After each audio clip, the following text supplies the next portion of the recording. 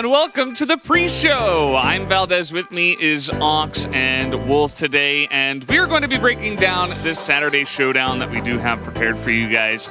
It is the Telecom War once again, and this time for Saturday showdown.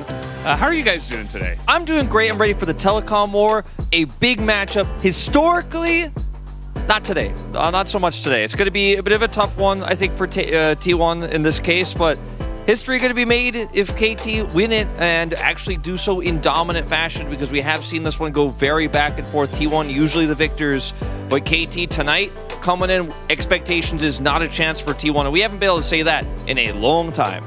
Yeah, the term I'd use, it's a bit of a, you don't really hear in esports this reference very much. I'd call it a David versus Goliath matchup. Don't hear that one too often, but yeah, it definitely feels quite one-sided based on how we've seen these teams performing so far. Yeah, absolutely. Let's take a look at the matchups that we have seen between these two teams, and you can see that so far KT on a 13-win streak in series, T1 on a 4-loss streak. Yeah, I mean, it has been KT's best season as a franchise, period, across their entire history in League of Legends, and T1 having one of their worst streaks, and it might continue if they lose tonight, and that is the expectation, unfortunately. We're walking into this series going, wow, you know, KT have accomplished so much this season already. How far can they go? As you can see, KT, since 2018, we have not seen a season like this. They went super down and down and down after that, and then started to come back up at the end of 2022. They were super close to going to Worlds. They did not go over DRX, even though a lot of people expected them instead. 2023, getting into third place, and now currently in first and likely to take first place in regular season. What a turnaround for this org. We've seen nothing like this, I think, in League of Legends history here in LCK. Yeah, and I think ultimately, with how things are shaping up, only really Gen G can challenge them for the first place spot, and it might end up coming down to win-loss, because I think both teams seem pretty comfortable at dispatching any opponents they face, but getting those 2-0s is really going to be a big factor in terms of securing that #1 position. Yeah, absolutely. And, you know, if you guys haven't been paying attention to the LCK for quite a while, T1's not doing so well. Faker did get injured, and they are on a 4-loss streak at the moment. Now, if they lose today, they will get 5 losses in a row, and these are the last 2 times where that actually happened. You could see some of the opponents in here, especially in the 2018 one. It wasn't their best year there in terms of the loss streak. A little bit tougher, of course, the 2019 summer. Not T1's best year there either, but you could see that they ended up getting 4th place in regular season at the end, and like this season, they were likely to still go to playoffs. But if they lose today, there's a chance they could actually break their record and lose a 6th time in a row. Yeah, and I just look at that 2019 with like Griffin, you know, the original Damwon with Kings, how jacked that season looked. Yeah. And then they ended up being champions in the end. I'm not sure that's going to happen this time around, but making playoffs still seems like it's the very likely outcome. I don't think they've 100% secured it yet, but it seems like it's been at like 99.87 for a while now. It's probably happening, but I think that's not really the relevant thing. The main thing is like, how is the form going to be? And a lot of people have talked about the return of Faker, but I don't think that's going to be like an instant, oh, okay, we got Faker back, we're amazing again.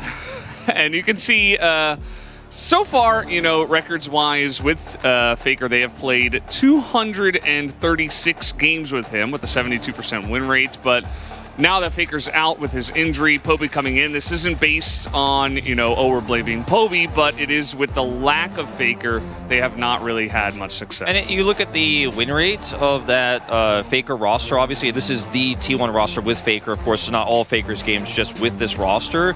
And a lot of those wins in the heyday, right? Some of their best seasons, the perfect season, etc. But if you look at this season just in general as well, even before Faker left, the team was definitely in decline, right? And I think with Poby coming in, some of that lack of shot calling, right? Not having Faker here makes those symptoms much larger. And so you're going to see a win rate drop down to like 25%. Yeah, I think it's, again, don't want to blame Poby for it. I think definitely the loss of Faker hit them hard, but I think they were trending downwards before Faker left. And obviously, I think a big thing is the matchup against KT didn't go too smoothly last time they faced up against each other as well, because Summer Round 1 was a 2-0 between them as well. Yeah, and you can see the record from Spring. So this is all of 2023, and Spring was T1's, right? They defeated KT in the playoff round 2. It was a really close back and forth best of 5 that T1 did come out ahead on top. But KT only now really getting the better of T1. Yeah, I mean, if you go back to like the old history of the very first few Telecom wars in League of Legends, and even go back to StarCraft, there wasn't really an era where you'd walk into a Telecom war saying, oh yeah, it's KT's for sure, no doubt, absolutely. And tonight, I would say that even if Faker was here, we'd all be saying that. We'd all be predicting KT regardless, and it's huge for the organization what they have been able to accomplish, taking the 2-0, of course, earlier this summer as well. And I think that it's historic what KT have accomplished, but they're not even done yet. And I think if we look at a comparison of how T1's really been performing, individual members have had good moments. I think Owner and Perry have suffered the most since the absence of Faker in terms of individual performance. Gummy and Zeus have sometimes had those pop-off games that they've carried, and I think Gummy and Kerry have had like a strong bot lane 2v2, but the cohesion in the team fights, the coordination has not been there, and in comparison, that is KT's absolute strongest point. When it comes to those 5v5s, even at a deficit, even in games where it feels like the other team should have an edge, the execution has just been on another level compared to pretty much any team in the LCK, let alone T1, who are currently struggling with that themselves. Yeah, I think it's a strong meta for them where we're seeing a lot of early skirmishing, some mid-game team fights have been game-defining, and so everything you're saying to me is saying, yeah, T1 is weaker at this style of play right now because they don't have Faker. KT is the best team at it, so it's a really bad matchup for T1 just in general without Faker here aside. Even if Faker is here, I think some of the same problems we saw in this series will now be magnified going into tonight's Saturday Showdown. So it's a lot of words to say. It's not going to be a happy time if you're a T1 fan tonight, I don't think. Yeah, and I mean, in summer, this was the first matchup, right? Round 1. This was the first time KT had won the Telecom War in 10 matches, right? So they won in spring, they broke that loss streak, and now they're looking to continue kind of the new streak, which does seem to be KT on top. Now, you know, who knows how long that streak will go for, especially once T1's roster kind of rounds itself out. Yeah, I think it's important for any T1 fans to kind of have reset expectations at this point and accept that this isn't expected to be a matchup in your favor. Any good performance, any good showing, you can take away as a positive and give you hopes towards playoffs. But ultimately, you know, look at the stats between these two players. Keen has been such a mammoth force for this KT lineup. Even in spring, you know, when there were solid performances for the team, a lot of it was about the top lane. And this meta in particular, with a lot more carries coming in, we've moved away from like the tanks with the Scion and stuff, has really allowed him to flourish. And I think these stats can almost be misleading in terms of what we pulled out here in terms of the impact of these two players. I think what Zeus has done has been quite strong in his best moments, right? And he has had a few fantastic games. This is season-wide, not just round 2. His NAR stats, for example, are going to be really huge, skew some of those numbers. I think what Keen is doing for KT is much more difficult to actually define or track in stats because he's got a massive champion pool. He warps drafts. He'll push in the side lane on Jax and be out of team fights for most of the game. He'll be the engaged champion, be in team fights and be the #1 player on the Rift for this roster. And I mean, he'll have these games too where he'll just instantly blow up the 80 carry on Renekton.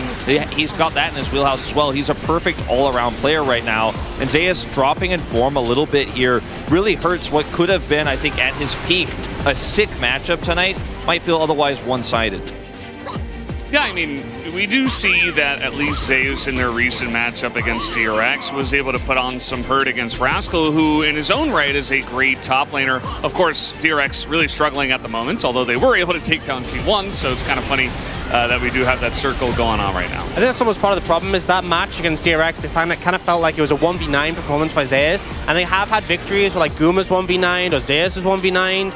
But I think that's going to be so hard to do against this KT lineup who, even at a deficit, it feels like they can win out in terms of team fights. And I don't think Zeus is in current form where he can 1v9 when his lane matchup is up against Keen, but he needs to bring his A game to even have a chance. Yeah, I think that DRX matchup looked so close for T1. It looked very winnable because of the fundamentals that 4 of these players have, because they are 4 players who just went to the 7th game, or rather 5th game of that World Championship, have gone to so many international finals as well. Like, there's just so much of a macro sense. Even without shot calling, the fundamentals are better for T1. But against KT, that's not going to be enough. You need a strong 5th member that they don't have today. So it's going to take a miracle, frankly. Yeah, it really will. Let's take a look at the support matchup that we do have here between these ones, because we really need to talk about this, right? There's a lot of changes going on the side of T1, and I do feel like Lehens, even though he is down on the 1-versus-1 matchup, a lot of those matches, by the way, from when Lehens was on Gen G from last year, but now it really does feel like it is in favor of Lehens. An ample time to be catching up, if we're being honest. I think this will be a super interesting matchup because as much as Carrier has been in a little bit of a rough position in recent weeks, a lot of that has been down to his team fighting and also getting caught out a little bit. I still think that the T1 bot lane's 2v2 has been strong, and I know that aiming Lehens will look to challenge. You know, we've had matches like these where level 1, you're getting completely shut out the game. Lehens has also pulled the Lulu back into the meta. He was the only one who's played it, you know, and started playing it right before we started to see it come back a little bit with Zeri. And in multiple laning phases, he absolutely dominated. You know, you take a look at some of Carrier's laning phase, like you were talking about, still has been strong with Guma. I think Guma has been still the most consistent part of T1. But for me, the takeaway is walking into this series, we were saying Carrier is the best support player in LCK, period. No discussion, no debate. Right now, you're kind of like, all right, you got Lehens, you got Delight, you can have a discussion there, but Carrier, not even necessarily in top 3. So it's a huge shift for supports in the LCK. Yeah, we have seen that in a big way. Now, let's talk about another special player on the side of KT, a guy that's been kind of up and down in his career. A ton of hype when he was joining even in the LCK in the beginning back in 2016. Started off with actually some failures on that CJ Entus roster, but then immediately was able to turn that around, and every single time he gets knocked down, he gets right back up again. It's insane how many times BD has gone from a weak team to massive championship level player. Like, and the consistency this player has shown throughout his career is insane. And yeah, most recently having that downtrodden Nongshim roster, but he just shows up next year like nothing happened, and he's the best mid laner right now, in my opinion, in the LCK. And I think it's super polarizing compared to a lot of the T1 players who have only really known this T1 roster, only really known success. And even though a lot of people talk about their international and domestic finals losses, they still got to the finals, right? It's still huge achievements. They've not really faced this level of hardship that BDD has been through multiple times and just powered through. Yeah, it's really insane that now, as Wolf and you were saying, Ox, like he is just kind of on top of the world right now. Let's take a look at some of the high win rate picks that we do have from 1313. We did just move into this patch this week, and Jax is on top. Yeah, it's crazy how strong some of those champs are, considering both teams are playing them, right? Even losing teams picking them up oftentimes, but still finding that success. I think some of these bait picks here, unsurprising, the Azir kind of stands out as one that pretty low win rate, but I think it means we're seeing a lot of mid laners who are not the best, and they're just picking it because it's safe, and it's still not giving them the success they're looking for. I think we're seeing a lot of like Kai'Sa going over, and then we're seeing like Xayah and Azir picked into, which just isn't a good time. I also want to talk a bit about the changes we've seen in the patch. Aphelios and Annie have completely dropped off in terms of priority. Aphelios got some nerfs on the back of item and rune nerfs he had in the previous patch. Annie got a Q nerf, which I didn't feel was super significant, but teams just aren't leaning towards it. And then Zeri and Cassante. Zeri has sort of had a resurgence with the crit build, especially with the fall off of Aphelios that we've seen has given his space. And also Cassante, I feel like because we've seen a lot of Jax, a lot of Renekton, teams have gravitated towards him as something that can kind of be a solid brick wall in the top lane and hold his own. So we've seen him picked like twice as much nearly compared to the previous patch. Yeah, it's been a big change. Let's take a look at our predictions for this Saturday showdown. Now, everybody is going for KT. I don't think this should be a big surprise. This is only the analysts, so us and the Korean analyst desk as well. I mean, my only thoughts on this really just straight up is I would have gone for KT if Faker was here, you know, just based on the fact that T1 seemed to be in decline, and KT, they destroyed Genji. Why wouldn't they destroy even a 100% T1? Yeah, you know, I was thinking maybe I'd go T1, and then I remembered it wasn't 2022 spring, so I went KT. That was my thought process. Time kind of works that way. It's kind of crazy. Let's take a look quickly at the coaches' comments and see what they have to say before this matchup. No matter what others say, T1 is a powerhouse of tradition, a team that delivers without fail. This is Hirai, by the way. We will do our best to prepare and approach the game with a strong heart and spirit, whereas interim head coach Tom says KT's momentum is quite good. We'll win today's match and carry the positive momentum all the way to the playoffs. Hopeful words from Tom, respectful words from Hirai. I love to see Hirai, who's been around for forever, actually giving T1 the respect they deserve as an org. Yeah, I think at this point, KT are still in a very comfortable spot for playoffs regardless of what happens, but you really want to have that perfect split, have the complete momentum, show no weaknesses before you get to the end of the regular season. Yeah, absolutely. It's going to be a very interesting Saturday showdown. We'll see exactly what does happen after we go to the intro and over to the casters. Hope you guys do enjoy the Saturday showdown.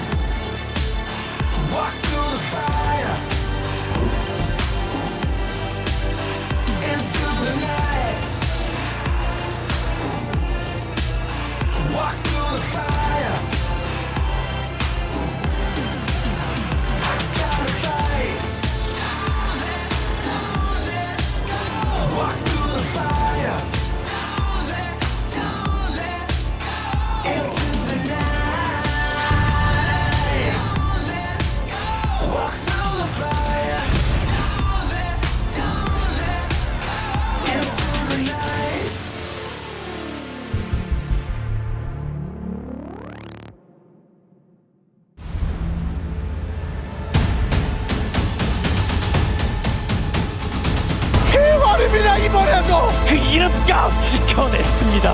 무려 10연패. 하지만 오늘 그 연패 끊었습니다. KT의 전성기, 우리의 전성기 지금입니다. 1번 KT 맞습니다.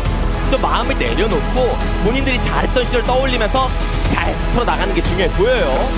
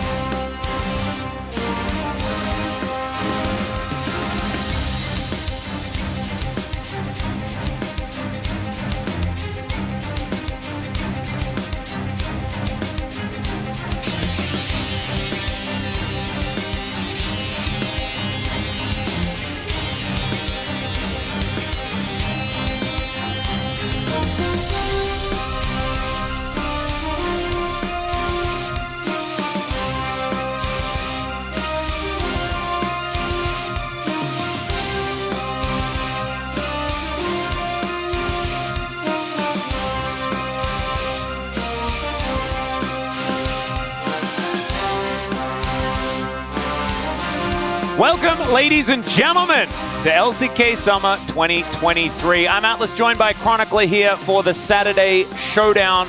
Got to check out some of the fans over at the CGV in Yongsan as well, the iPark CGV, where they're also able to watch the game. It's actually really, really cool. There's a cinema with like the LCK signage out the front. Took a photo in front of it a little while back. Don't remember. Cool. I think can't remember which movie I was going to see. It wasn't. Oh. Yeah, never mind. I don't want to talk about it. Let's get into our Saturday Showdown, because this is the Telecom War, and as Hirai so beautifully put it, does deserve a lot of respect. It does, even though this is the first time, as the desk already hinted towards, that the Telecom War feels very firmly in favor of KT, which is kind of crazy to think about. KT have just been incredible, and T1, and again, echoing the sentiment on the desk, even before Faker had shown a lot of worrying signs. The loss to Nongshim, even though they didn't lose the series, but when Nongshim was able to just straight up outfight them with Nila's, or Jiwoo's Nila, was kind of a sign. And then as soon as Faker left, the team completely collapsed, unable to beat DRX last time around as well. And for T1, mathematically not locked in for playoffs. Realistically, they should still be fine, but still coming into a series like today and expected to be another little notch in the win streak of KT as they keep breaking their own records. Can't feel good for a team that was at MSI, was one of our 2 representatives just this spring.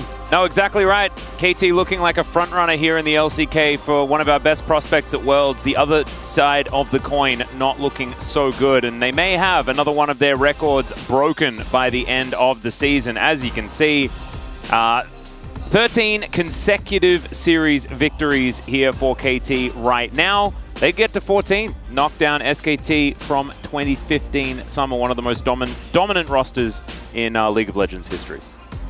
Looking very likely as well, given that they have already taken down their main competitor. I think the only one that might have a shot, and even that is somewhat of a stretch, is actually no, they already faced Hanwha Life as well. So there just isn't really a whole lot of resistance. There's not too many tough ones for KT remaining.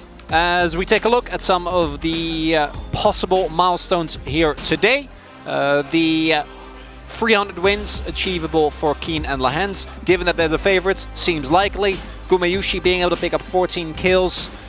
We're gonna have to do a lot of heavy lifting from that bot side if you do want to pick that one up. Still, Guma being this high in terms of kills, considering how short his career is, still very impressive. Yeah. Oh man, can't wait for Caitlyn to get back in the meta, as of course 11-1. Him and Kerry are playing the Caitlyn Lux relatively well in the past. But the Aphelios is most played, or at least the champion that he has the most kills on. Pretty sure it's also his most played. No longer here, as our fan prediction, 62% in favor of KT. Coming from Twitter, and I actually, is this like one of the very first times that we've seen a KT favored prediction from Twitter, like might almost ever? Because normally, given the fan base size, if T1 only wins by like 10%, that is already like, oh wait, that's, no, exactly. That's a lot. We're normally like counting between 20 and 30%. We're like, oh, they got to the 30%. This is almost a 50-50. That's big. Yeah, absolutely crazy how times have changed. Now KT, they will be taken to the stage first. They also are the home team as well, so they will pick up side selection. I don't know whether it necessarily matters so much, just because red side is also very powerful for this squad. But man, this team has just looked so good. And I even hazard to say that I'm quite excited to watch them play today. We can say that. Yeah, I think you can. We've earned the right. They've earned our trust. They absolutely have. And of course, any long-time KT fans will still shudder at hearing us say those words, but we're gonna have to deal with it. Here is the Yongsan iPark Mall viewing party for KT. And people starting to filter in, of course. Still a bit of time to get yourself situated. So it's not just LoL Park you can come to represent KT. Really cool stuff. T1, time to welcome them to the LoL Park stage. Carrier with a wry smile on his face. We'll see whether they are going to be in high spirits here today, because T1's going to have to dig deep if they want anything positive to come out of today's series.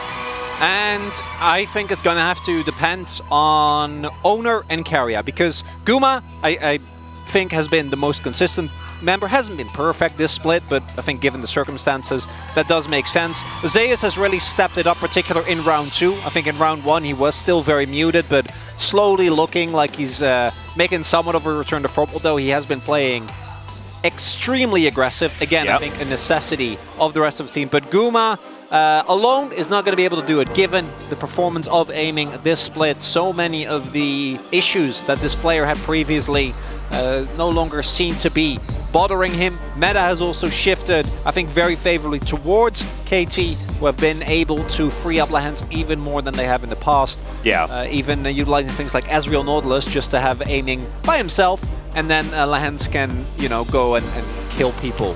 Or, you know, maybe die once, as he does. He has had 400 games of experience, though, aiming. Congratulations. Moving just beneath Songyun as well, which is a bit of a throwback. Used to love casting Songyun back in the day. Anyway, aiming big milestone here. And I think he'll make it towards those next 3 games as well to move even further up in those particular standings. Maybe not 3 games today. That is the expectation. I am very, very happy to be surprised and wrong. Because if T1 somehow managed to turn it around, especially with Poby on the roster, then that could mean a big resurgence, and they're going to need one if they're going to make it back to international form. Because it's crazy. Like, I don't understand the curse, Chronicler, but whenever Worlds is in Korea, T1 is not invited.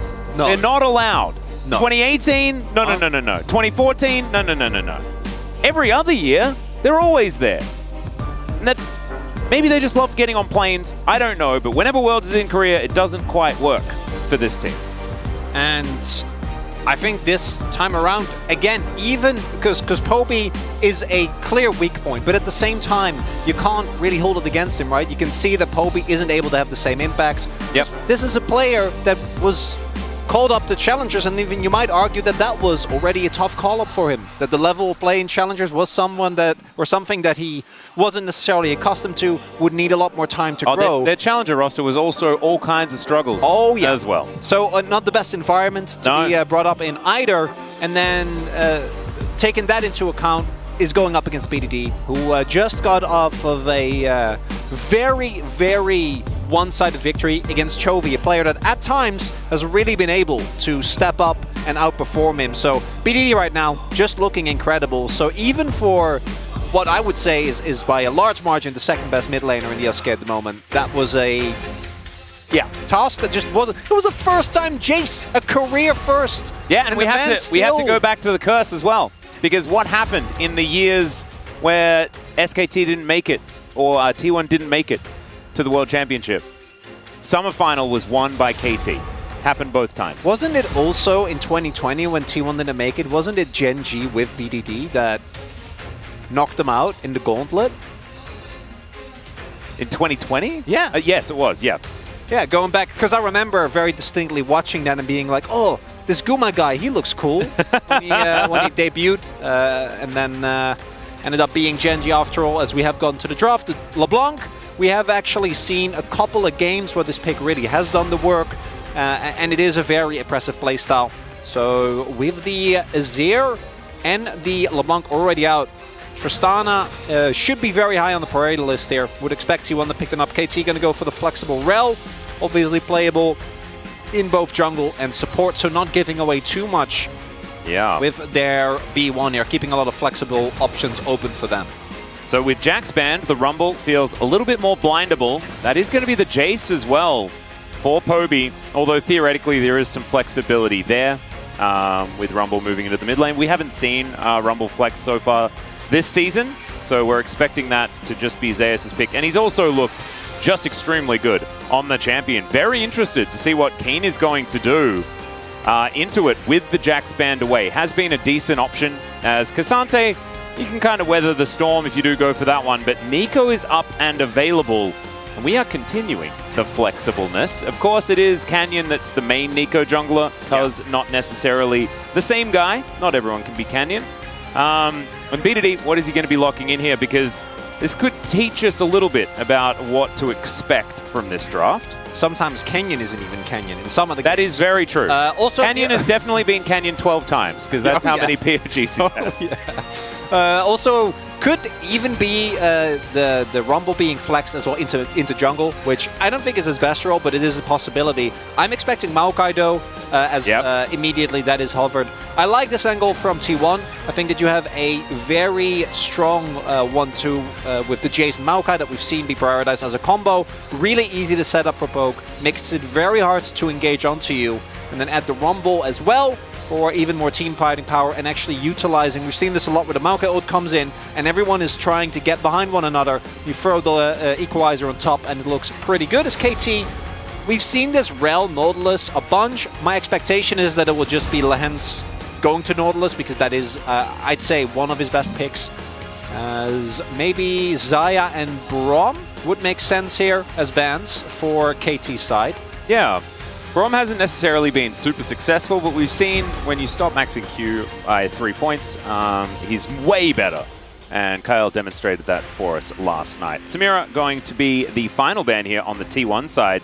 An interesting one, of course, Smearl still available for KT, not anymore. So unfortunately for Chronicler, I'm not going to be able to say Smearl all that often in this particular game. That twice. Still hoping that I can say Smearl in the next game, Chronicler. So Vera's locked in here for Gumayushi.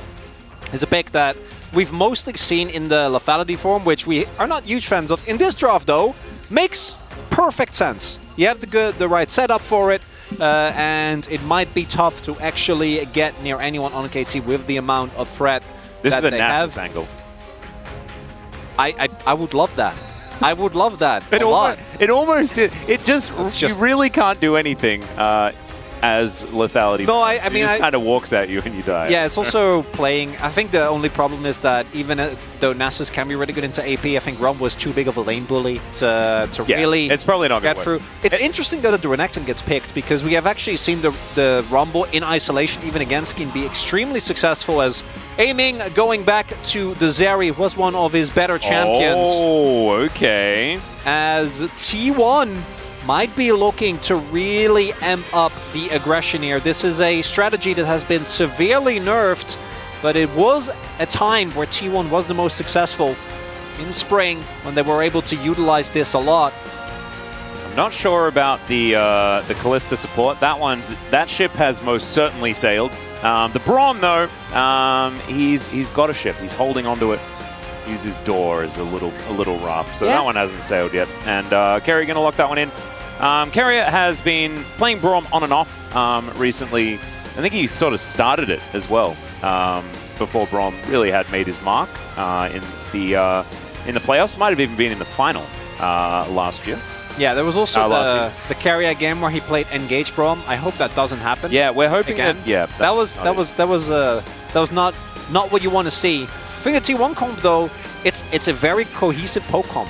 I think the Rumble adds a little bit of laning pressure and allows you to use that equalizer both offensively if you have a good angle, or defensively if KT dives on top of you, which they definitely will with Nico, with Rel, with Nautilus. My main issue though is that I think T1 has not looked that great in setup, in rotations, and in how they play around waves and are able to get around the map. And with a poke comp, you're gonna have to set up shop first. You're gonna ideally get a little bit of vision denial going so that you can actually reliably land your poke. And that level of cohesion, I don't know if T1 have that right now. Where's the KT comp? You see target, you go in, you kill target, and then Zeri wins the game. Yep, and Nico Rel, absolutely fantastic synergy between these two champions as well. Magnet Storm, Pop Blossom is very, very scary. And having double supports, double engage supports, really does tell the story of how this one's going to go. But like you say, T1, a lot of cohesion on this one, a lot of lane pressure towards the top side, and Poby could be able to figure it out in the mid lane as well. They have vision control options with saplings and things like that that could help mitigate some of the earlier issues. See whether it works as we hop into the rift for game number 1.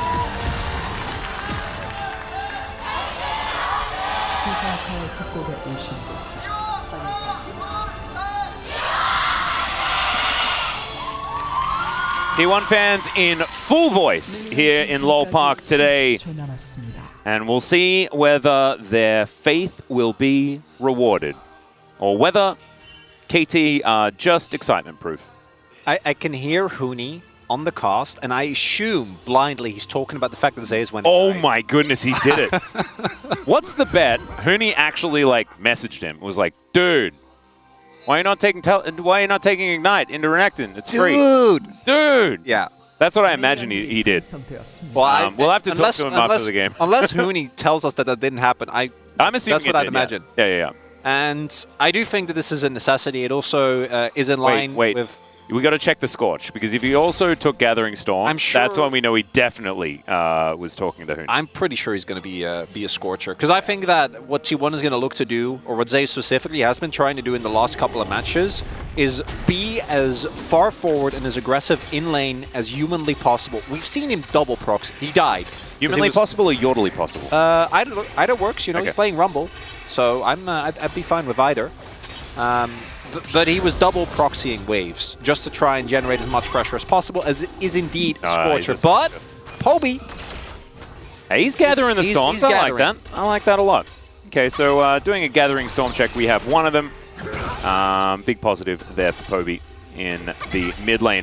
This bottom side of the map is, I think, where things could get a little bit difficult. Gumayusi with the Hail of Blades means that I am a little bit worried that it is going to be, once again, the lethality. Oh, I think On-hit still works. So, yeah, even though the AP variety was kind of nerfed. So specifically for this comp, I think it does make the most sense, because it is a poke comp. Yeah, right? Yeah. And I'm right there with you. You know, I'm not a lethality Varus enjoyer generally, but in this case, I do think it is cohesive with the comp. But again, the main issue that I have is how is T1 going to be able to navigate some of these fights when we get to the mid game, because the team fighting and circle comp on KT's side is so good, and with aiming specifically on Zeri, I think aiming has had a really great sense for when to go in, you know, for the big, okay, the cooldowns are down, I'm going in, I'm picking up a double, I'm picking up a triple, and then I snowball the game from there. So Zeus might be a problem here for Cuz. Yeah, these metal pants are starting to get pretty hot. Has Ignite. As Cuz is going to be crashing down, is going to find a stun there as well, but Zeus is just being so frustrating here. Slahen's moving on over, wants to clear out some vision, and Kerry is going to defend his ward quite stalwartly. Yeah, this is what we were talking about previously as... I've seen this movie before. This has happened already. We are in a time loop. But the problem is that he has a wave to get to, and he can't, in good faith, keep abandoning him. Also, his mid laner doesn't have prio.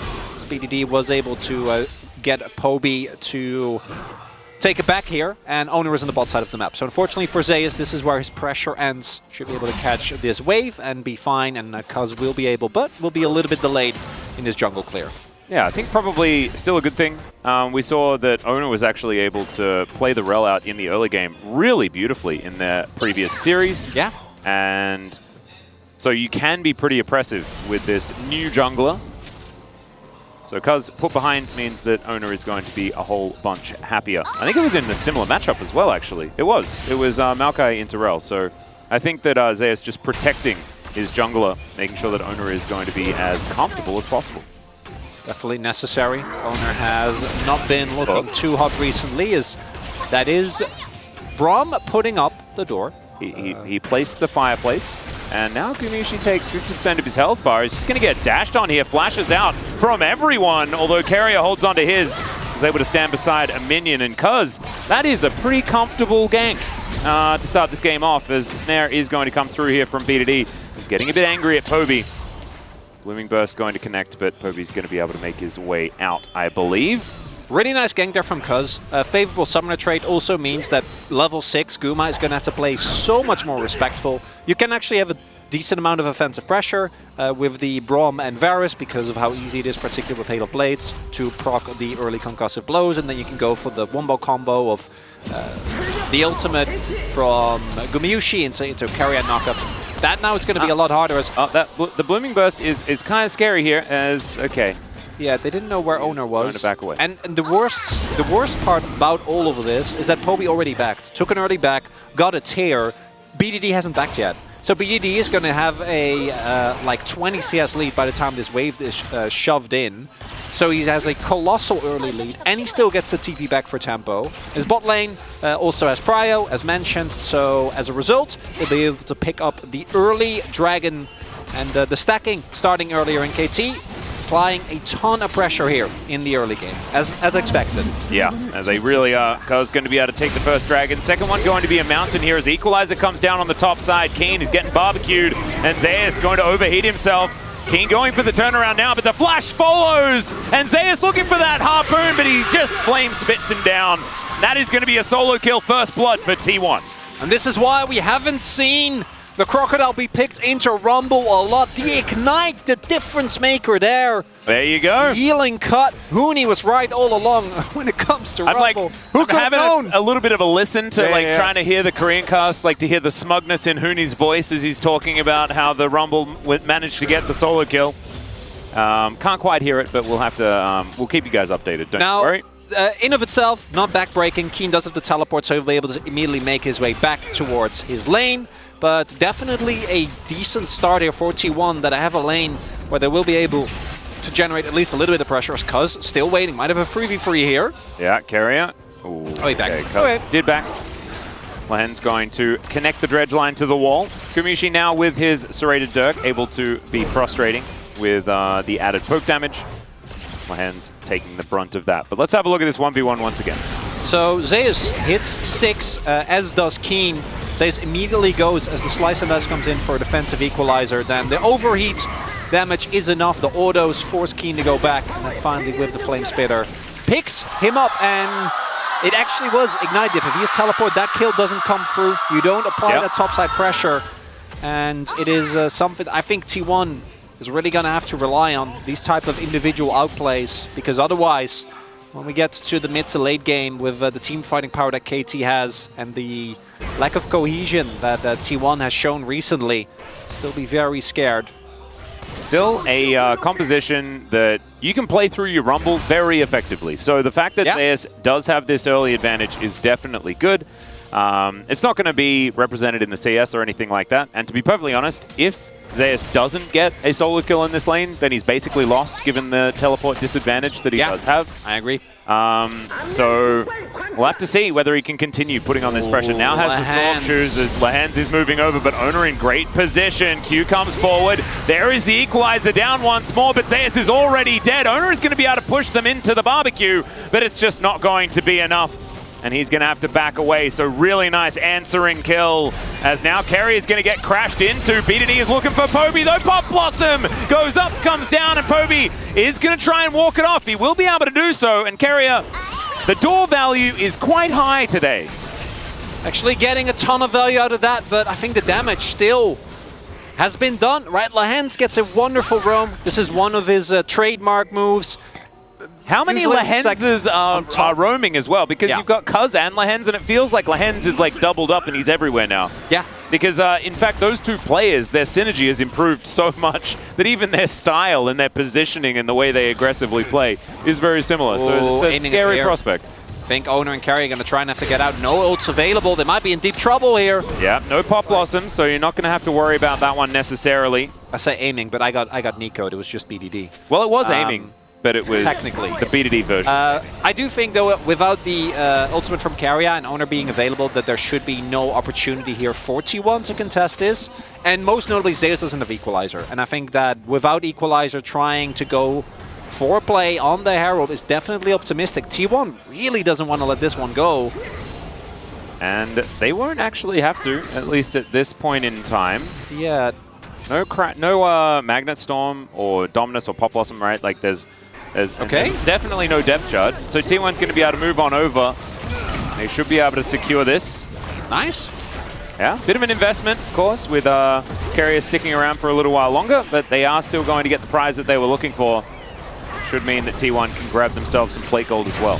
As we take another look, Lahens just a few seconds earlier. If Owner gets here first, if they have vision of Lahens, then T1 might be able to set the play, but Lahens' timing just so crisp, simultaneously getting the kill, and they also would have tried to turn this into a rotation toward the Herald if the mid play had worked out. Carrier, though, very much in time as well to keep Poby alive. Doesn't change the situation that right now BDD is, again, as expected, absolutely crushing the mid lane matchup. Yeah. And that is going to remain a problem. If this Jace isn't online, I do think the T1 composition loses a lot of the oomph that you're looking for, particularly the mid game when you're looking to, get your 2 lethality poke champions on a 2-item spike. If that is severely delayed, composition loses a lot of its power. And when we get to late game, I do think the T1 comp will really struggle with consistent damage. As Keen wants to go. He is going to face check Owner here, and it's just going to slice and dice away from the tree. Rumble not going to be able to move on over. Does have Flash and Ignite back up and available, so this Yordle in a robot is very scary at this point in time. Yep, even his voice, a little bit scary. And in return, KT is going to say, okay, Owner shows top, doesn't do anything to King. Completely fine. We'll take our second dragon. We'll see. Oaks is here, and I assume paying attention. Oh, but this is actually one of the only times where I'm going to say Chemtech Soul wouldn't be that bad, because BDD really likes using the Mega Cones on That Nico. is true. You know, I forgot he about that. got some practice. He got some practice. He messed up the first time real bad, and then nailed it. As Shelly does Parko Skull into this top outer turret. Seems that T1 know exactly where their bread's buttered, and it's with the Rumble. And so they're going to invest a little bit more money into him, as Poby going to get pushed out of the mid lane, have his back stopped as well, as 2 plates could go over here, and there they go. BDD going to be able to secure that one, as Lehens is going to move on back. And Owner comes in just to try and at least make sure that this experience doesn't go begging, but something needs to be done about this mid lane, especially with the fact that I love that KT have prioritized getting early Drakes as well, as the Equalizer comes down just to clear out this wave. Definitely important for the Ignite Rumble. But I love that KT are getting these Drakes as early as possible, because like you were talking about, these 2-item spikes are so dangerous. Trying to get to Soul Point before that comes in is pretty powerful here for KT, because you will be able to have so much extra setup time with Soul Point available into this composition that may not even get there. As BDD, that spacing, glorious. The minion spacing, nicely done. Really well played. Poby not going to fall for it now, though, as BDD. That's a flash Pop Blossom, as aiming's going to come through. Is this just going to be a Zeri kill? No, it's Cuz just going to stab him. And that is the first kill in a little while, or at least the first kill onto Poby here in this mid lane. Owner going to come on in just to try and tidy this one up as best he can. And aiming moves back down towards the bottom side. And this is actually one of the composition styles for me, Chronicler, that is the most scary for KT. Because it's when aiming is on a hyper carry, but they don't care about it at all. They don't play through it at all. And he just somehow passively becomes okay, and then he carries late anyway. But he's just not part of this story in the early game at all. So the problem for T1 is that as good as Lethality Varus is, you don't win the all-in against Zeri. Because Zeri's all-in is just so much stronger, and topside play is not really working out just yet. Cuz moving on in, Azaeus, 50% health right now, and Keen wants more. The Twisted Advance comes down, there's the Magnastorm. Keen's already flashed out though, and the Crashdown comes through as well. T1 did have the rotation of Poby coming on up there, and so KT did not want to bite off more than they could chew, even if Keen really wanted to. Trade of Summoners, Keen flashing out as Owner? Yep, sometimes Lehens just wants to do some battle. As the stun does come through here, Owner actually pretty happy about the situation for now, especially with Carrier turning up, and Gumayushi going to come on over as well. So aiming's going to take a first turret in the bottom side with no response, and T1 do steal away the blue buff. Not the best of trades. Unless you're, KT, then it's a great trade. Then you're feeling wonderful. All you ended up giving up was a blue buff. And Keen, his flash, does now teleport in here. I don't know about that. That might be a little optimistic. As I was wondering whether Owner was going to actually make his way over. We do have the reinforcements coming in. Turret will still go down. Yeah, Keen not able to kill the minions quite in time. As Lehens moving on up. There's the flash. Manages to get the flash out of Carrier as well, but Keen still wants more. Pop Blossom going to connect onto only Owner, but Carrier going to be knocked up as well. Another hook is going to land, but I don't know whether Lehens really wanted that one. He is going to make his way back out again as aiming turns up, and KT will back away. T1 going to get out this time around. And not the... just gets ignored. Yeah. This just comes in. That could have backfired horrendously, one way or another. What I love about KT is the speed with which they respond. So topside play, they give up a turret, but they try to go for the collapse. I'm pretty sure Zeus now is dead. There's no teleport available to help him here because there's Magnet Storm and Flash. Yeah, he's going to crash on top of Zeus here. Let's see whether he can do a bit of damage before he does get out. Is the Blast Cone going to be respected? They're on their way. Yeah, and there it is. So Zeus throws down an equalizer, but it's not exactly optimally placed. Still going to flash over the top of it as Carrier comes down. Nature's Grasp going to come in as well, and that means that Zeus just bought enough time. Does have to flash, so successful gank, but he keeps himself alive. The bigger window for KT is that there is no equalizer available for this fight. In 2.5, or with a 2.5k gold lead, we're close to as a... Well, that's just an ulti from aiming, as that is now also an ulti on cooldown, but if Gumayusi is dead, then they're definitely not going to be able to fight for this sole point. As aiming is just looking for another turret. This is like the most unfettered Zeri that I've ever seen. Like, I loved his Witness Me on the top side of the map just because he wants people to realize that he's in the game. He's trying so hard, and he's just getting money everywhere, doing everything, and oh man. So this is the tragedy for T1. Like, Guma's sidesteps there were so nice. Like, and being able to stay alive there big doesn't matter at all. Nope. Completely irrelevant. Nope. They're going to lose the Dragon. That soul point going over to KT. KT still get the mid lane turret, and it is just the consistent pressure that is paying off for KT here. And this is what we were talking about. We wanted to have like 2-item spikes ready for fighting for Soul Point and things like this for the Jace. The Jace doesn't even have one completed item yet, right? Like, it's so far away from getting this composition online. And yeah, the early game can be difficult with comps like this. There are a bit like ways for you to fight around neutral objectives even late with poke compositions like this if you can keep your opposition at bay. Feels like KT have managed to accelerate this game. Okay, there's a whole bunch of friends that are going to turn up. He does go into Dominus mode, but I don't know whether it's going to be enough. The concussive blows come in. He's slicing, he's dicing, but he's not getting out of this one. And that is going to be the kill. Does go over to Ona. Probably would have liked that kill gold onto Zeus, but you'll still take it. They're going to even out that kill score at the top of the screen. Not the gold, the kill score at least. It's something. It's not really what you need, but at least it'll get you a little bit closer. Lahens should not walk up to this brush, does not do so. Might still be in some trouble, is alone here. They did use a lot of cooldowns, but Gumayusi still has his ult. Yeah, Lahens is sticking around for quite some time here. He's on his way, but... This is a 3 versus 1. This turret is about to die, Lahens. As the... Oh my God. Lahens has no regard for his own life whatsoever. This is going to be the Rift Herald taken by Cuz because everyone was in the bottom lane. Unbothered, untethered is Lahens. And yeah, T1 pick up the bot side turret, but as you point out, Herald immediately going to be picked up here on the top half of the map. Just feels like T1 isn't ever able to actually trade because KT has been so good about consistently having the cross map ready. Yeah. Cuz in particular really want to credit his pathing. Every time that T1 is making a play, he already is in position to either shove a turret, zone someone out, take the blue side jungle, or right? Or rather the blue early on. There is another flash Pop Blossom, and Gumayusi is just dead. BDD able to dash cannon his way out of this one as well, and that is aiming, picking up his first kill. Yeah, not a whole lot of counterplay to that one for Guma. Just dies. And aiming actually going for BT second here. That is a build that... Yeah, don't tell LS. He's not going to be too psyched about that. I have not seen before. I don't think it's going to matter in this game. Still, gold lead at 2.5k, but the main thing is that with the map control, or rather lack thereof, that T1 have, KT are in an absolutely stellar position to just get Soul. And if they don't get Soul, they'll get Baron. Because let me tell you, Baron is going to go down very fast against the Zeri.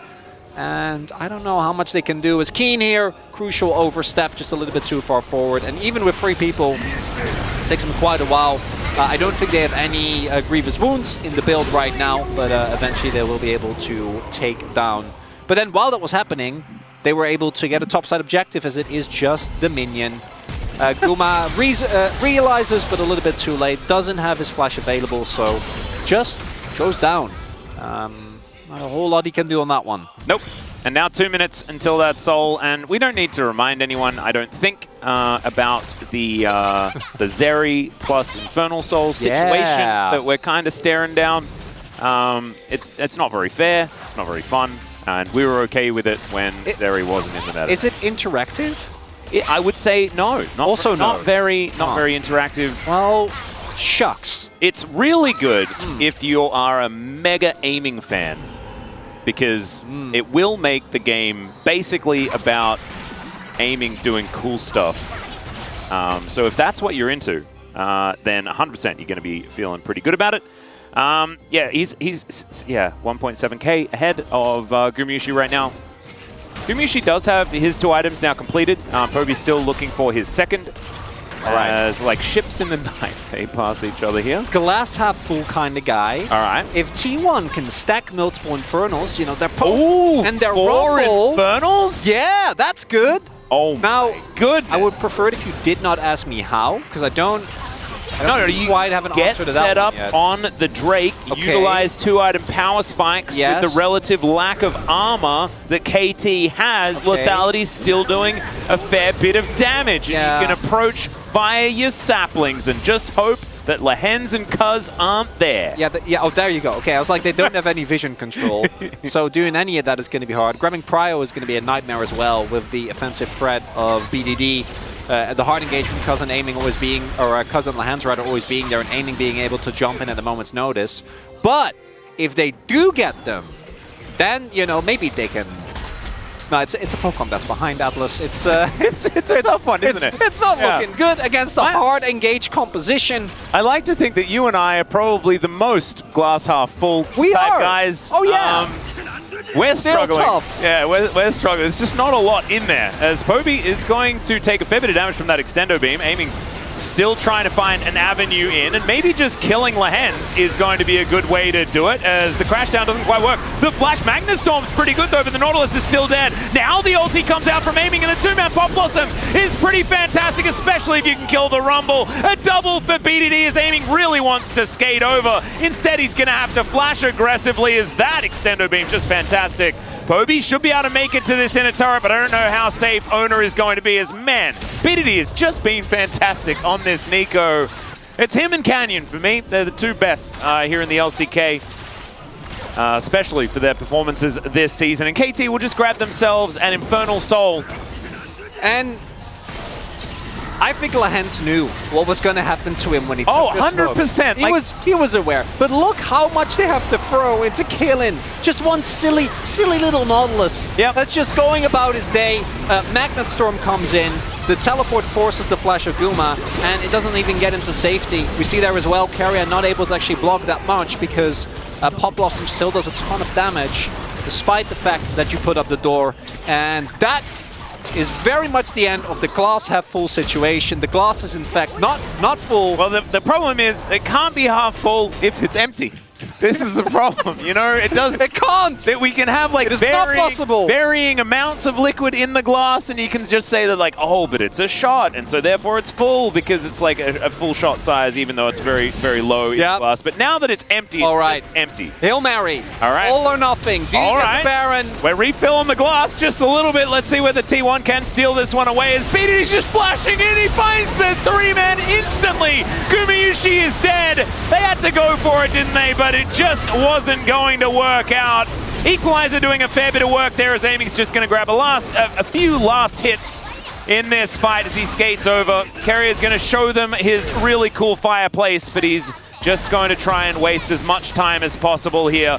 This game, ladies and gentlemen, I believe is on its last legs. That is going to be the ace. The Baron is now kind of lonely. It's just Keen hanging out here, as Cuz going to turn back up again. Aiming will be able to come on through and get that damage down. I don't know whether they're going to be winning the game right now, because they've decided that the Baron is pretty important. And we will just see whether they can push through for the end. But there will be at least one more fight from T1. The circle comp reigns supreme. Yeah. Press their circles very, very well. BDD, look at this, the call as well. Yeah, I can go, and then immediately everyone is in. Hooks landing, and the follow-up just fantastic. And even from Yongsan having a pretty good time here. Must be ideal if you're a KT fan.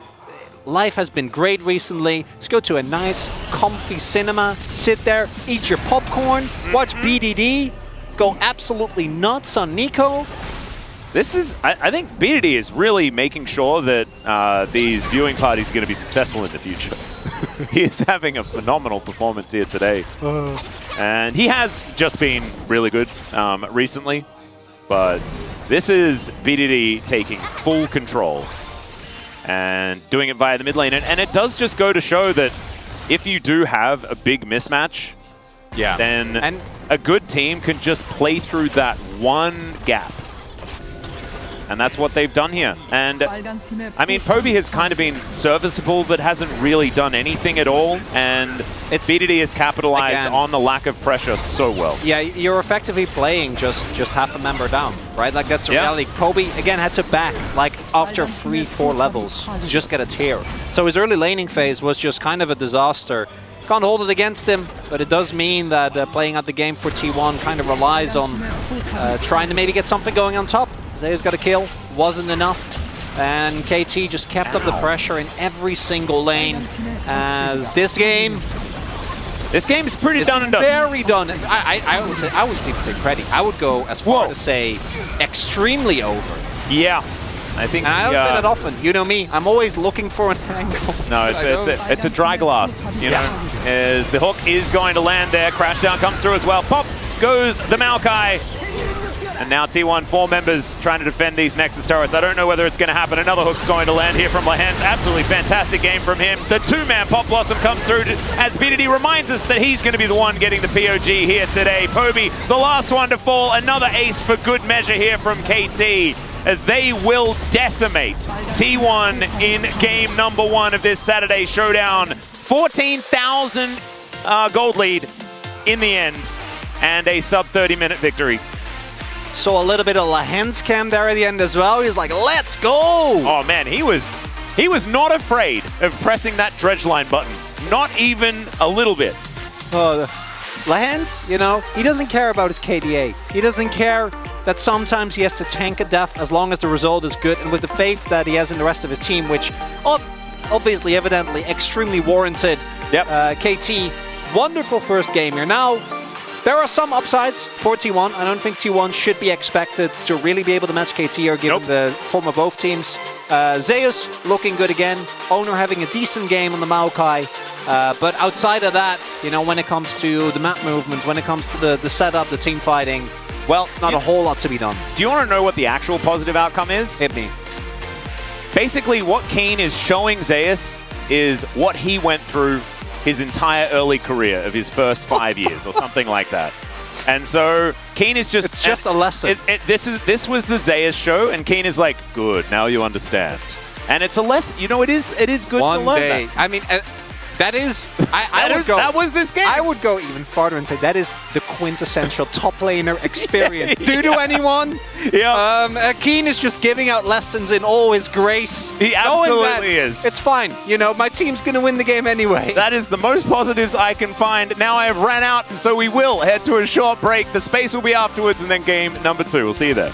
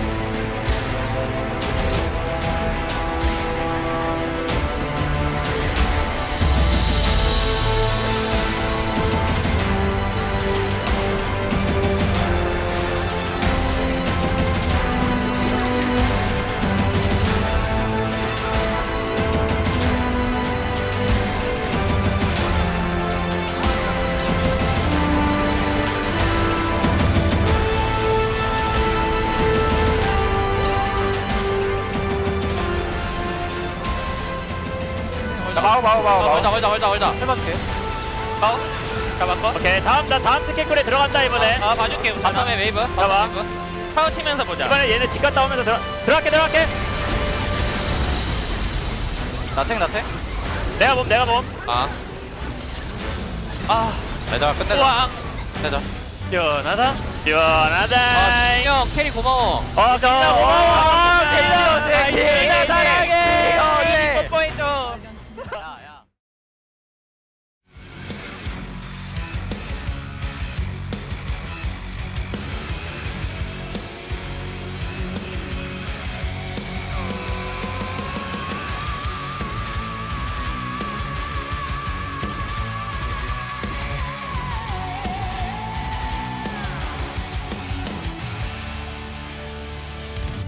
In the dying moment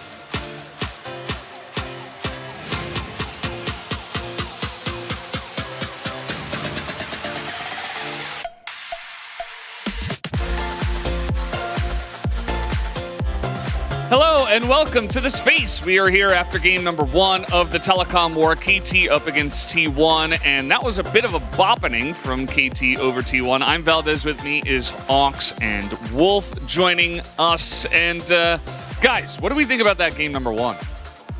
About as one-sided as we expected, I think. I don't think anyone was too shocked by that one. Didn't start off too badly. I think ultimately I even feel like T1 came in with a draft that was like definitely playable. Maybe a bit trickier than some other drafts. You know, I feel like with KT Rolster's draft, it's a lot of engage, a lot of dive potential, very easy in this team fights. But you look at how T1 want to play their draft. They have the long-range poke duo of the Varus and the Jace. You have like the peel tools of the Braum and the Maokai. You can definitely understand how it's supposed to be played. And I also think across the board, they had positive lane matchups. So the tools were there. It was very much about the execution for me. Yeah, I actually really didn't like the draft of KT that much. I felt like they were trying to cook a little bit too much with their first 3 picks being all flexible into the jungle. And then what we came up with at the end, of course, we really liked the Zeri pick, but the Renekton into the Rumble here didn't feel great. And so you also left the Jace matchup. Like, that's one that definitely can go a little bit more Jace favored than it did. Poby didn't deliver. So it felt like, you know, a lot of ways KT left this draft with holes in it here in the early game and in the early laning phase, which were exposed a little bit in the top side. Definitely could have been, I think, in T1's fullest, maybe a better opportunity here. Also, the Braum pick here, I actually liked the Ashe and the Kalista a little bit more. Apply some more pressure in that bottom lane where you have a strong point. Would have been good. The Braum really didn't make much of an impact into the Nico, unfortunately. And he maxed Q. We checked that as well, Ox. Very, very displeased with that. Game ended before his E was maxed. Yeah. And we didn't see how much damage his Q did, but it wasn't that much, as there's the man himself. We can take a look at the first highlight here. We did see some early game shenanigans going on, starting with Zeus getting a solo kill, actually. Yeah, so this is actually really positive to see. You know, this is why Rumble's risen to priority, because he's so good in the Renekton. And especially Zeus opted for the Ignite to really secure the advantage, cutting down the healing, fan the all-in. So it looked like it was going to be a really positive start for the side of T1. Yeah, then unfortunately, as the casters mentioned, Lehen's just a little bit too fast on this play to have the follow-up here. And Zeus doesn't, because he went for the Ignite, have teleport, of course, so this hurts a lot more than when Keen was killed just moments before, because he could just get straight back to lane. And then Poby, unfortunately, was just abused in the early game. It was, like, 20 CS down after a play like this, and really just couldn't actually get anything out of this Jace, which ideally needs to be ahead early in a composition like this to get that value, to set up for Poke to actually have those leads and objectives. Yeah, absolutely. And we already saw at the end of those highlight clips the beginning of BDD's reign over this game, because the Nico, especially against a flashless opponent, you're not getting away if the Nico has flash. So he gets the setup on that one. We can go to the 22-minute Drake fight and show you know, the rest of the story of the Nico. And this was such a weird fight for me. It's an important one for T1 because they've let KT stack up a ton of dragons, so they need to fight this, but they're focusing so many resources, investing so much onto this Nautilus, who still takes so long to die here, and they end up super split. The front line is diving onto the Nautilus, the back line is exposed, Nico comes in, and it's just absolute decimation. It's very clear that the complete wrong approach to how to play this fight out. Yeah, I feel like if KT are on the Drake, you have to force that way. But they're not. They're actually in mid. They're coming behind you. And the Maokai ultimate angle there, the Nature's Grasp, just gives you no value whatsoever, doesn't deny any sort of approach from the Nico. And they really just tunneled on, okay, Lehen's made an oopsie, let's punish. But actually, he was just trying to set up and buy time for that wraparound. And you know what they could have done? They could have chunked him out and then continued to poke, because that composition had a lot of poke. They don't need to kill the Nautilus, you know? If the Nautilus is low HP and runs away, but I think they had it in their mind that, like, oh, we've already invested so much in the Nautilus. If he doesn't die, that was a waste. And it's like they just put more and more in. Cost fallacy. Yeah, I think that's what it's called, yeah. Maybe or just use Nature's Grasp to disengage and keep your poke champions at range. Yeah, but then Nautilus doesn't die. See, yeah, whatever. That's really important, apparently. Well, guys, let's see who gets the POG on the side of KT, because I think we know who it is. It is BDD and the Nico, showing that once again, especially in the hands of a very talented player, Nico is still really strong. Yeah, I mean, his laning phase was fantastic, but I think it was really just the engages that sold the show here. And, you know, we saw a lot of great play from Cuz as well. Wouldn't be shocked to see if he actually ends up getting some votes here, but it was once again the Nico show, and BDD, he's really good at this champion. If you give him an engage angle, he's going to find it. Yeah, I think the team fight's the real highlight, but also fact that we saw the Jace into the Nico, and expectation was it should be favorable for the Jace, and it was just constant pressure being applied by BDD, a constant edge in the mid lane, and a big reason why BDD has really risen to the top of people's lists when it comes to this mid lane role. Yeah, he is kind of insane right now, and you know, I don't know if he's going to get 11 out of 11. He did have some crazy team fights, but even Lehens had some good moments early on. We had Aiming playing Zeri, so that's bound to, you know, had a decent game. magnetize one Media or two 3? media Media 3? Okay. Media 3 for Lehens, I'll take it. There you go. And the entirety of the Korean analyst test, so showing the respect where it It was that top gank, I think, that sold Lehens for a lot of people, because that was it's a great rotation. But yeah, I think that's a decent spread. I accept it. We accept it here on the on the space, but we are done, guys. Let's go back to the casters for game number 2. Thank you very much, gentlemen, for the breakdown of game number 1. As, yeah, I think all the things said about, you know, the Tier 1 draft being absolutely fine, things like that, but there being some gaps for T1 at the moment. We'll see whether Faker is going to be back for next week. Could be the case. Not necessarily sure just yet, as T1 will switch over the sides, and we'll see what they're going to be able to get them for themselves on the blue side this time around. And KT are a team that is still very happy with the amount of counterpicking that they do to play red side. I do think blue side in isolation is stronger right now, looking at many series across the world, and even the preferred side that basically every team goes for when they do have side selection. Doesn't guarantee that the team will be able to actually get a favorable draft. Kai'Sa would be my number 1 expectation here if KT do not ban it away. Tristana, also something that I wouldn't mind being picked up early here if the Kai'Sa does end up getting taken out. But the problem is that now as KT, you can leave open Tristana, Kai'Sa, and Sejuani, and then just take 2. Yeah. And you'll be feeling pretty good. Even with the Jax being banned, Sejuani, there's still plenty of champions that work well over, and with the Vi, looks like that is the angle. So T1 will get 1. Ooh, the Rumble priority, very, very high. And of course, Zeus has been extraordinarily good, but the Kai'Sa does have to be picked up. I do love what you were saying, though, because Sejuani and Tristana together sounds pretty good to me on the KT side of things. They can then just pick up a Renekton or whatever they would like. And I think that even though Keen did struggle into the Rumble matchup, could be something that they could just play around, especially with Sejuani now available, because you can just gank that lane, get the Renekton some leads, and then it becomes very difficult for the Rumble. So Sejuani, first part of that test going to come through. And is it going to be Tristana? Because I'd like to see it. It doesn't necessarily have massive amounts of Sejuani synergy, and honestly, KT can just go Sejuani Yone, and then, or Sejuani Rumble here, and then pick up Yone. They could do whatever they wanted. But it is just going to be Sejuani Renekton, the tried and true, to be locked in for the top side of the map. So Tristana Rumble would be my guess here. Yeah. If you look at alternatively, you can also go Maokai Rumble, because Maokai, I think, is probably going to get banned away here on the second rotation, and the Maokai Rumble combo is still quite strong. But I think locking in the Tristana might be too important here to give up, although T1 hasn't really been prioritizing it that much. I think the Tristana we've also seen is definitely reliant on the player to be comfortable. Poby will be picking it up here, and then my guess would be Rumble, given that KT has already locked in the Renekton here, but no, we're going to go in a completely different direction. Instead, locking in the Nautilus. Technically a flex, could go to owner. The expectation is that that is going to be the Kai'Sa Nautilus here for Keria and Guma.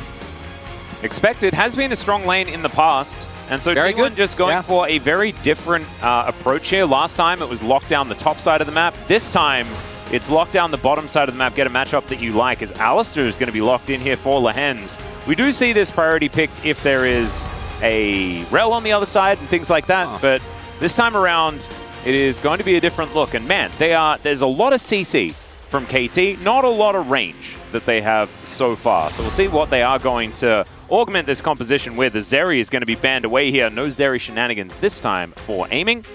And Poppy taken off the board as well. I mean, Zeri was in the game. I think. I don't remember quite clearly because No, Aiming tried his very best to be noticed, yeah, okay? But he wasn't, was he? Well, not really. Well, it's not his fault at all. Just how the games of KT play out in general very often, but particularly in this one. They didn't need Aiming to carry. No. Just be there. Ivern, I think that even with the nerfs, it would be an incredible pickup here for T1 because you already have great engage, you have double 80 carry, and you're playing into a short-range composition. Looks wonderful to me. We'll see if it ends up getting picked up. It's also very telling that KT do not ban away the Rumble, so they are actually okay with playing into that, even though Keen did definitely take a beating last time around. See what BDD wants to go for here. I'd just like to see Yone. I know that they have a lot of physical, just a lot, well, not a lot of damage at all, but Annie is what they're going to lock in. So despite losing 10 damage on Q, KT are still going to pick up the unplayably nerfed Annie. To overstate it as much as possible. Kasante being considered now for Zeus, as his Rumble still up and available. He could actually go back towards it if he would like to. And Kasante is going to come in. They do value the... Okay, and Lilia locked down as well. So that is a lot of power. Owner actually now going to be able to carry, and that is just Vayne. Okay, Alistair Vayne. And now we actually have Space Vayne versus Vayne. This is something that we've spoken about many times before, which is the Vayne into the Kai'Sa matchup some people have liked. We don't see it find any success very often. KT says range, overrated. No, we don't need any of that. that. We got engage, okay? That's way better. And given how the previous game played out, I have a lot of faith in KT to be able to pull off a composition with this many trigger buttons. I do think, though, that the Lilia into a full short-range team... Oh, yeah. And a lot of tanks... We saw this just yesterday. Canyon just obliterated an entire team by himself with this pick. Yeah. I do like the Lilia angle here. It's something that we have seen work out very well. Build going to be interesting here. The overheal build comes to mind, but I really wouldn't mind Leandri's into the amount of health that's going to be on the enemy team. We'll see if Owner ends up going for that, or if it's going to be the the Rod of Ages, Rod of Ages stuff. demonic overheal type of situation. Merctrat's going to be very valuable for T1. It feels somewhat reminiscent of the previous game. I really like T1's comp. You have great poke. Oh, yeah. You have a lot of peel and mobility for your double 80 carries while still having an AP threat. In the Lilia, Zeus not going Rumble means the laning phase will be worse, but you should be able to keep your carry safe a little bit better. But then you look on the opposite end, and with how good KT's team fighting has been like this composition, when they want to get on top of you, they will. And someone's going to die, and if it's not the right person, then T1's going to be in trouble. Yep, and Aiming felt super irrelevant last game, and so now he's just picked Vayne because he just wants to have a good time. And I don't blame him. Let's jump onto the Rift here for game number 2.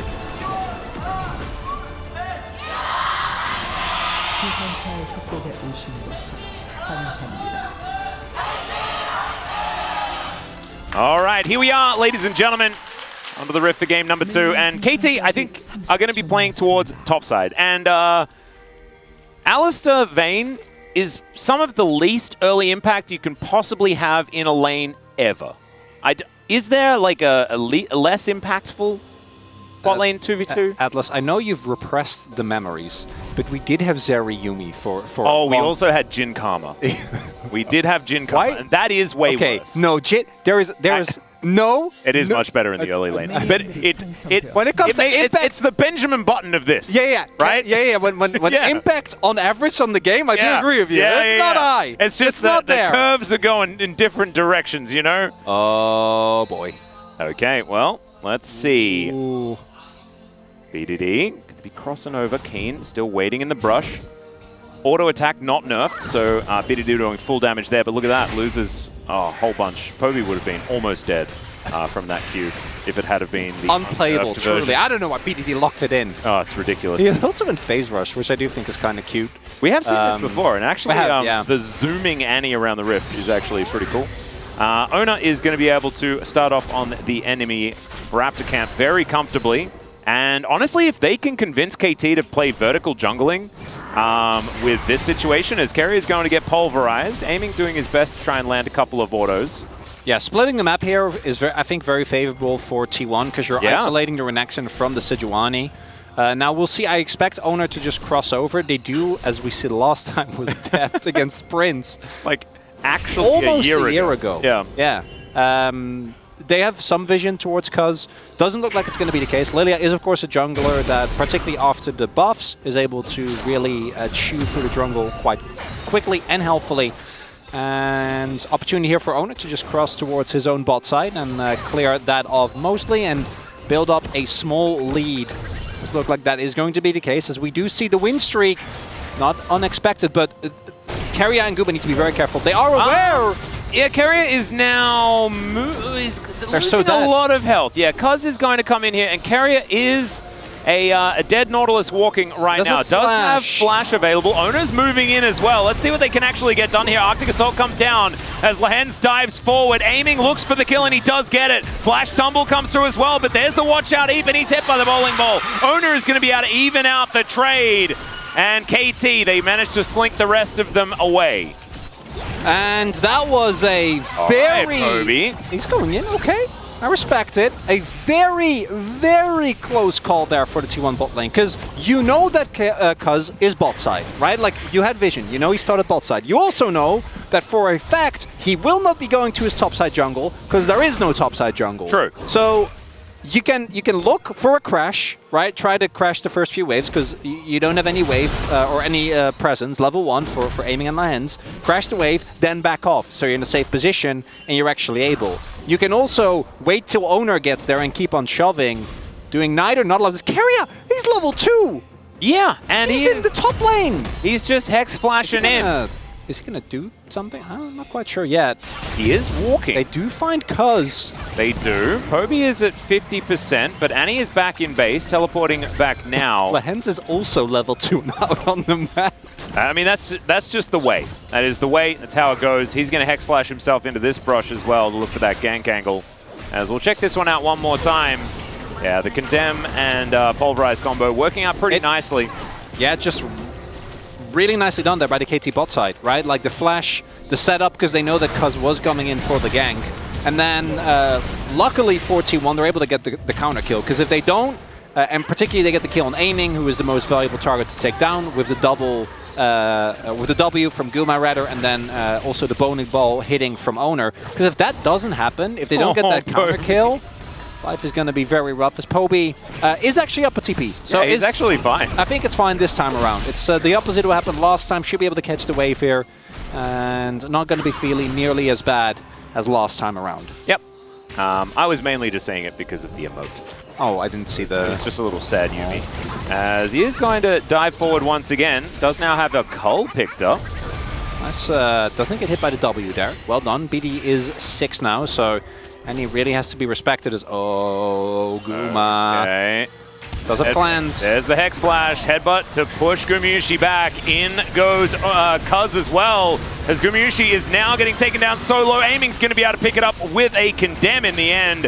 Silverbolt's now triggering onto Keria. He will survive, but that is another kill going over to the Vayne. He's only 8 CS behind as well, and that should be completely mitigated here as this wave is wiped out. Owner picking up the money is actually kind of fine, just because Lilia can really carry mid-games if she manages to get ahead. But still, not going super well here on this bottom side. And this setup, the fact that Cuz is just saying, I will just play through bottom lane if that's what you want me to do. And it's just kind of working. It is. Guma not keeping track of Lehens there. Really nicely done as well by Lehens to sneak himself into that brush, as Poby does get T-burst and not having the best of time with this trade. This is on Vision. They do have the prio on bot side, but I think a contest here is still more than possible. Poby is taking his bear for a walk. As BDD moving on down, Hook is going to connect there onto Cuz, as now Keria taking so much damage, he will be taken out. Poby as well is going to explode, and somehow it's another kill for the Vayne as well. As Owner is running away, BDD finds the flash incinerate. Look at how fast he's going, it's a double kill. What? Aiming's on 4 kills on Vayne at 6 minutes, make it a triple. Oh goodness me, it could not have gone worse for T1. I know in the previous game we established that we were glass half full people, Atlas. Once again, I think the liquid hasn't run dry. It is evaporated. As we go back to display, unfortunately Guma has to cleanse the stun there, but as a result doesn't have cleanse for the ignite, so just gets taken down. I don't think he would have lived otherwise. And then here, if Owner is 6, maybe this works. But this was truly a desperate play for T1. Poby is already half health, isn't really able to do a whole lot, doesn't even get Cuz, who still has Aftershock, but even if they did, really in a way, Vayne the original Zeri, because you're not getting away from her once a fight starts going south. Yeah. And I really, aiming, doing a great job on the Vayne, but Lahen's his Alistair, man. Like, I really... His positioning, his early impact on this pick has been pivotal, and that's an early shiv, and that is... I mean, it's a 5-1 Vayne. We've all been in the solo queue games where Vayne gets ridiculously fed, and then she runs at you, and there is no counterplay unless you have your whole team there. And oftentimes in those situations, you just wait until the late game, and then she hard ints every single time. But this time, it's probably not going to be the same. It's only 1.4. It's only like a 1.5. So it's fine. It's fine. Well, now we've got another potential team fight as Shelly is being considered. Cuz going to move on over and take down some control vision. Love this. Look at this. It is just a man advantage for T1, and they do manage to take it down. Just don't go anywhere near where aiming is. Yeah. That's the plan. It's foolproof, you know? It's just ignore the problem until it goes away. Absolutely. Yeah. You love to see it. It's gonna at some point come back with extra plates and you know, the 5 kills that are already there. Yeah, but up until that point, that's a future T1 problem. Oh, that's a future T1 problem. Current T1 doesn't definitely have to care. Is just trying to get as much money for Gumyushi as they can possibly find. And it's somewhat working as Carrier slows down Lahen's. Lahen's opts out of going for a headbutt pulverize onto a Nautilus. An understandable decision. Zeus was armoring up anyway. Yeah, there you go. It's fine. I'm sure Cassandra's going to have a great time in the 1v1 against the 5-1 Vayne. Yeah, no, because Vayne is a physical damage champion, right? Doesn't have true damage in the kit or anything like right? Static Shiv doesn't do magic damage, right? Yeah, I mean... Doesn't build Rage Blade, right? It'll be fine. You're such a Debbie Downer. I have... that's me. So... The way that you win this game as T1 from here is probably not, but if you do, just kill. You just have to get... I mean, Vayne spotting has been a thing in the past, right? And he is 5-1, so he's at perfect, he's poised. We set it up like a heist movie, okay? Say that. You get past the cow, the bodyguard, Lehens, right? Say that you somehow are able to find aiming with no one near him. Then you get the Annie with Tippers. You know, just Annie, it's fine. If Tippers is there, you're not getting the aiming. Yeah, then you want to steal this, you have to get through their menagerie. There is the double trouble combo of Boar and Crocodile that is going to be standing in front of this guy. And then once you get there, there is Flash, there is Cleanse. Yeah, and Andy does a lot of damage. Yeah, he also has like Tumble and yeah, no, I know. Yeah. So... You need to put a team together. I don't know who you want to get on. I don't even know whether George Clooney and Matt Damon could get through it. You know, I don't know whether it'd work. And if those guys can't, I know. Then who can? And they also had 9 other people there as well. And it wasn't. I don't think it's enough. If you add 6 people to this, do T1 win? I don't think so. Well, Zeus is also in trouble here towards the bottom side, but the Vayne is distracted by minions. That is a good way to distract her, but still there is so much CC. Finally flashes forward, and that is just a very comfortable 6 kill. And yeah, Keen is just going to clear up the minion wave. Poby going to be able to grab some plate money here, as plates are still up for almost 3 minutes as the bear comes down and Lilia is going to have to flash. Look at this Tibbers value. It is absolutely absurd as BDD. Oh, man. Okay, they are going to have a little bit of a sleepy time here as Gumyushi walking past Tibbers. Keen is going to go down and Owner is still alive. Poby teleported in. No, the ult. Yeah, don't know about that one necessarily. But Tibbers surviving through all of this is actually pretty impressive. They used 2 flashes, a teleport, And what, like 4 free ultimates, and they got keen. Worth. They got keen. They lost. That doubled their kills. They lost. Say, it's a toughie. It is certainly. This is a replay. This was the replay, and now it is also the current situation. As running away from Vayne feels fun, doesn't it? Vayne is one of the least fun to play into Fed champions, you know? Lehens or Aiming right now, he hasn't. I don't think he's backed since he got his ship. No, he hasn't. And his Greaves. No, he's been at this bottom lane, putting little bolts into this this outer turret, and then coming over to take kills that Cuz and Lehens are spoon feeding him. Oh yeah, it's only a 3k gold lead on Vayne. That's playable, right? Playable. Is that your final answer? Playable. I'm gonna go playable. Yep. So we take another look at the topside play where the goal was try and dive Keen. Keen has his dominance available. The carrier doesn't even have his ult yet at this point, so he isn't actually able to lock down reliably. And then Owner gets taken low here, is able to flash away. Thank you, Rod of Aegis. Keeps him alive there in the end, and then gets a double bowling ball. The ult comes through. Poby also teleports in. It's a great hook as well. Yeah, and then this one, I think BDD would have lived regardless because he already flashed away from the ultimate. And Zeus like, just one wave. Just give me one wave, bro. Just one. Aiming and Lance's like, no. You don't get one wave. You get nothing. Well, Aiming gets a kill, but you don't get anything. No, he gets to swiftly go back towards the base, as that is Cuz just diving on top of Gumayusi. Great killer instinct does come through there as Vayne running after Space Vayne, and Gumayusi going to flash his way out. But that is Flash and Cleanse now on cooldown as we look for the next objective. Going to be Shirley up very soon, and then the Drake to follow. As Zeus, why we keep watching this same replay. It's in slightly different positions on the map, though, as there are 4 people in this bottom lane, and none of them are on Zeus' team. It's worth. They're going to get 2 turrets for that. There we go. Maybe 1. I don't know about the middle. They are rotating. They will definitely get this. They will get top lane. They got a... No, guys, it's tough. This game is... Oh, the Vayne. Okay, just perma-CC her and she's dead. Vayne spotting number 1. Just kill her! There it is, the flash forward from Keen as they look to try and take down Owner. People are getting tired, though. The lilting lullaby does come down. Still, Owner's going to be able to get out of there. BDD comes in, and now Carrier is going to be destroyed. So 1 for 1, but that shutdown on the Vayne is exactly what you want.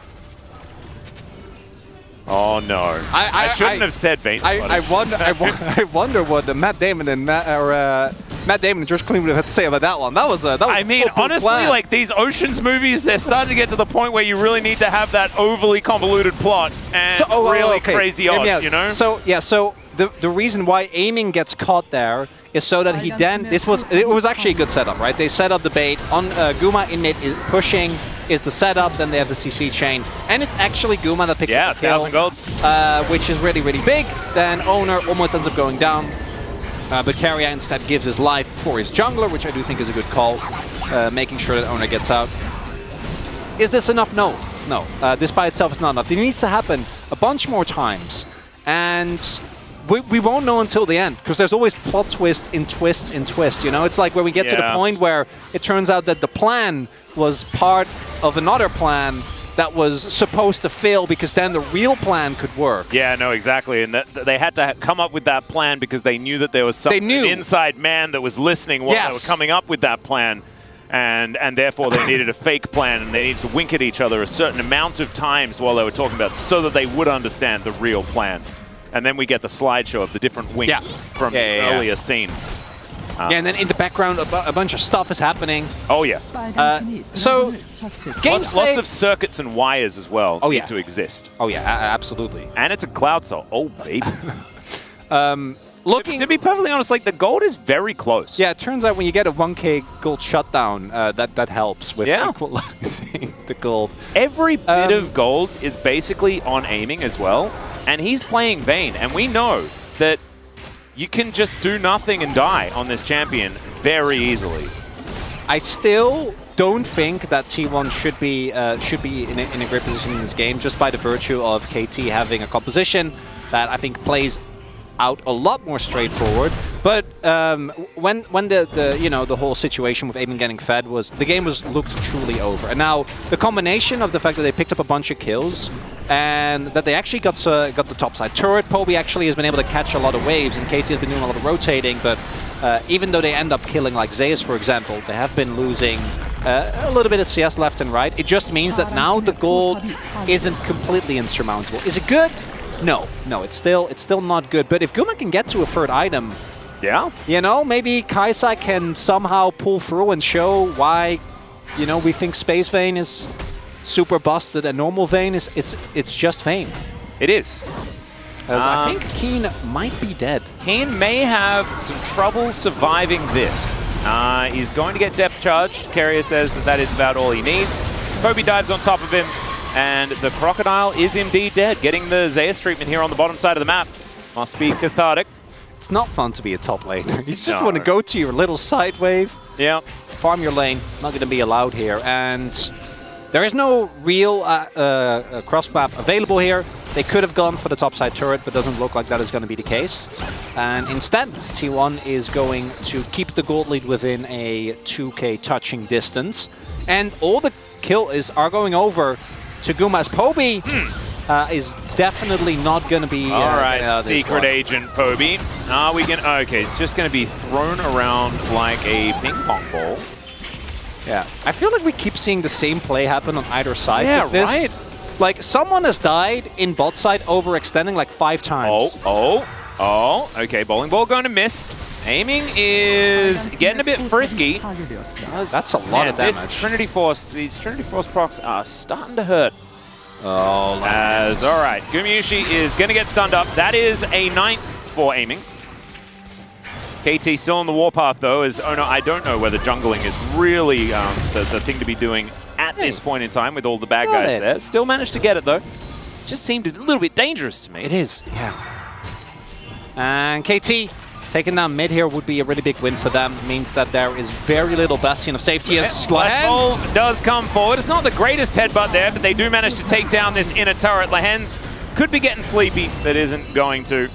No lilting lullabies going to be invested into this one. Inner turret still going to be going down here, and that means that KT move towards a more respectable 4,000 gold lead at this point in time. You do have to remember that T1 were able to pull it back, but now that was largely to do with those 2 turrets like you were talking about. And the bounty. Yeah, and the bounty going over. Not the actual game state really. And in a looking up. It's a lot of money. There is also a BDD that we haven't really talked about yet because the game hasn't been about him as, again, this is when they make too many sequels. I don't need another sequel. Well, we've had enough. We really came up with the right reference for way too many sequels. Like, let's be honest. It keeps happening. Yeah. It's minute 20. When in Rome. That is going to be Zeus finding Lehens. The all-out does come through. Headbutt. There's the pulverize. He's just dead. Lehens just straight up outplays the Cassante. I'm not sure about that one from Zeus at all. As Cud's going to get knocked up. They are on this Baron. They will be able to take it. Maybe that was the cunning ruse. But Carrier, he is going to go down here as BDD. Oh, the nerfed Q not going to be enough to grab the kill. The auto attack going to come through in the end as Gumayusi gets over the wall. And now it's BDD that's going to try and clean this one up. The Baron does come through, and if they do manage to keep a few of these alive, actually could work out just fine here for T1, as Hibber's not going to find it. And Gumayusi gets out. Actually kind of massive that now they keep 3 of these Barons alive. What was Zeus? I have no idea, man. I don't know. If there's no, he must have just, because if there's he must have just thought that the turret was dead, right? Yeah, has to be. Lehens is like, I'm dead. And then he's like, but wait. 야, 그날 잡았어 내가. 뭐야? Yep. What the hell did Cassante? Yeah. Basically what he said. But there's no Lehens, and aiming also isn't actually there. So that plus the fact that you have Lilia as well as double AD carry actually means, particularly with Kaisa, you can shred through Baron so fast. Guma also getting out. Really nice reposition there. Then uses the multiple Seekers to ensure that BDD can't just walk into the brush. So BDD needs to kind of scope out, try and dodge, and then... My goodness. Yeah, I thought he was already, you would be happy with the execute there. But instead he keeps the buff alive. Now this is going to still be the Drake and the Soul Point going over to KT here. But this game is, it's off the rails. We have lost the plot. Well, truly. We're pushing in top. We'll see if T1 can hold on to their own bot side inners. I feel like that might be where KT wants to look next, but KT also seems to be a little bit gobsmacked with the amount of I just love that it's like that is happening. Yeah, T1 are just making sure that this is as messy as possible. Like, you're going to come with us into the wacky zone, into the hijinks, and see whether you can keep up. And honestly, KT did keep up extraordinarily well. It's a 9-2-1 Vayne, who now has a Bloodthirster. Like, felt to me like Aiming was only building full items. He thought he was playing 2v2v2v2 mode, you know? Like, he's just building only full items. But there's the Zeal. So he realized, oh, components exist? Weird. Doesn't everyone go back to base with 7,000 gold every time? I really would have liked Guma to go for the full AP build. I think that trying to get close to the 9-2 Vayne might not be the angle. And in general, just being close to anyone on KT is not... It's not what you want. I don't think autoing should be your main priority, but we have only seen Deft go for Ludens, and as much as I would have liked a Leandris, it isn't in the cards. BDD is really committed to playing a very clean game of League of Legends still. You know, has his 10 stacks on Darkseid, could turn it into a Magi's. Has Ludens and Shadowflame as well as Poby. Well, Poby's going in. Go aggressive on Dakeen here. I don't know about that one, as he is still a pretty scary Crocodile with a couple of items, but still Poby's actually quite devastating right now. Still doesn't have Buster Shot, and Cuz is going to find him. Aiming just says, all right. He's just the garbage man in this game, isn't he? He's just like cleaning up every single kill around this map, and that is 10-2-1 now. Oh dear. BDD, lurking in the forest. Kind of interesting, because, you know, the Annie Red Riding Hood skin kind of exists. Oh, I didn't think about that. Yeah, so it's like just getting one back. Great topical reference. I know, isn't that sometimes, you know, you gotta really dig deep to find the things to talk about. I mean, there's been a lot happening in this game. There has definitely been a lot. And honestly, I'm not even 100% sure that KT is going to win this. You can see by the 15-4 at the top of the screen. They are doing very well, but you can see in the gold, and they're actually just kind of even. Yeah, and it's also important to note that, if I'm not mistaken, if T1 win even a single game, they are mathematically locked in. So T1 is basically fighting to guarantee, you know, that there's no weird scenario where somehow they don't make playoffs. And KT is like, well, if we drop this one game... Actually, you could argue that that can be the difference maker. Oh, 100%. They need to 2-0 as much as possible so that... To stay ahead of Gen G. Yeah, but so I do Gen G think can't back up. If I remember correctly, because of the way the head-to-head works, that should be in favor of KT, because they 2-0'd, whereas Gen G 2-1'd. So they might be able to just be fine anyway, but we'd have to look into the rule set. But suffice it to say, for T1, getting a win here would be absolutely huge, because it just guarantees that there is no weird scenario where you don't make playoffs. And for KT, might mean, and even then, I think they're still in a pretty secure position, that you don't keep a tight grip. If they lose, or if they win 2-0, then they're basically still, you know, guaranteed. As Carrier is going to get headbutted back. The Condemnation going to come through there as well, as Aiming is just going to pop the Nautilus. Someone had to face check. Short Straw went over to Carrier, and surprisingly, he is unceremoniously destroyed. We also talk about, like, T1 maybe winning. When you look at the gold, you're like, okay, yeah, that can happen. When you look at the kills, it tells a whole different story. And now they're just going to fly forward. That is a very dead Poby immediately in this fight before they even had time to blink. Still, Gumushi at full health. Zeus looking for an opportunity. The Lilting Lullaby doing some work as, oh my goodness, Aiming is sinking in the fangs. There's the flash back out as well, as he's just looking for all of the autos that he can find. A dead Zeus also is going to come forward, as Cuz tanking beautifully in this fight. And the game may just be over here, Chronicler, as this inhibitor is going to be taken down. Carrier and Owner, the last two standing here, as Carrier doesn't find the right hook. There's a depth charge as well, as Aiming getting to work on these turrets. Cuz going to be able to help take this one down as well, as Owner is just dead. One more time, Carrier is going to hit the deck, and KT, it's like they just decided that that was enough of that, and they will just take down the Nexus here in game 2. Heist unsuccessful. KT had enough of the shenanigans. Yeah. See Poby, kill Poby.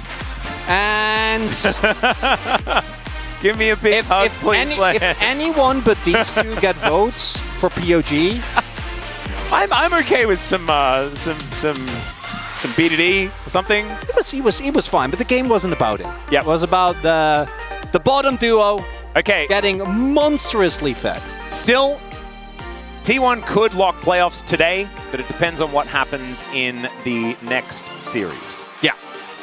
So if DRX drops a game against Humble Life Esports, which is somewhat that's I wonder. probable. I would go with probable on that one. If DRX drops a game in that series, then T1 will also lock in playoffs as Keen gets to 300 wins and also the most wins out of any top laner ever in the LCK, 10 ahead of Smeb. And also he does it with a positive win rate. Yeah, that's one of my favorite factoids about KT and Keen specifically is that he didn't have a positive win rate until recently. Yeah. Kind of mind-blowing, and I think KT showing that you're able to have a bit of a happy game while then still keeping it close, right? They stacked the dragons. Almost all the kills went into their favor. They played Alistair Vayne. I mean, that hurt my feelings seeing it in the draft. But they were so confident. The fact that Cuz, of course, played around that lane so much in the early stages. And with the fact that BDD always just has pressure in that mid lane. And Lehens is a cow. Actually, deep down in his spirit. He's also at 300 himself. And yeah, some of the most storied veterans here of the LCK, but not necessarily ones that have found the most success. Was he just going the wrong way?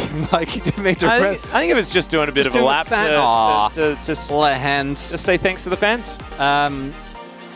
And the previous game, we had, I think, a great showing from Zayas. This one, not so much. The Cassante not really working out, and bot lane really struggling early on. The Lehens outplay was kind of cool, though. It was. I mean, Lehens, I think, was We're going to have a look at some of these highlights. This is, these are going to be wild and wacky. And I think that, like, no one really expected anything other than what happened in this series to happen. No. And we'll just see whether T1 can fully reset once Faker does come back. I like the Lilia. That was cool. Yeah, me too. I actually loved both of their drafts. Both of their drafts were actually really cool. Yeah. Cuz having another amazing game. I'm sure his Sejuani win rate at this point will be through the roof. Don't know what it's sitting at, but it will be something ludicrous. Has been able to win so much. And, well, there were some fun moments, right? The T1 able to get like a kill left or right. It was also a whole lot of their members just getting kind of decimated. And then it was like a 1k gold bounty and a Baron that made the game look, and this like play from Aiming. This was the kill, yeah. Generously donated over to ensure that we would have a little bit of fun in the second game. But it didn't feel, I think, at any point as if KT were actually going to drop this game. It was a game where we could commentate as if there was a little bit more hope. Which was fun. That was much better. Unlike game one, where there was no hope. There was no, the cup was mostly empty. And by mostly, I mean entirely. This little do-si-do from Gumiishi was also absolutely fantastic into aiming. Just killer instincts over the wall and says, all right, you don't have another flash. But this was not even close. Cuz really nicely done as well. Again, Sejuani been playing great. Lilia's like, I got the sleep, but there's, one of the damage dealers is already down. Already a front line to speak of, and also the Vayne was not touched, and that was a problem given that she was 10-2 at that point. Yeah. Aiming was just kind of massive. Able to get, like, Silver Bolt's procs if he tumbles for it. Like, so much damage with this Trinity Force build, and there was just no real hope. Especially in this moment for T1 as Carrier. Going to be taken out. KT going to move ever closer to finishing off the split with almost an undefeated season. Outside of week number 1. Just nutty. Oh, KT. Happy BDG is truly just... Look, they got like the little bit of ups and downs in the Goldcraft there to make it look like there could be an... And then it was like, no, okay, we win now. And then we're like, okay, we get it. We get it, KT. It was a clean 2-0. Nothing to see here. Again, I tried to get as excited as possible at the beginning as well. KT's immunity to excitedness is really starting to get to me. We're going to have to come up with some new memes. It's crazy. Now, do you know what it is? It's time to head over to the space to see what they thought about this KT 2-0. Thank you, casters, for the wonderful cast on the day. We are back here on the space, and yeah, that was a game of League of Legends that did happen. KT did take the victory, and there were a lot of intricate things that happened in this one that were very important to the success of KT. What did you guys think about this? Valdez. Yeah. I thought this was a pretty disrespectful draft from KT, to be totally honest. I think this was one of the first forays this KT roster has gone into for showboating and having a fun time and happy gaming, because they weren't winning that hard before, but now that the streak is really extended, they were like, let's do it with this draft that doesn't really make sense, but we've got Vayne, and that's fun. Yeah, and honestly... Very fun. No, it's fun. That's all there is to say. You don't have to say anything else. Very fun. That's all that matters, really. Like, I actually think the T1, like, they got the really strong duo of the Tristana Kai'Sa. I think this duo together has got, like, a super high win rate on this patch. I actually think the Lilia makes a lot of sense into this short-range composition. I think T1's draft is pretty good. I think, you know, as much as KT got the Renekton Sejuani, which is a duo that really Cuz and Keen popularized this season, and they have, like, a lot of engaged tools, it felt like their draft was lacking a bit. And I think this shows that sometimes it just doesn't matter. It is not about the draft, it's about the game. I would have loved to see a little bit more indexing into like a Yone, for example, and trying to play around combos. I mean, that could have been a fun thing to do as well. It doesn't have to be Vayne. Like, we could actually play a fun meta champions. You know? No Teemo. No Teemo. KT roster. Come on. That'd be really Keep fun. it together, KT. Really, we got an wacky opportunity. Viper's playing in the second series. He's the only LCK pro to play Teemo I mean, so far. if T1 actually won this Nice. game and actually showed up and actually played a good game, which did not happen, sadly, for T1 fans, KT might actually lose first place off of this draft, which would feel really bad. But they were the better team on the day, and that made it happen. Also would have been really funny. It would have been really sad for KT fans, and it would have felt really weird. Yeah, well, Kai'Sa Triss, as you were talking about, Ox, they were actually undefeated. Now they are defeated. So that did happen. Let's take a look at the first highlight, as this also happened. Want to tell me what was going on here? Yeah, so basically, one of the weaknesses of like a Vayne Alistar lane is you don't have great wave clear. Really weak in the early levels. You don't have great trading tools, but you know what you are good at? You're good at skirmishing. Because Vayne has a Condemn, has the 3-hit passive, Alistar has his combo. So what you should probably not do against this combo is start a dragon randomly and let your team get wiped by a Vayne who picks up a lot of kills, buys Shiv, so now it's just a ton of wave clear. And bear in mind, aiming ended up being the highest level in the game because he got Shiv and he's playing, and it's just, you know, textbook not what not to do in this situation. Basically everything T1 did. And it was a Chemtech Drake as well. But it was solo Chemtech Drake that they were fighting her with no control whatsoever. This is not the T1 that we know, and this is not the 4 players that were just in a Worlds Finals. We're just not seeing the form. I think something's going to have to change, because we keep saying that they're pretty much guaranteed, like 99.97%, but Statistically, they are. And they almost definitely will get into playoffs, but I don't think at this point, it's probably for the best they just avoid that much. Even with like, Faker coming back, I'm not sure if much is going to change at this point. It really does need to be a big team, I don't know. So something needs to happen. Either way, KT having a lot of fun. Let's take a look at the second highlight, which is where they took their giant red hammer and they smacked them over the head with it. Yeah, I mean, I could really break down what's happening here, but basically, KT have a lot of money, aiming is a high level, and T1 don't have a lot of money and aren't as high level. yeah, there were a lot of things to say that I didn't like about what KT did in this game, starting with the draft, of course, but they didn't build Rylai's for BDD either to slow people down for the Vayne, but it doesn't matter, because you know what? Lehen said, I will win this game despite the draft. I will engage. I will solo kill a Cassante as Alistar. I will do these things. Well, that reminds me, there's another thing I want to mention, right? So we haven't seen any Annie since the new patch, because she lost 10 damage on a Q, which obviously made her unplayable. Huge. And yet, they brought it out here, and it seemed pretty okay. It seemed decent, yeah. It seemed pretty much That's wild. Pretty much the same as it was before. And you know what happened? In that first highlight, he pressed R and Tibbers did Tibbers thing. It's crazy that Annie can still do that, even after she got gutted. So maybe teams... She didn't take her stuns away? Wait. No, she still got those. You know, Ox, maybe it was just because of the team matchup. That's why Annie looked good. True. Right? That I mean, must be it, right? based on this, Tristana Kais is not a strong duo because they lost, right? Very bad. So Yeah, don't pick that. By the way, you were talking about very specific update or scenarios for T1 making playoffs.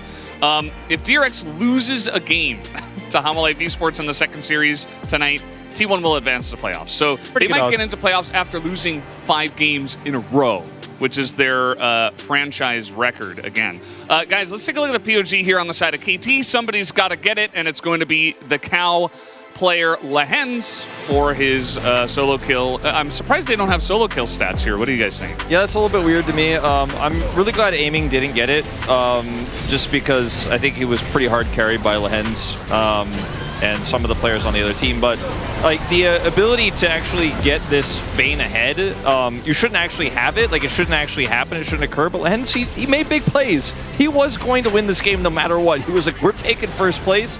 And he grabbed the game by the horns, you know, topical with the Alistair, and yeah, it was all him. And I think as much as obviously Lehen's been playing things like the Lulu and it seems fine in Enchanter meta. Yeah, this one, wait, this one. Sorry, yeah, go on. Yeah, just one solo kill. What a play, what an outplay. I definitely think that was Lehen's outplaying and not Zeus completely fumbling it by ulting the tower, but you know, I digress.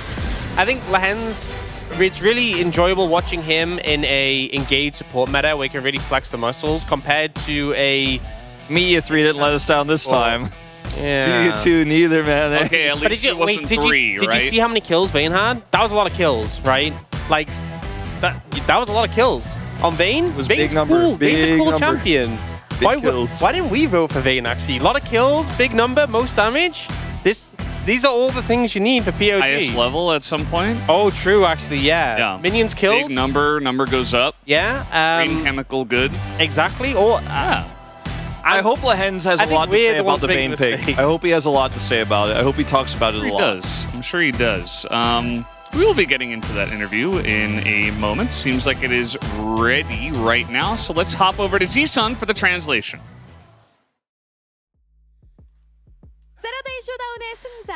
Thank you very much, guys. This is Jisun for the POG interview translation after the Saturday showdown between KT and T1. Congratulations!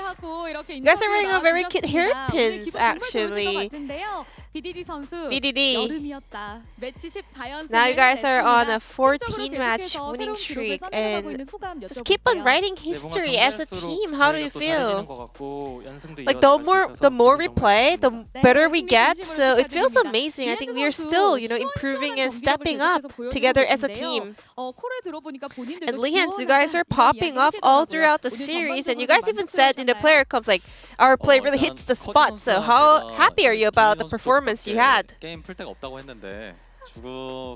So like there was one moment where like cuz actually like mentioned about, you know, Keen and Lientes to do well, but like we somehow ended up dying, but other than that everything was awesome. And BDD, you played Nico in the first game. You know, with this new patch, she got nerfed, but KT Roaster keeps on playing Nico mid.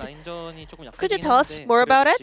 So yeah, her laning phase got a lot weaker, but still Nico is a very good pick for KT Roaster considering our playstyle. And BDD, your Nico is undefeated so far, 5-0. Especially your Pop Blossom always catches so many people. So let's take a look at this highlight reel of your Nico plays. 13-minute kill onto the enemy mid laner. So, you know, it was a team play. So we were able to set up for that kill. And that one was also a team play. You know, we were all grouped up, had nothing to do, so we just wanted to go for a play. And this was a team fight where you guys were grouped up for Dragon and Baron. Is there any tip when it comes to using Pop Blossom? Well, at that moment, I was not expecting the enemies to actually show up around the objective, so I was able to find a really good angle. BDD, are you the vocal one whenever it comes to Nico teamfights? I don't really remember exactly, but I think we had a decent teamwork for sure. And Lehan's KT Roaster showcased some of the unexpected picks. For example, Vayne into Kaisa by aiming. Is that coming from the scrim result? So we were on the up and up, and also we are reading a lot in screams. So I think aiming is the best player right now, in my opinion. So I think I just trust him, you know. And Vayne was able to collect so many kills early on thanks to the help from the Alistar. And Pony on the Korean analyst desk said Lehan's Alistar is just perfect, you know. He knows when you have to use every single skill. So what makes your Alistar so special? Like as a support, you know, you get to play a lot of Alistar games, and that's how you get better at this champion. So today, KT Roaster is continuing a winning streak, and also so many players are actually making individual records. Aiming had his 400th LCK game, and Keen and Lehan's got 300th LCK win. Congratulations on that as well. We'll be looking forward to more of the perfect plays from KT, right? Yeah, until we win the LCK, we will keep on grinding. KT, your upcoming matches are up against Sleep Sandbox and Nongshim. If you get to win both of that matches, KT Roaster will be able to finish on first place after 5 years. I mean, I'm pretty confident, but I think we still have to work hard in order to keep the best form because, you know, playoffs really matters. What about you, Lehan's? Yeah, I mean, we got 2-0 today, but you know, we still have 2 more matches and playoffs matters the most. So we will be keep working hard. And today we have so many KT Roaster fans out here, and also at Yongsan iPark CGV to support you guys. Also, so many fans watching you guys online as well. Any message for KT Roaster fans? Thank you for your support, and we will make sure to end the season as the first place. Yeah, I heard some of our fans are watching from Yongsan CGV. Thank you so much, and I hope you guys can, you know, buy a ticket in the Lord Park next time as well. And this will be the end of the interview from Lehan's BDD on the side of KT Roaster after their win up against T1, and back to the space. Thank you. Thank you, Ji-sun, as always, for that awesome breakdown. Translation of the interview. Let's take a look at the standings here and see what we have on our plate for this one. As KT Roaster, of course, up towards the top, 15-1. They have 1 more game played than Genji, but most importantly, they are 3 points ahead. So because of T1's game score at -3, it's not all bad news, right? With 1 single win from Hanwha Life Esports in this next series, just a single game, that'll actually push DRX out of the running to get in there with somebody else to then eliminate them. So, hey, look, on the bright side, you're probably getting playoff confirmed tonight. On the bad side, they'll have to play in playoffs, and in the current form, that looks quite rough. So, well, they've got a week and, you know, some playoff days potentially to get things underway. But that's a totally different story. Guys, we do have replay during the break. Make sure to check that out. We also do have DRX versus Hanwha Life Esports, which will be a very interesting series. And we'll see you after the break for that one.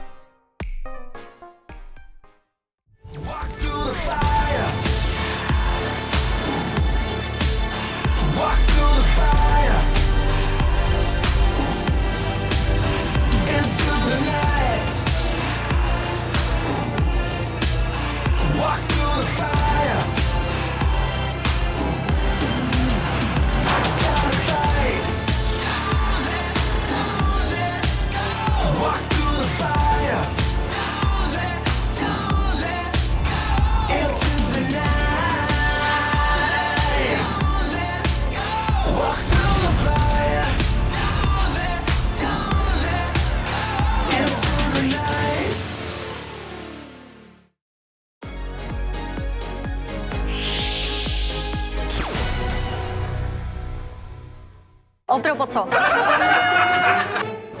둘, 셋.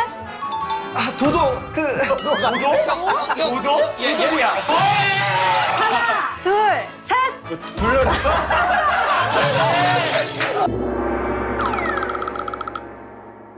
자, 이제 본 교관이 또 여러분들 훈련할 때 도움이 되라고 아이템을 좀 준비를 해왔다. 이거 아는지 모르겠는데 중해제약에서 나온 아이드롭인데 3가지가 있거든? 중해제약 유명하지? 저는 이거 실제로 사용하고 있습니다. 아까 대기실에서 처음 본다고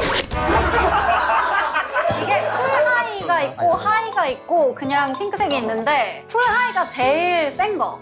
내 눈의 서포터는 마타가 아닌 프렌즈 하이드롭. 아이드롭. 컷! 이름을 틀렸다! 다시! 내 눈의 서포터는 마타가 아닌 프렌즈 아이드롭뿐이야. 이거 광고 들어와야겠는 거를 맞다. 아이템까지 줬으니 꼭 이기고 돌아오도록 해라.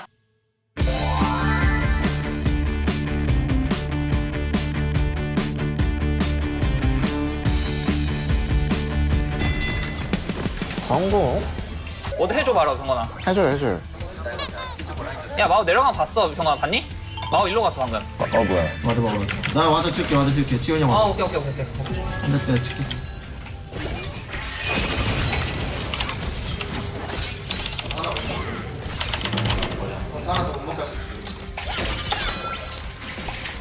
제 탑 노플이야.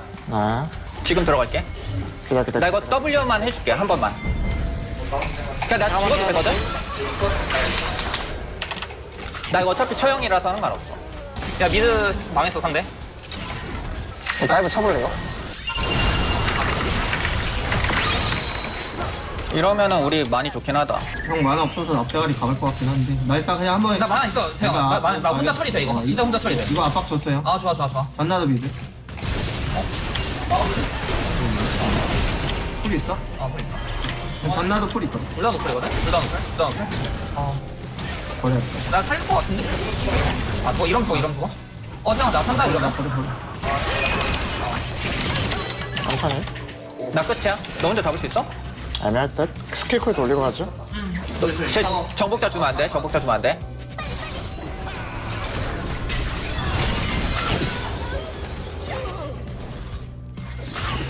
미치겠네. 나 병거지 올 때마다 내가 죽어.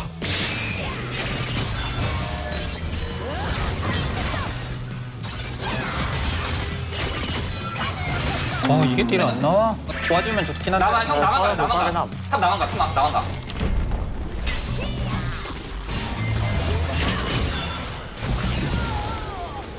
이거 얘 노플 내가 잡았다. 이거 잡을게요 형. 잡아. 쟤 나한테 죽이려고 하는데? 저 내가 잡을라? 오케이 가비. 잔나만 살려버려. 바텀 제이스 생각? 뭐라 못 하고. 이거 그냥 땅굴로 오면 죽긴 하겠다 얘. 미드 살릴 수 있으면 이거 땅굴로 한번 갖다 쓸게. 나만 타게. 답이 아무도 없어. 그웬 노플. 우리가 살릴게. 저만 막아야 되니? 나. 전력 쓰고 너 그냥 바텀 봐줄래? 얘네 써버리.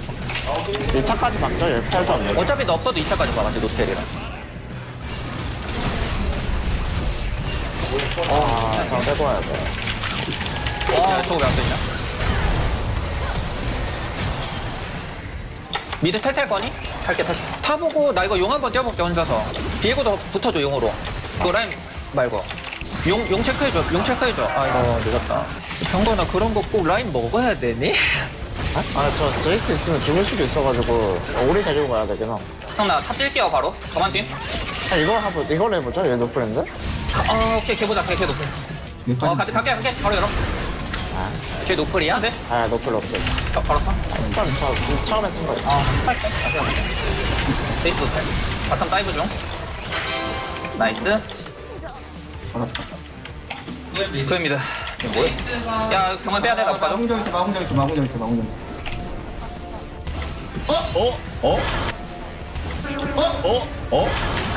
버려. 형 살려줄게.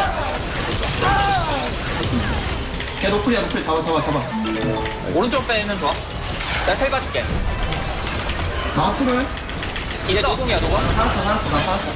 그웬 날아갈 수 있어. 그웬 노플일 때 10초 풀 10초 라인 바뀌거든? 라인 바뀌어 라인 바뀌고 라인 그웬 풀 바뀌고. 있어 그래도 마우카냥 소리네. 괜찮아. 이거 엄청 잘 봤어. 형 이거 한해 더 밀면 내가 한번 더 돌게. 아 나랑 같이 돌자. 쭉 가봐 쭉 해봐. 쭉 올려. 자야위주로 자야위주. 영환이 탑 커버 보는 게 낫겠다. 속박 조심. 야 디테일 빼야 돼. 앞으로 가 오케이. 아 앞으로 저가. 제이스 봐도 돼 제이스 봐도 돼. 앞에 봐도 되고 앞에 봐. 앞에 봐도 돼 앞에 봐. 나이스. 왼쪽으로 와 왼쪽으로. 싸워. 그래 그웬 있다 왼쪽에. 빼와 알아서 버려봐. 나 뺄게. 야 카이사 버리자. 알았어. 카이사 탈수 있어 살아. 나 괜찮아. 카이사 하나 죽었어. 게이드 있니? 웨이브도 믿을 거 죽었어. 병걸이 너 위치 걸렸니? 안 걸렸어. 나 여기서 큐 갖고 올게. 5초. 야 여기 뭐 있어. 저 한 명 더 와줘야 돼. 나 텔대. 나공 있어. 나 텔대. W만 빼. 제이스 노트 이거 아 사줘. 왔다 탔다. 잔나 너 워드 하나 해줘. 와도 없어. 여기. 오케이. 좀 앞에 해주자 형. 아 풀 있다. 나한테. 해보자 얘들아. 구해놓는다. 야야 병거다. 잡았고. 잔나 어플. 여기 뒤에 얘 봐야 돼. 볼 거야. 나 구이 봐야 돼. 구이 봐야 돼. 얘들아 끌까? 아니 천천히 해야 돼. 자 형 돼? 웬 맞아. 구이 봐야 돼. 무조건 구이. 네 잡았어. 제이스 형. 그다음 제이스. 안 돼, 버려. 안 되면 버려. 나 위로 빠질게. 나 파이터 뺄 수 있니? 아 이거 빼볼 수 있을 듯. 정화 있어. 용 나가겠네 이러면. 영 치고 있어. 안돼. 뭐 하기 힘들 듯? 뭐 하기 힘들 듯? 안 할 거야. 아야 용 봐야지. 경고 나 게임. 너 진짜 게임하는 게 좀 이상해. 우리 막 이렇게 쏠 필요 없어. 그웬 탑이야? 그웬 이거 용 우리 거네. 내가 깎을게. 전령 뭐야? 야 전령 봐줘야 될 듯? 용 같이 봐줄게 이거. 나궁 20초 맞다 걸렸어. 이거 4대 4야. 4대 4 뚫지 마. 나 할게. 자야 노공. 나 왼쪽으로 간다. 와봐. 쭉 와봐. 자야 못 걸리는데? 얘 잡았어? 오케이 이거 좋다. 야 이거 가자 이거는 먹고 가자. 나 텔 탈까? 타자. 탈게. 여기 탈게. 먹고 줘야죠.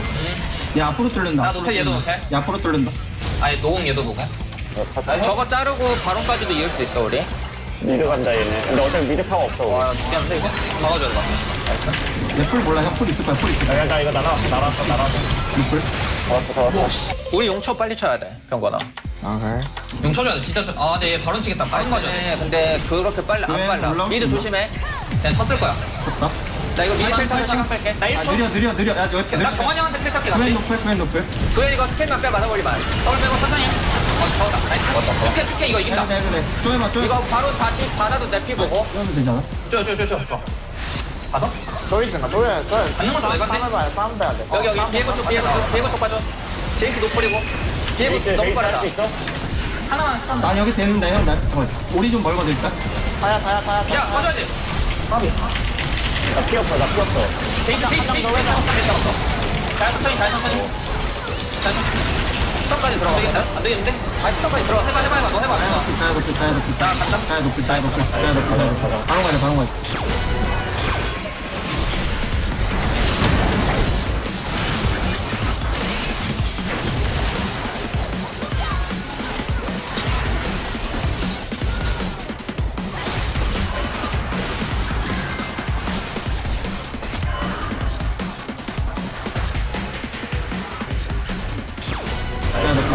바로 가자. 바로 가자. 그웬 노텔이야. 제이스 텔 30초고. 셋이 돼. 형. 셋이 돼 이거 형. 돼. 무조건 되지. 이거 내려 천천히. 될 것 같아. 얘가 무조건 돼. 웬 텔 없지? 없어. 텔 없어. 근데 이거 방론이라 좀 빨라. 아 오케이. 애매하긴 하다. 이거 버리고 칠 생각하자 그냥. 먹어봐 있어. 웬 궁이 있잖아. 공이 있어. 이거 좀 안 좋아. 마타는 좀 뺄래? 아니. 이제 여기 보이겠다. 한번 드리블 해야 돼. 한번 드리블 해야 돼. 이거 해줘야 되거든. 야 노플이야. 해봐. 잡았다 이거. 잡았다 이거. 오케이. 쟤네가 칠 듯? 아 이거 나간 거 같아. 정글 없어. 그러니까 형 주죠. 뒤에 야 구엔. 코인을 보든가. 코인 보자. 구엔 잡자. 이거 빨린다. 구엔 잡아. 아니 공 있어. 구엔 노플. 빨린다. 공쓸 시야가 없어. 너 죽니? 너 죽어서 버려. 이거.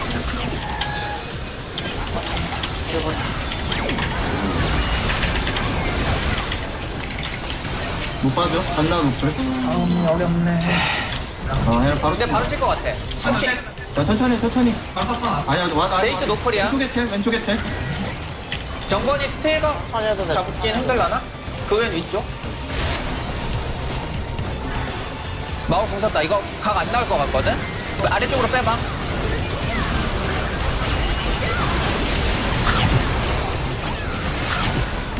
싸움각이 아예 안 나온다. 이제 이렇게 싸움각이 안 나오나? 그냥 마오가 궁 쓰고 그냥 쟤네 달려들면 이길 각이 없어. 와, 이거 진짜 유리했던 것 같은데. 아쉽구만 아쉬워. 게임이 어렵냐? 이 다음에가 중요한 듯? 내가 원래 말했던 게 여기부터 여긴 하거든. 이거 그냥 땅굴 놓으면 죽긴 하겠다 얘. 전력 쓰고 너 그냥 바텀 봐줄래? 얘네 써버려. 용 체크해줘. 용 체크해줘. 이거 늦었다. 여기가 강환이 형 콜했잖아요, 그쵸? 땅굴 오면 잡는다고 했지? 네, 땅굴 오면 잡는다. 근데 여기가 용이 아마 1분일 거란 말이지, 용 어딨어? 근데 여기 땅굴 와서 잡고 충분히 내려갈 수 있거든? 근데 이거에 나는 탑 갈 바에야 그냥 미드 바텀 주도권 있으니까 그거 힘 이용해서 시야 따거나 하는 게 낫다 주의긴 한데. 내 입장도 그거긴 해. 왜냐면 나만 풀이고 얘가 풀 없으면 사실 진짜 잡기 쉽거든, 이런 것도. 결국은 그러니까 다른 것보다 그냥 용 때문에. 용이 6초인데 우리가 사실 힘싸움이 질 리가 없잖아? 그러니까 이게 용이 30초 남은 게 포인트라서 그냥 이거 탑 잡고도 시간이 남긴 해. 보면 이거 잡고 이제 아직도 용 30초 넘게 남았잖아. 지금 뛰면 되나? 용 30초 넘게 남았으니까 지금 때도 충분해. 근데 이거를 얘기를 잘해야 되는 게 그냥 탑 안 잡고 미드 바텀 시야 따주는 게 더 편하다? 나도 뭐 그게 이미 이 판은 유리한 판이라서 그렇게 해도 상관없지. 그러니까 상관없는 게 아니고 저는 애초에 그냥 탑에 턴을 안 쓰는 게 더 좋다 마인드긴 해. 그렇지. 이렇게 유리할 때는 그것도 괜찮아. 그러니까 괜찮다고 얘기하면 안 된다고 저는 생각해요. 그게 더 좋다고 그렇게 형이 얘기를 해주면은 형이랑 나랑 지훈이 형 말이랑 맞으니까 이건데 둘 다 뭐 좋다 이렇게 얘기하면은 다음에 병원이가 생각할 때 이제 좀 어려우니까. 나는 그냥 맞지? 그렇게 생각해. 맞지? 이게 캐리할 수 있으면 그냥 맞아. 쓰는 게 맞아. 우리가 얘기 안 한 것도 강환이 형은 있긴 해. 보통 콜 볼 때 보는데 부르면 따긴 해, 실제로. 니네가 보통 이전 게임 보면 그냥 할 거 하면서 정글도 약간 썩고 있는 듯한 느낌? 정말 안 쓰지, 맞아요. 그건 맞아. 계속 썩고 있어가지고 그냥 계속 불러다 쓰는 거거든? 병원이는 생각 어떤 것 같아? 이게 뭐 사실 원래 정글이 가는 그거니까. 궁극적으로는 병관이 판단하는 거긴 하지 않나? 맞아. 솔직히 베스트는 그냥 여기서 제가 전령 안 쓰고 그냥 내려가는 게 더 나아. 미드 붙는 게 베스트인 것 같아요. 황환이 그냥 이그나이트 쓰고 나 궁 아끼고 나 그웬 이거 먹으면은 궁 쓰면서 내려갈 수 있단 말이야? 그러면 미드까지 10초만 가요. 저 웨이브 도착하기도 전에 도착할 거야. 네. 나 진짜 베스트는 탑도 따고 아래도 다 할 수 있었어. 그러니까 포인트는 너네도 같았어. 야만 해 원래 게임. 맞아. 그러니까 나도 말하고 싶은 게 어쨌든 우리가 인게임 내 판단에서는 탑 간다에 아무도 반발을 아무도 안 했잖아. 맞아, 그냥 나 혼자 그럼 이래 할게 우리는 마인드였지. 그 상황에서 우리는 어쨌든 수비 스탠스를 하자 딱 해가지고 이렇게 가드 스탠스 딱 취하고 있으면 되는데. 맞아. 얘기 많이 하자. 이거밖에 없긴 해.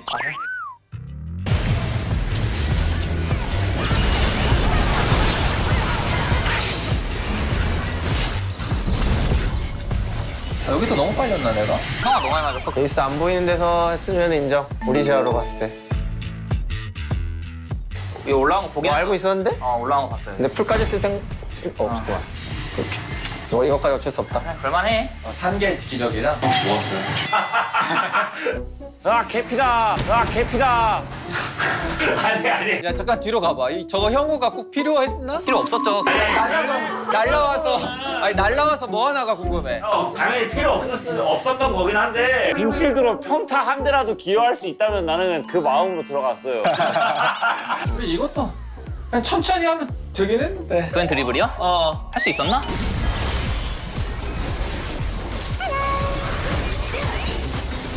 여기서 그냥 끝을 본 거잖아. 안 죽이면 죽는다는 느낌으로 했는데 그냥 너네 둘 빼고 지훈이 혼자 드리블도 됐을 것 같아. 근데 이때도 우리 판단 뭐 그냥 무조건 할 수 있어라고 들었던 것 같은데. 우리의 경험상 이렇게 됐으면 바론 치자가 우리의 대다수 의견이니까 관문 타고 빠르게 와서 우리가 다 뒤질 수도 있으니까 그럼 아예 치지 말자 이랬어야 되는데. 우리 때는 관문 없었단 말이야. 관문 없었으면 먹었단 말이야. 나 구했놈. 관문 빨리 오다니. 사실 원래 이거 무조건 무난하게 이기는 게임인 게 맞긴 해. 11분에 3회 쳤겠는데 무난하게 이길 게임 맞긴 하죠. 아니면 우리 차라리 말없이 한번 게임해볼까? 솔랭한다고 생각하고. 그건 절대 안 돼. 내가 우리 이미 졌어. 말없이 게임하면 점수대로 가지, 형우야. 아쉽다. 왜 오늘 나도 또 느꼈어? 뭘 자꾸 느껴요? 얼마나 오르가즘. 형의 발언을 지지해요. 형 근데 촬영이 너무 힘들었다 솔직히. 아까 스태틱을 너무 많이 받았어 우리가. 선생님이 저희의 체력을 다 깎아놓고 스크림을 시켜서 내가 봤을 때 이거 방송이 쫙지야 이거. 2부 친구들한테 아직 질 정도는 아니라 생각하거든. 조금씩 각자 연습을 해서 약간씩은 더 늘려오자고. 오케이. 우리 카카오 막내 졸린데 부르시러 가시죠. 촬영 고생하셨습니다. 아니 알겠습니다. 당연히 무슨 말이야.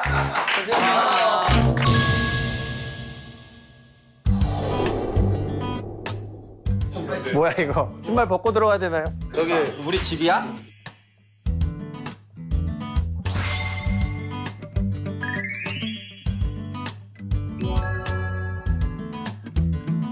여러분들 주무실 숙소고요. 이야. 너무 좋네요. 불만 좀 꺼주시면 잘 씁니다. 불 좀 꺼줄래? 6시 되면은 기상해야 될 것 같은데요? 햇빛 누가 막아줄 거야? 와, 야 이건 괜찮을 사람 해. 진행해. 일단 해. 진행시켜. 고생했어 오늘. 그래. 취했다. 지훈아. 네? 맞아. 먹고 자. 형 주무시게? 자야지 돼. 안녕히 주무세요. 올해 불필요하게 에너지를 좀 더 쓰지 말자고. 아 이게 근데 20살 때 보고 30살 때 보고 이러면 나중에 40살, 50살 때 어떨지도 대충 그려지지 않아요? 또 한 10년 뒤쯤에 또 이 컨텐츠 그대로 또 나오고 있는 거 아니야? 지금 애들이 하고 있겠지. 근데 솔직히 말해서 상혁이 80살 돼서 브이로그 찍으면 볼 거 아니야? 난 보고 싶을 것 같은데. 상혁이 80살이면 나 86인데 살아있겠지? 형 가는데 순서 없어요. 그러면 우리 그 어제 캡제기 와이프한테 혼난 이야기 좀 해볼까?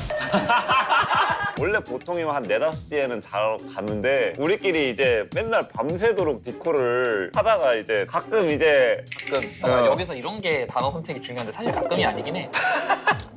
지훈아 그래 알았어. 생각보다 자주 새벽 6시를 넘어가서 잘 때가 있었단 말이야. 근데 내가 이제 게임하고 있는데 와이프가 갑자기 이제 잠에서 깨가지고 아직까지 게임하고 있었어? 디코 중이야? 또 네 운동카오야?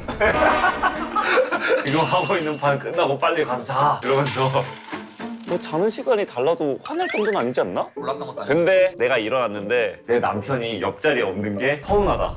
서운할만해. 근데 이제 나 여기서 살짝 내가 처음에는 감수성 이해가 잘 안 되는 거야. 그 눈 떴는데 내가 옆에 있고 없고가 그렇게 중요했을까? 티발롬이야? 아니. 이 자리를 빌어서 형은 아내분께 좀 죄송합니다. 저는 재밌었어요 사실. 형우도 재밌었을 거라 생각하지만 난 몹시 재밌었어. 결혼 못하겠다 이런 얘기 들으면. 마지막 경기만 남겨두고 있잖아요. 리플레이 비틀즈 하면서 어떠셨는지. 진짜 친구 생기고 이렇게 같이 지내는 시간 자체가 너무 좋긴 했어요. 재밌게. 너무 즐거운 시간 보내고 있는 것 같아요. 이 방송 덕분이겠죠? 다. 사실 우리가 이런 프로 아니었으면 모일 일이 뭐 얼마나 있었겠어? PD님도 그렇고 촬영해주시는 이 촬영진 분들이 지금 몇 시야? 지금 1시 되지 않았어요? 1시 됐지 이제? 요약하자면 퇴근하자는 뜻이에요? 아니요 그냥 감사하다고요. 감사하다고요. 네, 감사합니다. 이걸로 화이팅하자. 우리가 왜 레전드인지 보여드리겠습니다. 보여줬는데 패배해버렸다고. 그거하고 너무 쳐봐야겠어. 다시 한번 그 멘트를 해도 될까요? 우리가 왜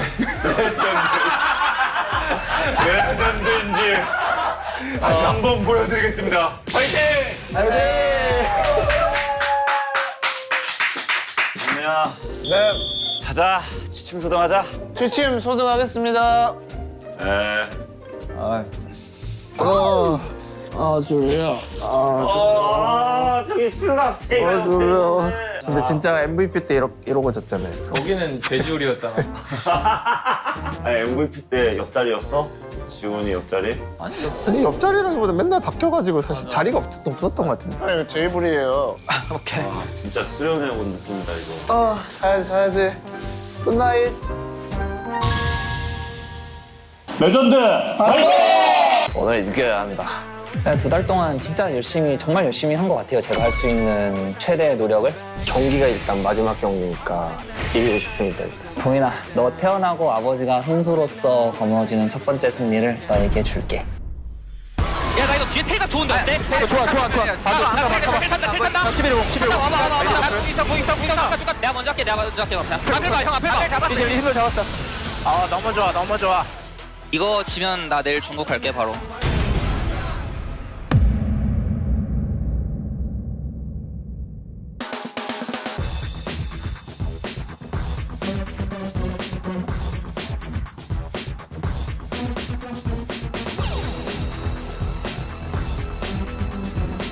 LCK 대전 정글원 경기 안녕하세요. LCK 단합대 탑편이 준비되어 있습니다.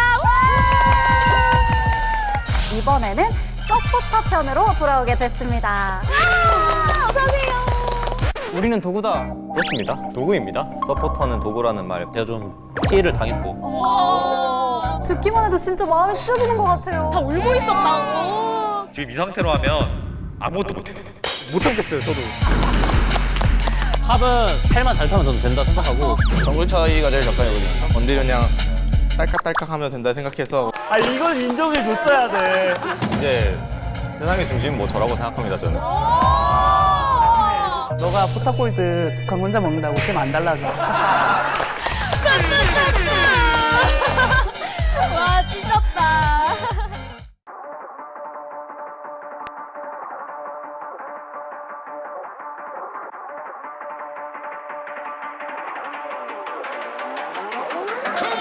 I wanna feel a rush, tell them turn the pressure up. I be setting fires for the thrill, I can't get enough. Knocked down, never knocked out. When I'm in the clutch, leaving limits crushed. Gotta get it, ain't no giving up, nah. Got the whole world waiting on my fall. Me against the odds, bet it all. Better stack them tall, non-stop, fighting non-stop. I've been through it all, eyes locked, coming in hot, breaking through my walls, yeah. Try to count me out, but I'm on the grind, yeah. Count down till I'm going live, yeah. Feeling like a fire on the inside. Roll from the ashes to survive. I'm coming alive. Come on.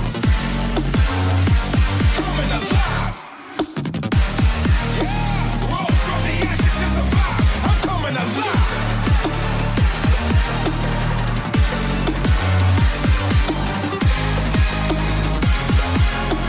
Roll from the ashes to survive. I'm coming alive.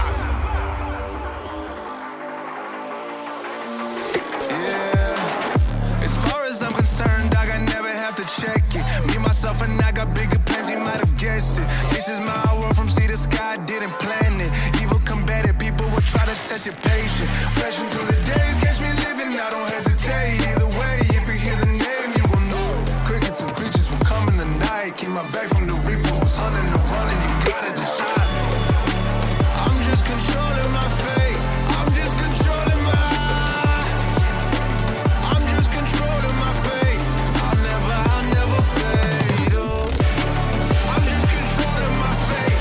I'm just controlling my fate. Oh. I'm just controlling my. I'm just controlling my. I'm just controlling my. It's not the same, so it's time to ride. Forever I live. I feel my soul coming alive.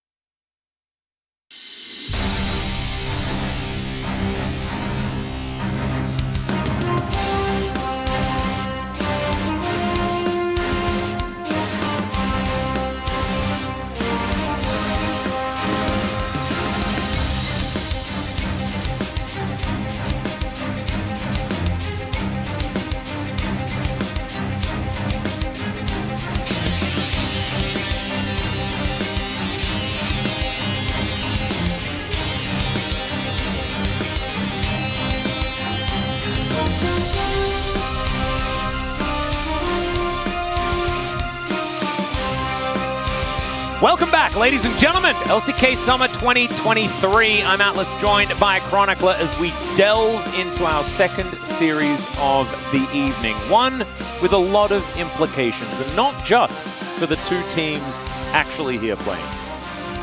Because if DRX drop even a single game, T1 is locked in, even though they were unable to get a win against KT, because it will eliminate the scenario where T1 gets surpassed by two teams because they're sitting at 7 and other teams are sitting at 4, so bridging that gap is still going to be very tough. And it's important for Hanwha, because if they want to tighten their grip on that third place, they got to basically try and get a 2-0 here to ensure that D+ doesn't overtake them at the last second. Let's have a look at the standings, and we can get into exactly all of that stuff, because you can see at the top of the standings, things neck and neck between our top two, and then third place also under contention between Hanwha Life Esports and DK. Both of these teams, if Gen G are able to secure a win in their second series, of course KT have played all of their series this week, and thus they are one match ahead. DRX also trying to equalize with Live Sandbox, who have really shot up when it comes to those playoff percentages, sitting at 48% right now. So DRX got a lot of work to do, and look, they could be able to do it. They'd have to go through some ex-teammates, though, as Beryl facing off against Zeka and Kingen is pretty poignant here as we move into this match. And we'll see whether they can actually rekindle those playoff chances, because this is where the unbreakable spirit will be required. And as we are going to take a look here, the tops with some of the deepest champion pools, which isn't really the two players that would come to mind for me, interestingly enough. Wouldn't have guessed that if that was a quiz question. Yeah. Rascal versus Kingen is going to be the matchup here. Kingen recently, I think, really, as has been the case with Zeka, getting better and better with every week. Kingen has never been a standout player, except that one time when he got Finals MVP. That's just been a classic, hard-working, run-of-the-mill top laner, won't let you down. Not always the carry, but sometimes he has his moments, whereas Rascal has to carry, effectively, in this current form of DRX, because the team has been struggling a lot, and if he doesn't pop off, it becomes a lot harder to get those wins. Unless this gentleman right here is able to do it. Fate has been a bit all over the place with his performances. Now he's up against Zeka, who has played Yone 8 times with like an 81% win rate or something like that. It is pretty absurd, the amount of victories he's been able to pick up on that champion. Fate is going to have his wits about him. We are going to welcome DRX, though, to the LoL Park stage. As you can see, no Juhan this time around. It is once again Croco, who was able to pick up his first victory in a match that he played all of the games in since like January this year or something like that. It's been a really long time. And it was against T1 in their previous match. 2-1 victory there for DRX. That came down to the wire, and we've seen that other teams have been able to dispatch of this current iteration of T1 quite easily, but this is still an achievement. Croco fans are finally thriving. It only took all year. Not the best year for Croco, obviously, but has looked better after he was subbed out for a longer amount of time. Before that was truly not good and painful and sad when it comes to the individual performance, but recently looked up, and I'd say the whole of DRX have. The problem is that when it comes to glow-ups in summer, I think that Hanwha Life might end up taking the cake. This team, even though we knew the individual players were great, right, 3 world champions. We've been waiting for this team to be good all year. All year. And we saw a glimpse of it when they knocked out D+ in playoffs in spring, which was unexpected, but even then it didn't really come together until, and you know what I'm ramping up to. Oh yes, we know. The Chi-Riz showed up. Oh, I said they're not. look at those arms. Viper is actually, he's just getting flanked by all these muscle men. Life has also, like, if you compare, Life, I think being on Hanwha Life has just been like, okay, well, if they're all big, I can't not be. Viper. He's been going to like hang out with Kingen as he goes to the gym and stuff like that. I think Zeka is just naturally massive. And we know that Grizzly is definitely exactly that, as this is going to be our key player matchup. And we talk about the glow-up that Grizzly has brought to this team. God. Yes. So Zeka, individually, this is, if you watched last year, you'll be like, oh, this is I've seen this ramp up before. And last year, it led to a still completely mind-boggling win at Worlds, the meta has shifted away. The picks suit him so much better. His Tristana's amazing with Azir back at the forefront. He's able to bring out his Yone a lot. We've even seen him go towards things like the Akali, and while those are not really there at the forefront yet, the fact that it is an opportunity, is a possibility, is just great for this team. But on the other hand, look at the smiles on DRX. They know this is basically a must-win for them. If they aren't able to win here, they do still have DRX and Bro and Kwangdong ahead of them. So it isn't impossible, right? Because it just then depends on what does Brion do. Yeah. Because Brion obviously... Two out of three of their next matches for victories is likely to be enough. Yeah. But fate is not going to be in their hands, right? Outside of in the middle. Exactly, because it also means that if Sandbox beat T1, which right now would not be shocking in the slightest, then the balance can change again. So really, even a single win would be huge here for DRX and for Hanwha. So both of these teams have a lot to fight for. And when it comes to the race, it's so interesting because we have, it's very segmented, right? We have first and second actually close. Because KT is looking a lot safer, but they are only a single game win ahead to stay ahead of Gen G. Then we have third versus fourth, same thing. Expected to be only a single game difference. And then fifth is kind of seemingly locked in, even with T1 underperforming. And then you have the T1 floating about. Exactly. And they're just in the middle. And then you have 5 teams fighting for the last spot. And one of those teams has made it to 5 victories, but they are also on 11 losses. DRX could equalize that kill margin, or they could join Kwangdong Freaks at 12 losses. And all of these wins and losses towards this end of the season, we are really at the pointy end. And it could be devastation or elation, both of these squads. Because, of course, Hanwha Life Esports need to create space between themselves and D+. Because if D+ beats Gen G tomorrow, which, I mean, it's not impossible, but it's looking tough, then it could be very difficult for Hanwha Life Esports to continue and make it towards that third place position, which is quite coveted. We might have a scenario where it actually will come down to the final day, because the DRX versus Kwangdong match could end up being a deciding factor, which I think is awesome. And the bottom half of the standings really have been a treat when it comes to competitiveness. When it comes to level of gameplay, it's been a bit up or down, and we'll see if DRX today can deliver on that. Hanwha Life, in recent times, some individual now jungle performances that were maybe more funny than adequate. Notwithstanding, have looked incredible. Zeka and Kingen, I think, really coming into their own. The Grizzly Life support jungle synergy actually looking peak. Viper, keep doing what you're doing. You've been putting in the work all year. Well, here we are into pick and ban for the first game. Already, Yone, Rel, and the Vi have been taken away. The Jax Respect for Rascal also taken off the board, and there is the Tristana ban as well. So Kai'Sa gets through and gets snapped up very, very quickly. Good. There is a Renekton and a Sejuani that are a little bit available. That's got to be it. I think the Kai'Sa pickup is definitely a good call. We'll see what DRX have. I'm knowing Rascal, I'm sure he has something to deal with the Renekton. It might just end up being the Rumble, right? That will be my first instinct. Yep. Because this seems kind of obvious. The Yone is already banned away. Now, if Fate does end up going for the Azir, which not necessarily the most Fate champion that you could think of, then Zeka could go for Akali. He could also just pick it up himself and just lock in that Renekton Azir 1-2, a combo that Life, funnily enough, is obviously very familiar with, as is Rascal. Yeah, because of course this was, we're a jinx away from the classic Gen G composition of old. Oh yeah.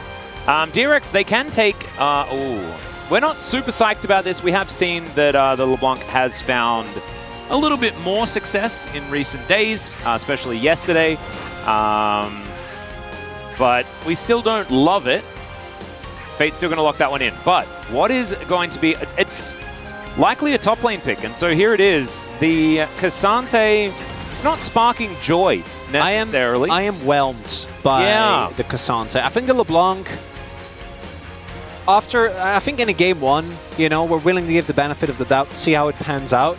because the LeBlanc has actually, we've seen a lot more of what makes it so strong. My goodness. We are really going back here on the draft as just the Aphelios straight up gets locked in. A lot of teams have kind of pivoted away from Aphelios after the repeated nerfs towards this champion and into the Shiv LeBlanc and Poke Kai'Sa.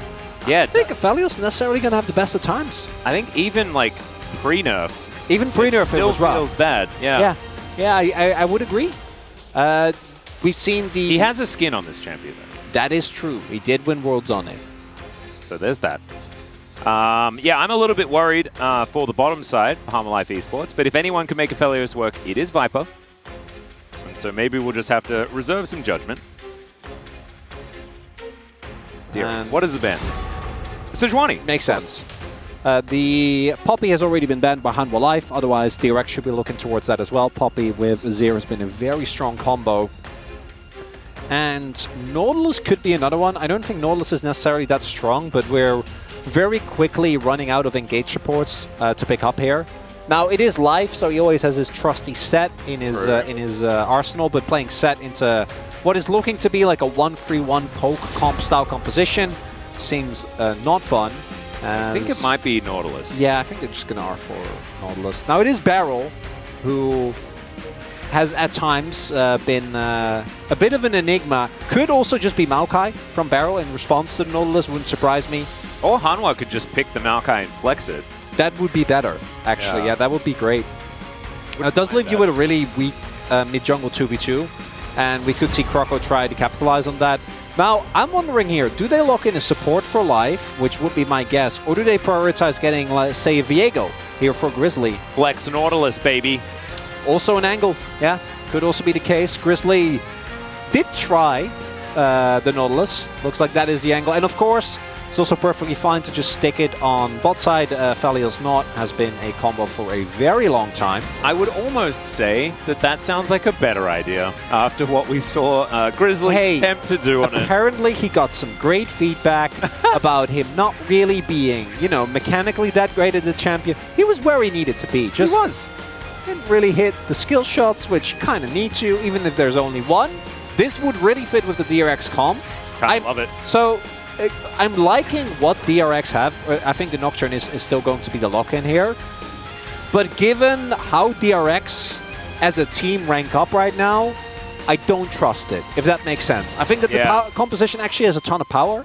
And I do not mind it one bit, although Kench would be incredible here. I don't think Kench is in the best of spots, but into Nocturne, it's good. But I don't know if the Nocturne actually needs to like all in on the Aphelios here. When you look at the setup, it could very well just be a 1-4 over a 1-3-1 style comp where you use the Nocturne more as a side lane threat. And it looks like Hanwha Life are also like, yeah, I don't know about that. Let's not put Grizzly on it again. Instead, give him a champion that he is wildly comfortable with. Yes. In his Viego. Yeah, his Viego has been absolutely fantastic, be it in Challenger or here in the LCK. Don't exactly have a lot of tape of Grizzly because he only started here in the summer season, but has looked definitely most comfortable on this Viego. And so as we go down the line, it's a pretty elementary composition here from Harmalife Esports, certainly one that fits in a little bit better in 13-12 or 13-11, or maybe at the beginning of the year. DRX, however, have the LeBlanc back again. We've seen this be middling, but also have some pop-off performances if you do get ahead in the lane. The difficulty is you're up against Zeka, who is on a champion he's very comfortable on, and it may not necessarily be that super easy laning phase. But we saw like this was the exact matchup that Karis got completely demolished in, right? Up against Closer. Very true. And hey, I didn't have a ton of faith in Liv Sandbox to pull off a comp that was very similar to this. I don't know if I have faith in DRX, but we'll see if they can prove me wrong. I think the main point of contention here is that the Hanwha draft, I don't think they got all the best picks on the current patch, but this is extreme comfort for every single player. And is that going to be enough, combined with the fact that they've just been playing well, or is DRX actually going to be able to execute on this LeBlanc, maybe set up the Kai'Sa for success, try and go for that 1-4, possible 1-3-1 style? Have to find out.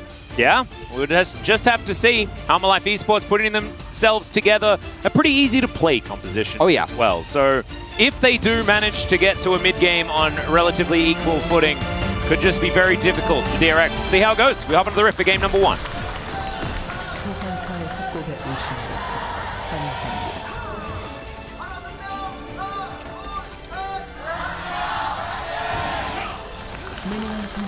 All right, ladies and gentlemen, here we are.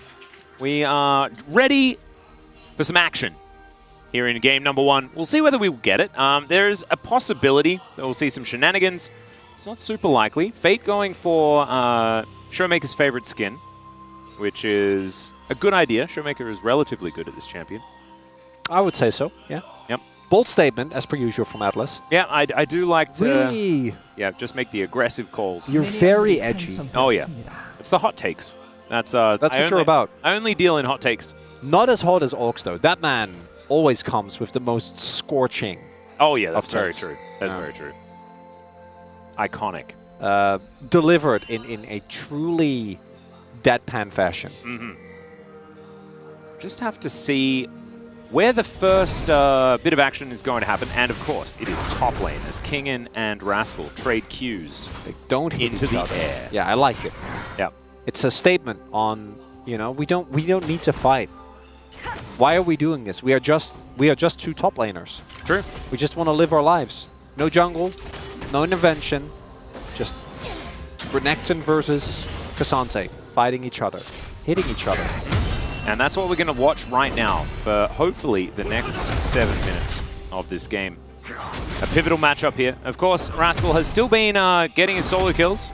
Don't know who's currently winning as far as that metric is concerned, but I have a feeling that Rascal has lost out on his lead. I think Dudu has 8. That was in round 2. Dudu has 8. Yeah, he's So I think he was first as of the previous matchup. They played yesterday, or the day before? Yeah. Back then they still had 8. I remember it because it was he didn't. I don't think he got any that series. It's not a great showing for Kwang, unfortunately. Yeah, not the greatest. It was against KT though. So we could potentially revisit the top lane solo kill statistics, but I'm sure we will get there towards the end of the season as we're starting to award those things. Humble Life Esports just happily grabbing hold of this wave and allowing DRX to shove it in. See whether they go for some sort of cheater recall or something like that. Grab themselves a little back, and it does look like at least Paddock is going to go home. Oh, never mind. Yeah, I would imagine that Croco's like, hey, bot lane, you have Prio, can you come and help me? I really want my crab. Can even get 2 crabs, possibly, with mid lane Prio. Yeah. Is not impossible. Does rely a little bit on his bot lane. We'll see how Grizzly paths as well. Might make the read and just preemptively head towards the top half of the map, because he should not be able to contest the Scuttle. Level 3 hit for Baron and Paddock here. And I think Grizzly should just be like, no, nope. And he does seem to do that. Doesn't have Prio in either of his lanes. It's Fate and Paddock and Beryl are earlier on the rotation. And ooh, this is a cute call. Instead of looking elsewhere. They are going to be able to move this minion wave now, so Grizzly should be able to find his way in. Hook is going to connect there. Of course, the Viego quite a distance away, as they don't go too far further forward. Okay, Zeka taking a bunch of damage here in this mid lane. See whether he's going to be forced to teleport, and he is going to. He's now live. Finds yet another hook. Not sure how he managed to get that one past the minions. I hope Grizzly's taken notes, as Viper is going to send them away. And so looks to me like they weren't able to make them interested enough in the battle. Hey, if you're gambling a gank working on Beryl going in, I think that's a fine gamble to make, to 100%. be completely honest. And I also think, as mentioned, that Grizzly could have gone for an earlier back, but his jungle wasn't up, and he wouldn't have gotten top crab because he didn't have mid prio. So kind of a lose-lose. I think the only way where you do get crab there is if you preemptively rotate, recognizing. So nice early lead for Croco here, who specifically on Nocturne is loving the fact that he just gets the power farm. Does get spotted there, and immediately it's like, oh, well, I guess I have been seen. Will be going back to his jungle farm. Yep, Grizzly doing the same thing here towards his Raptor camp, where he's going to head next, as he's kind of running out of camps, probably his Wolves, and then look for something else. Like you say, Croco well and truly in the lead. It's 2 camps or something like that at this point in the game, and of course Nocturne a very speedy farmer, as Rascal not winning in this top lane, but is doing fine when it comes to farm. That is probably the main thing. Both of our top laners yet to teleport, as Life and Grizzly just moving on in, and Croco just going to be bullied away. Fate moving over, Duskbringer comes forward, and that is Croco securing the big popcorn chicken. It's really nice, you know, gets him even further ahead. Grizzly really struggling a little bit here in the early game on the Viego, and gonna be a pretty sizable experience advantage that will be here for Croco. Do note, Fate actually has TP advantage, still hasn't backed. Yeah. So sitting on only a longsword, but anything he trades with Zeka in terms of mana or health is a pretty big win. Croco gonna be like a camp away from hitting 6, and we'll see where he decides to go. Should be hitting it off of his blue buff or his Gromp. And then looking at the setup, top is one option. The other most likely one, I think, is bot side. Try to get that Kai'Sa ahead. Yeah, I think aiming for the bottom side as Croco is definitely going to be a good move. Viper and Life have been willing to go in, let's just say, quite a bit. And you can also see that Puddock is now starting to fall a little bit behind when it comes to farm. Viper having a pretty good time on the now nerfed Aphelios. It was red-white really did suffer a little bit, and Gravitum's slow getting that nerf as well. But I think that the previous patch did the most damage. Yeah, it already dropped in Prio, and it's not even done, right? On the next patch, we're getting another nerf. If I remember correctly, that's when the Guild Force nerf comes in. Yep. That shaves away a little bit more of the champion's powers. Croco didn't hit 6 of a blue, so will be the case after getting his Gromp. Now, do note that the early range of Paranoia is actually quite short. We'll see Kingin still has Flash, still has his Dominus available as well. And Grizzly is on the top half of the map. Croco also, like, where does he go? Looks like it's going to be bot instead, which I do think is the correct call. Just try and get, you know, you get a 2-for-1 deal if it ends up working out.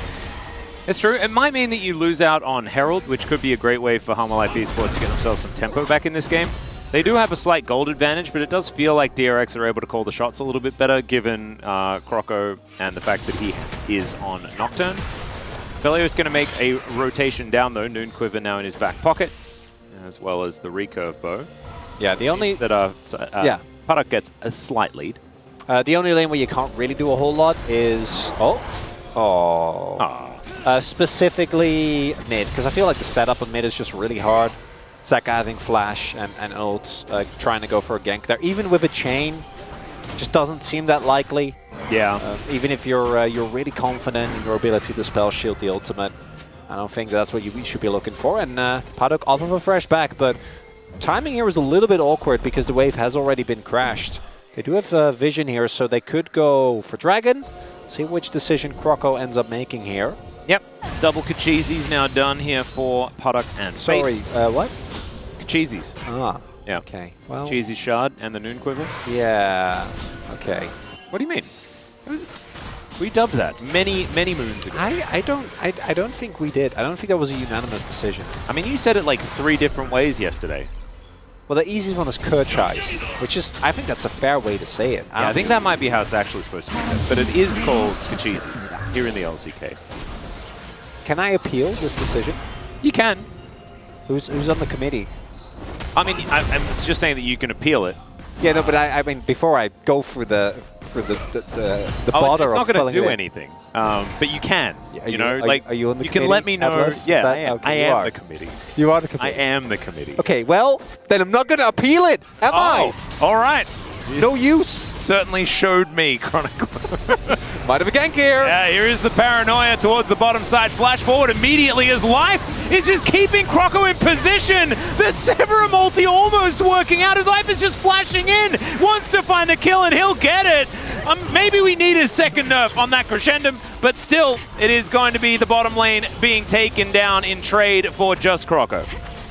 Yeah, I appreciate the blood first, but I think he just gets out, and then you trade, you know, 1 kill to the Kai'Sa, and now, yeah, you pick up a kill yourself, but you also really accelerate Puddock. Yeah. Which I don't know if that was quite the angle there.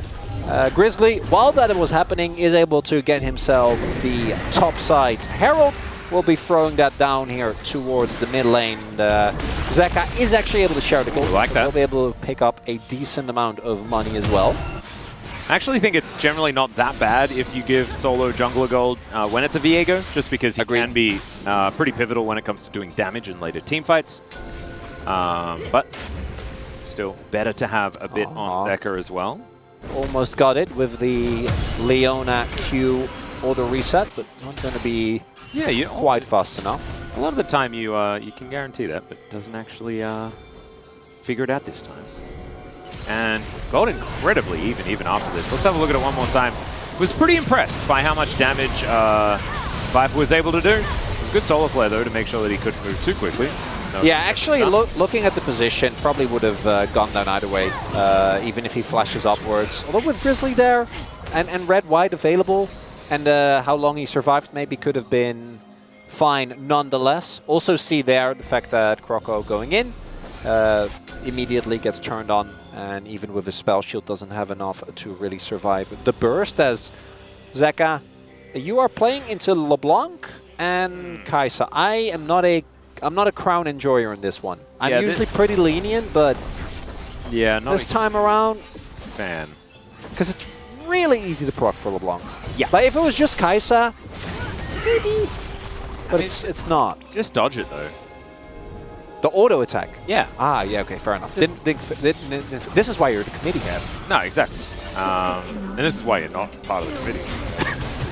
Just saying. Don't understand that you just dodge it and then the item's fine. Yeah. Chronicler, get it together. I got lots of work on. Yeah, that's all right. Barrel? You got time. Yeah, you know, I got potential. Always Barrel might find Grizzly here. Or Grizzly might find Beryl. We'll have to see. It's Beryl finding Grizzly. He's going to heartbreak over, and Beryl's even going to be able to follow his corpse into the Brambleback pit, and that is just a beautiful little catch. And all right, how much does DRX not want T1 to qualify I was about to to the say, playoffs like, today? Barrel's like, it's personal, kid. It's just, so Beryl hasn't made any major mistakes in lane, has been 100% kill contribution, is roaming towards top side to set up kills on the enemy jungler. And it's not even August yet. No, I know. Absolutely insane. And yeah, this is just... It's just a good setup. CC chain is there.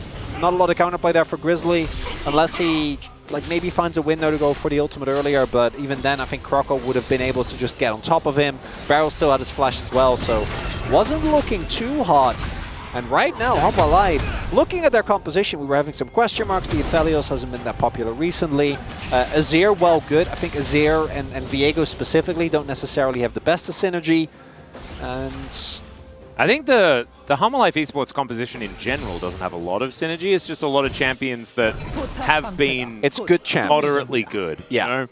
And yes, you can always team fight because it's Aphelios Azir, right? But I think the supporting cast aren't necessarily super duper capable of having that big 1-2 punch, because Viego and Nautilus, while Nautilus is just a CC machine, and that's fantastic, it's not really the 2-punch of CC that you're going to get, because Grizzly only has that one little stuff. Can turn into the opposition if they manage to get a kill though, and then they might have more CC. Croco also has had a 100% success rate with his ultimates, which always is going to feel really good. Even without getting Ultimate Hunter, is spotted here as Crown will be procced. Bit of crown value there. Echo. There is a lot of... I like the warding here from Humble Life rather, to ensure that they do know where this Nocturne is going to be at any point in time. As Rascal, he's just walking over. He should be able to contest this. As I say that, maybe not the dragon, but the fight afterwards? Perhaps, but Beryl is going to get depth charge. There is the paranoia, but they can see him because he's right in front of them. That is going to be the kill onto Beryl. Fate might just be able to take this outer turret in mid lane, though, as Croco is going to get stunned up. That is a scared Crocodile, and the flash has to be used as Grizzly just pops on over. 2 flashes are down as Fate distorts multiple times to get himself away, but that does mean that first turret blood goes over to DRX, and Viper going to grab the second one very, very quickly. Unfortunately, Oaks not paying attention, so make sure to call him out on the space later on. Oh dear. The immediate gold trade, not too bad, as we might have another fight here. Possible scuffle, but that is a Mega Cone. And so Grizzly is well and truly out of there. Everyone, in fact, just launching themselves. Could be the Herald, though, with the Flash being used defensively there. Yeah, just second Herald here for DRX. Can use that for even more map control. Now that they've already taken the mid-outer turret, can be used in one of these side lanes just for some more money. Money that they have more of than Humble Life Esports. Not something I was expecting to say as we tick towards 16 minutes. What we did say earlier on is the fact that if things are relatively even, Humble Life Esports, their composition, relatively easy to pilot if we do get to a teamfight scenario. The thing is, I think that DRX just function very well without team fighting. They do. And I think the cool thing about the DRX comp is that I think it actually works up until whichever point in the game you prefer, provided your execution is there. I do think the Drake going over to Humble is pretty valuable for them because one of the best ways in the current meta to generate side lane pressure is to have a surplus of Drakes, but at the same time it's Chemtech, so like would it really have generated pressure or does it not matter? We'll see where they're able to throw down this Herald, and I expect it to go just towards Fate, who is hoovering up minions. 190 almost here at 16.5 minutes. Yeah, this is some real Shiv LeBlanc stuff happening. As you can see, was able to take out the back line. The minion dematerializes strategy, certainly keeping the Shiv LeBlanc thing alive. Actually, he didn't even go. Did he? Demat? No, like because I was looking at that as well. Huh? But he's sitting on. It's just a bit accelerated. He's sitting on Resolve secondary. Huh. So not going to be the case, as it does indeed go to Fate. Will be finishing as Night Harvester shortly, and that is going to be huge. Now my question is, where does Croco go, and in what way can he enable Fate to apply more pressure in side lane? Because the risk you run is if you don't have sufficient vision control, and Humble Life try and punish the LeBlanc, who is pushing in the side lane, even if she is very slippery. There are a lot of great tools to lock her down, with the stun from Kingen, Life with his ultimate. Kind of depends on Croco to provide support or a cross map to happen, but right now I think DRX are doing better than expected coming into this first game. Absolutely sitting pretty. And we do have the Nashes very, very close to being finished here for Parak, who does still have his 2 kills. Not a CS advantage. Viper has been able to farm pretty effectively here. Approximately 10 CS a minute. But nowhere near the 206 CS that Fate has as we tick towards 18 minutes. My goodness. Like you said before, he has been hoovering. And just to remind you, if you like chaos, if you're unbothered by any of this, and you just want the maximum fun outcome, you're rooting for DRX here. Oh yeah. DRX win means that we don't get Sandbox. You know, he's able to pull ahead of the pack. And instead, the race for 6th remains very firmly competitive. Absolutely.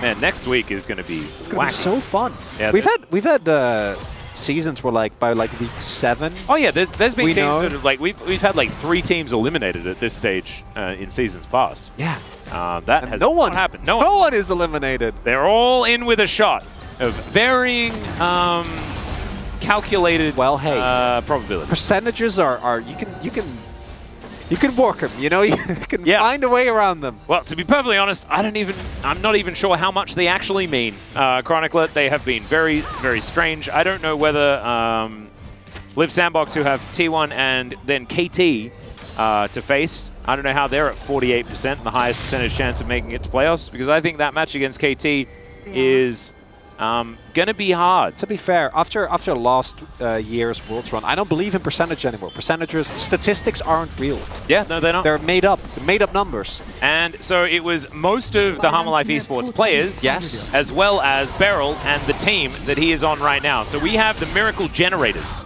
all of them, outside of Deft. Might have 5v5 here, which should be favorable for Hanwha. They are behind about 2.5k gold, but that's not insurmountable with a good setup around this dragon. Yeah. Okay, Life is going to tank up the Void Seeker. Beryl looking for that flank angle as the Leona. They are going to pull the trigger. There's the paranoia, but look at this. Just get behind the President. Make sure he's going to be okay. Viper is going to be missed. The Emperor's Divide, just fantastic as Moonlight Vigil flies in. Viper keeping himself alive with the Severum, and there goes the Cassante. Humble Life, they just set up the barricade and say, no, you will not kill this man. And we will take the Drake. Fate, oh, okay, does land a chain, but not going to be able to find too much more as Grizzly seeks him with the Void. Not going to be able to find anything else. So, team fight win there for Humble Life Esports as Beryl. Okay, Beryl? First you don't succeed. Try again. He just gets on over the execute. Viper, Beryl is still going to die, but the message was received loud and clear. But that could actually be the difference between them getting Nash or not, because without the Aphelios DPS, you don't really have a shot. Yeah. And so trying to best a Humble Life and getting to the President when they're protecting him, they've been doing this all year. This doesn't look too good. Beryl doesn't find the Zenith Blades on Viper, finds it on Zeka instead, who just presses his R button. And there's a reason why the fan art of Humble Life just standing in front of Viper is so funny, but it's also accurate. But then, crucially, Beryl, with the value of Hex Flash, goes over the wall, is able to take down the Aphelios together with Fate.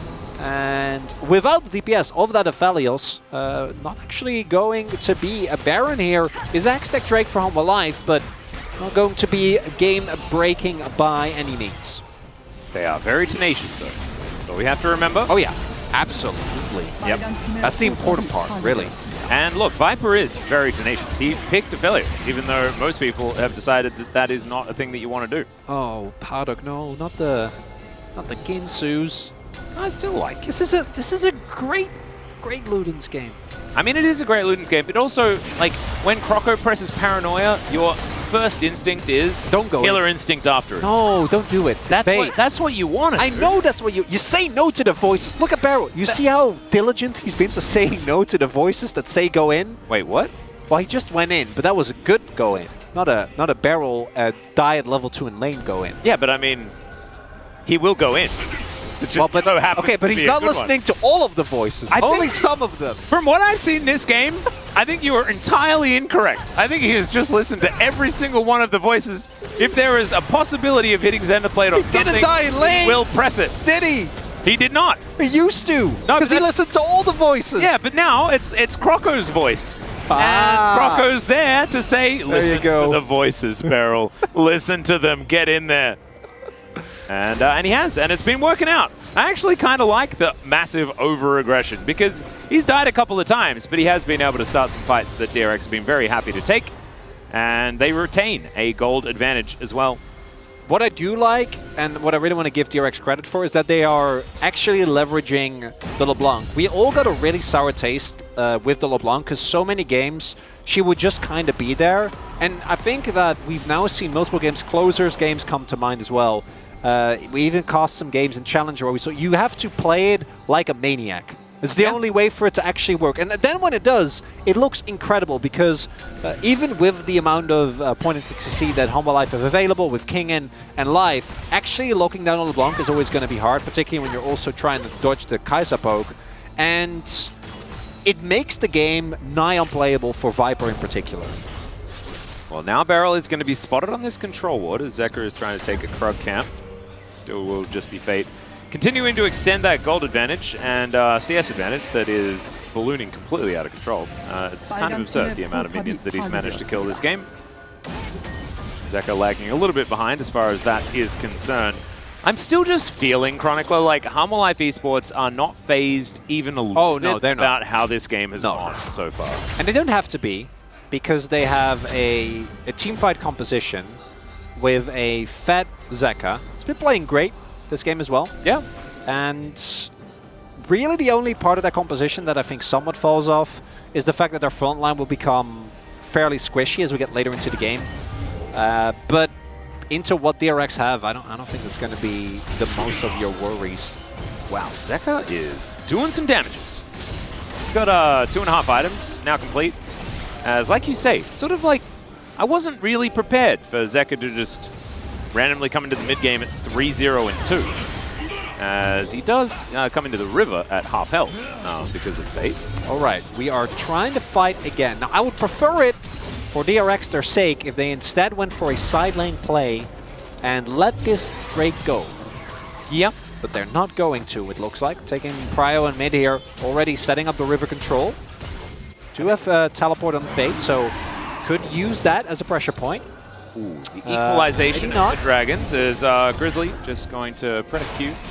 Tries to find the pesky. They should be able to get this just with the delay, the interference that's being run by the rest of the DRX. Yeah, I mean, I think Nocturne grabs the Drake. It's just whether or not Hammerlife actually care about it at all, because it looks like Baron is what they really have on their mind. Like, trying to do that against all the poke from this DRX comp, plus the fact that this is a Nocturne who can get into the pit so easily. Well, Hook is going to land max range there from Life onto Beryl. If they manage to get this pick, it could actually be huge as everything goes dark, and now it's protect the President time. They're going to do it yet again. And Viper, he retains Cleanse and Flash in this instance.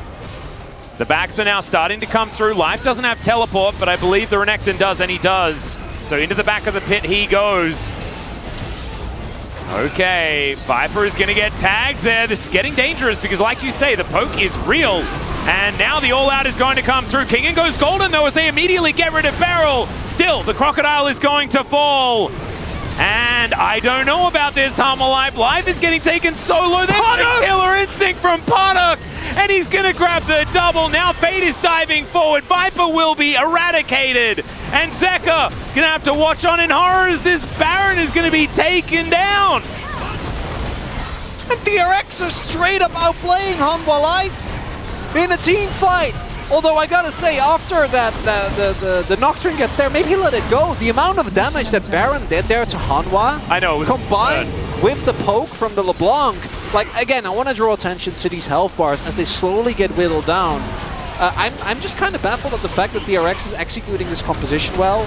So bear with me. They set up, force a lot of summoners, right? And then Life is already low. Already taken a lot of hits. There's no crown. Zeka's getting poked down. And Baron, meanwhile, is also attacking Grizzly, is attacking King. And then you see Poduk and Fate actually getting so much work done that Beryl isn't able to actually find the E onto Kingen, otherwise he would have been fine as well. And at this point, well, you gotta fight, right? You're already committed, but you've been poked so low. Poduk, that was a sick flash. It was actually just amazing. And it's a pretty happy Rascal, as we can see here.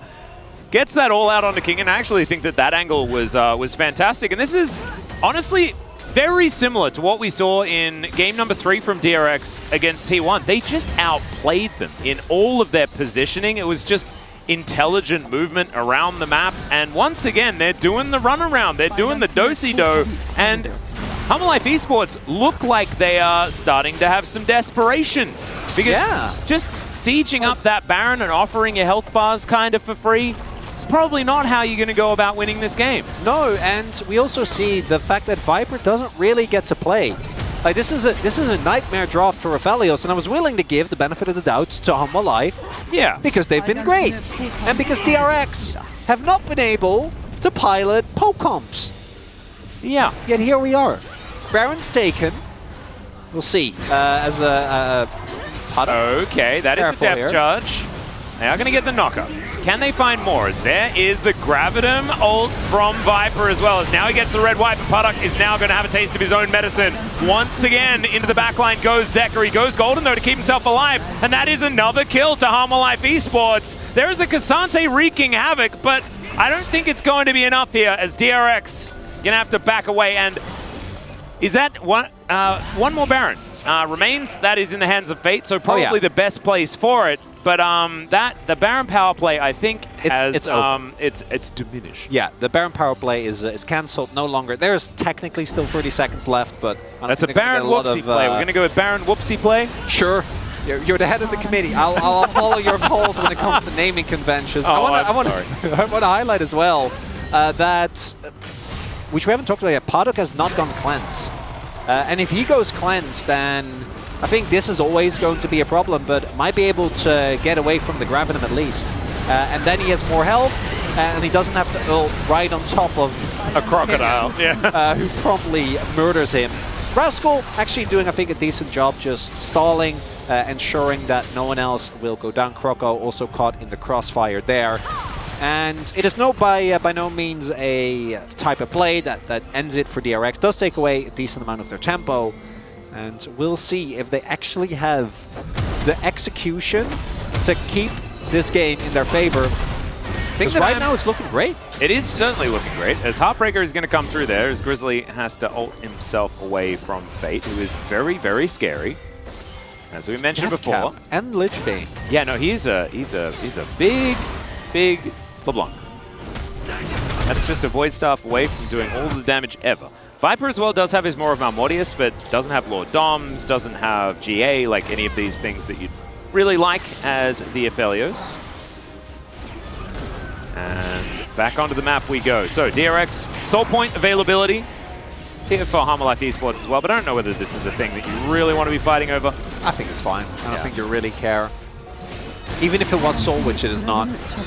Just a point, not that relevant as Fate. Ooh, does have to flash to get himself out of the way.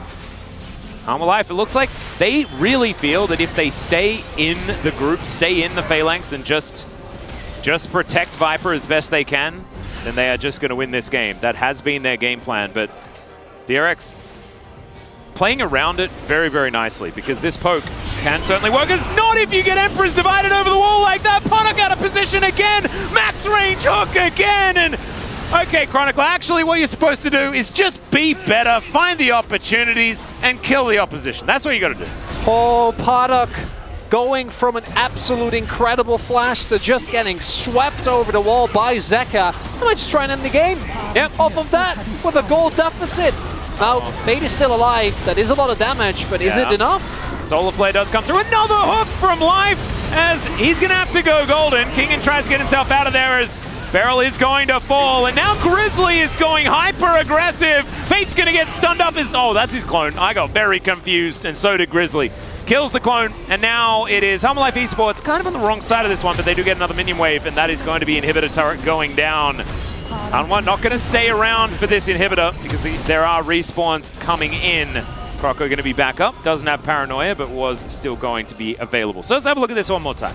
As they are seemingly aware as well, and just get knocked over the wall. It's very straightforward. Zeka sees an opportunity, goes in with the flash to ensure that he actually gets everyone. And we do see the inexperience, right? Podok coming up straight from Academy in tense moments like this. Now back-to-back gets picked off. I also thought Grizzly was actually gonna be able to get it done here, but only gets 25 gold for his efforts. We'll see. I trusted that he'd selected the correct LeBlanc as well. I got quite confused. You know, he's still... It happens to the best of us. We saw it yesterday. Still having a decent game, Viego, but Zeka clearly the one that Harmalife have kind of put their faith in. Oh, 100%. I mean, Grizzly is still 12 out of 13 kill participation this game as the Viego, so he has been able to get around and get things done in this game. Kingen now has his GA, a very important item actually for this Renekton. Longevity in these fights. Viper has the long-range weaponry now. At least Calibrum did survive the nerf bat this time. Would love if DRX just put Fate in a side lane. And yeah, at least Fred is not going to be the case. They have zero vision here right now. Well, Harmalife Esports are doing this Baron so incredibly quickly. It's just taken. Yeah, nothing they can do about it. Now Rascal, yes, he mitigates some CC, but the Paranoia, there's no real avenue to get in. They are protecting this President so incredibly well, as there is the hook avoided by Rascal, but he has to flash to get out of the way. This tower had fallen down earlier on, as Fate is going to move back towards being frustrating mode, but that is the Baron now taken. Now it's going to be very difficult for Fate to win in these side lanes, although more important for him to attempt to do so, stop their base from just being torn to shreds. And you're also seeing DRX, their composition is so unforgiving. They had 2 mistakes that have completely taken all the tempo out of their game, and now Harmalife is just like, we're deathballing. You know what? No one move. You, everyone, in the ball. Yeah, well, stick together. This is Viper with all of his burly gentlemen around him, protecting him. Exactly. And it's exactly working in this game as it looks when they're on stage. It's precisely the same thing. It's working out incredibly well here. Love thematic cohesion. I know, the level of immersion that's available in our LCK is absolutely fantastic. Another hook going to barely go wide there from Life. Kind of, weirdly enough, front runner for POG for me. I don't know, he's just been landing everything. I hope that as well, while he's making all, like, that one avoided by Rascal once again, as I might cast a curse him here in a moment. But maybe he's just teaching Grizzly this whole time as well. He's like, oh, by the way, you can weave it around this particular that rock. Definitely should do that, as Life is Nautilus. I'm leaning Zeka, though. I think Zeka's gonna get it. He's been doing really well, but you know, you can even go for a G-Res vote. You can convince me, as now the shove is going to come in, and this, when the health bars are full, DRX is going to struggle. Fate is doing some work, but I don't know if they're given the time. I like Humble Life's decisiveness here. Don't give them time to poke you down. Yep, and they're just not committing. They're not going to swat Fate as he tries to come in, although they do then. Emperor's Divide pushes Beryl away. The flash out immediately from Puddock because the depth charge was right there. They try to get on top of Viper, who now flashes away. Croco dives on top of him. They take down the Aphelios, and now it's Grizzly. Can he get enough of these resets? Fate is going to fall. The Heartbreaker comes in. He survives for so long, and now 1 Croc versus 3. And he might be able to actually do this. He's got the slice. He's got the dice. Croco makes him scared, and there is the fear down to the GA. It's not over just yet, but they have a fair bit of tankiness as Kingen.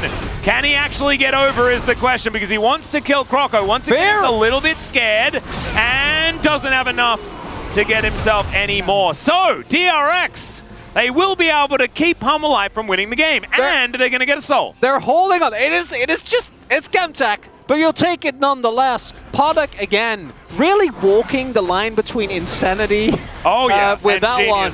And Beryl, actually wonderfully done. Gets the immediate CC down, forces defensive positioning, and then the combination of Puddock going in from the side, getting the snipe on Life, and Croco being such a nuisance in the backline, they're able to actually take out Viper, who crucially did not have a GA. And then Grizzly and Kingen are still trying their very best. Grizzly does get taken out relatively early. Kingen buys a lot of time. Once he loses dominance, though, it's basically a guarantee that he is going to go down. And eventually that will happen. But between Gore Drinker and Empowered Call the Meeks, he's still holding on for a very long time. Yeah, that was definitely an arduous task. It does show that the Crocodile pretty powerful at this point in time, as the Mega Scryer's Bloom is going to see everything that's going on here. Puddock looking for his Zhonya's, which I think will be very important. Something defensive sounds like a great thing. Oh, is he going to go? Is it Void Staff now? Yeah, I'm wondering. That's what we're going to be looking towards. Is he going for the all-out? I want to do max damage off the. There we go. We should have known. Basically, oh no, it was Void Staff, 100%. It was. I don't think he could even afford a GA or a Zhonya's. There is Viper does have his GA complete. That's big. He has a Last Whisper as well, and I got a little bit worried, right? Because I thought that he was going to prioritize Lord Doms before trying to get something a little bit more defensive after breaking his stopwatch. But now the GA is completed. And so now they've got 3 GAs on their team compared to the one that Croco has. Yeah, Fate should be able to pick up 6 his Void Staff here. This is a very large LeBlanc.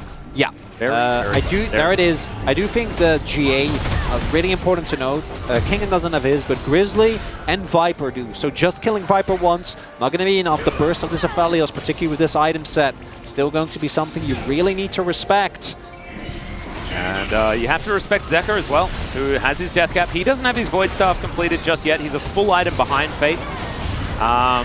But he is still doing a fair bit on this Azir. And they do have a lot of control of this map as well.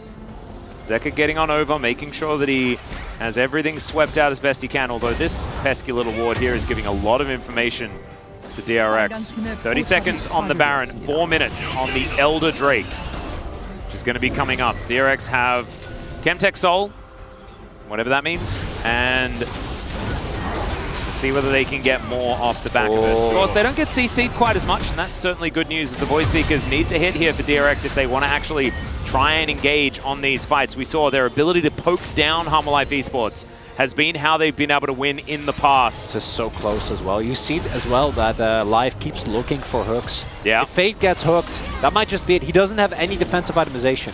He is going all in.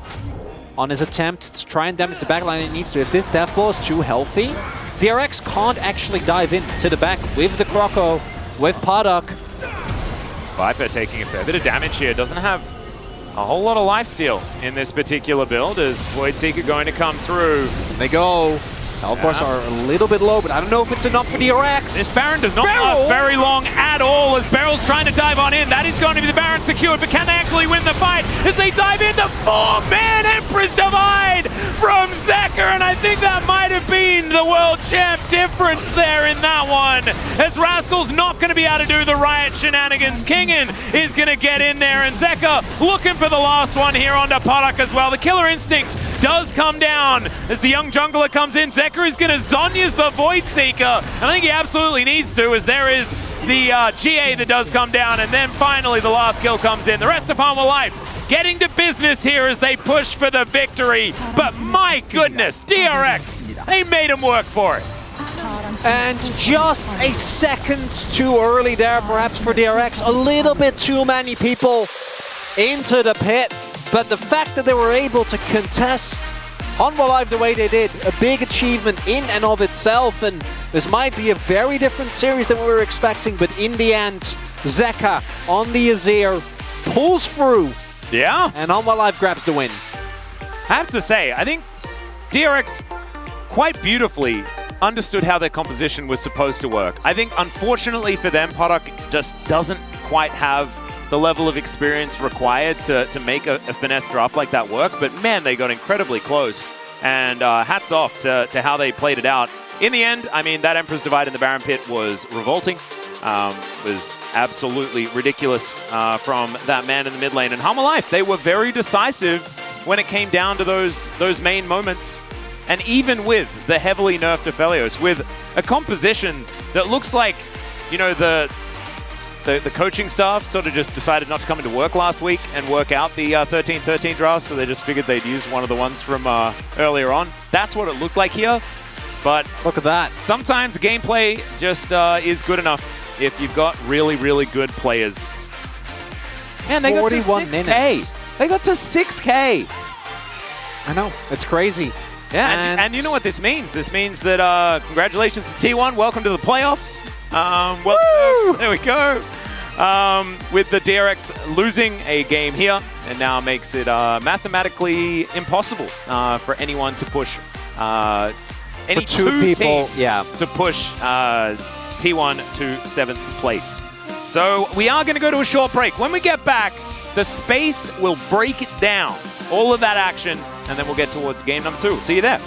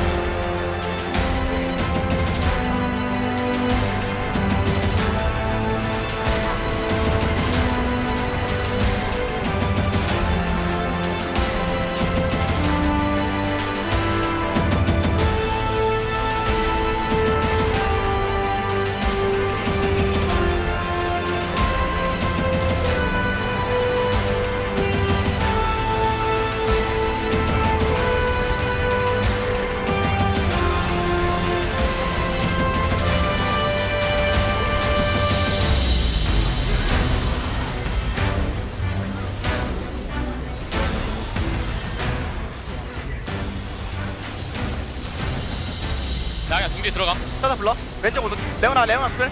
안에부터 봐. 안에부터. 제대로 못 갔는데. 천천히 봐. 천천히 앞에 녹탄. 이게 안 돼? 계속. 루브랑 금방 하나 써. 루브랑 금방 하나. 미드 지키자. 미드로 가자. 그 상태 바이트만 막혀줘. 얘 거야. 더블렸어. 상태. 나 가인이 있어. 봐봐. 같이 있어. 같이. 자, 미드.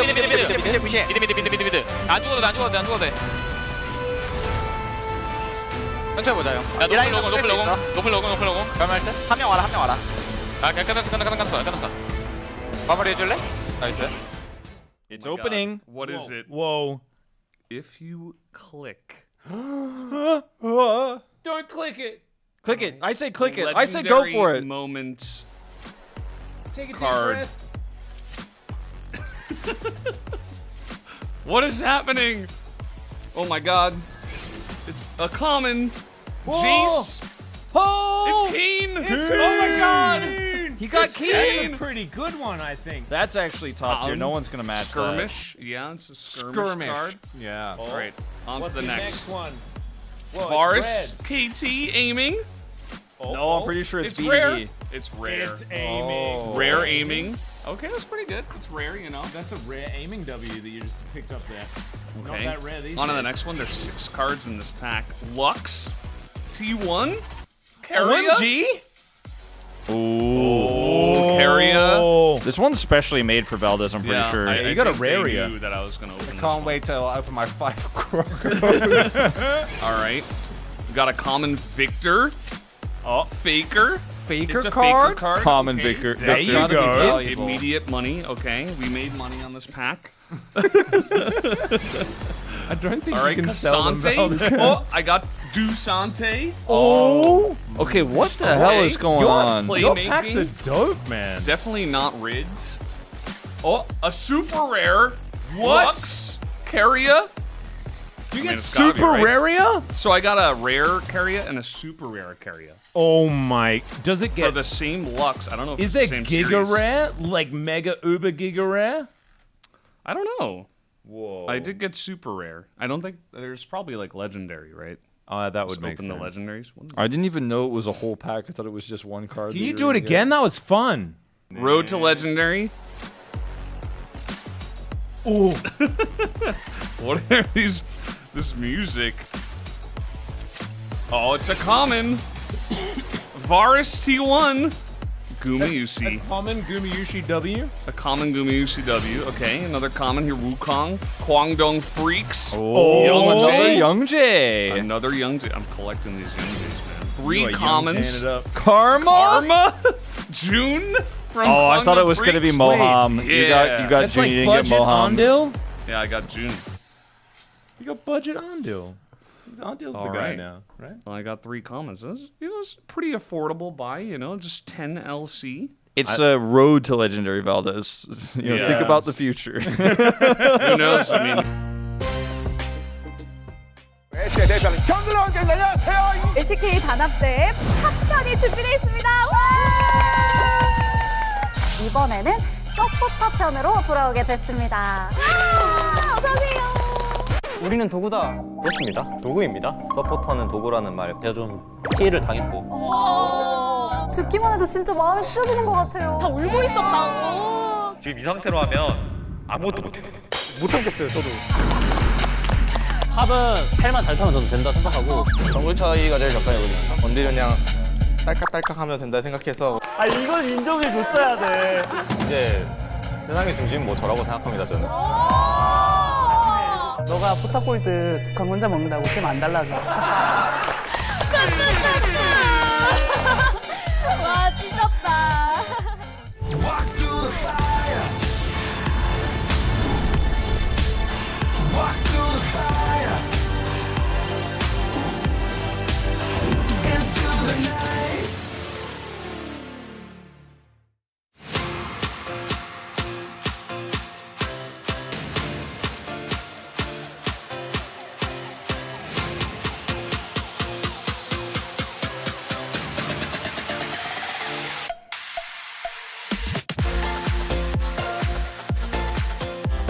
hello and welcome to the space. We are here after game number 1 of Hama Life Esports taking down DRX, which, as was mentioned by the cast, does secure a playoff spot for T1. So that means there's only one more spot, and we have 5 teams that are vying for that. Anybody can get it.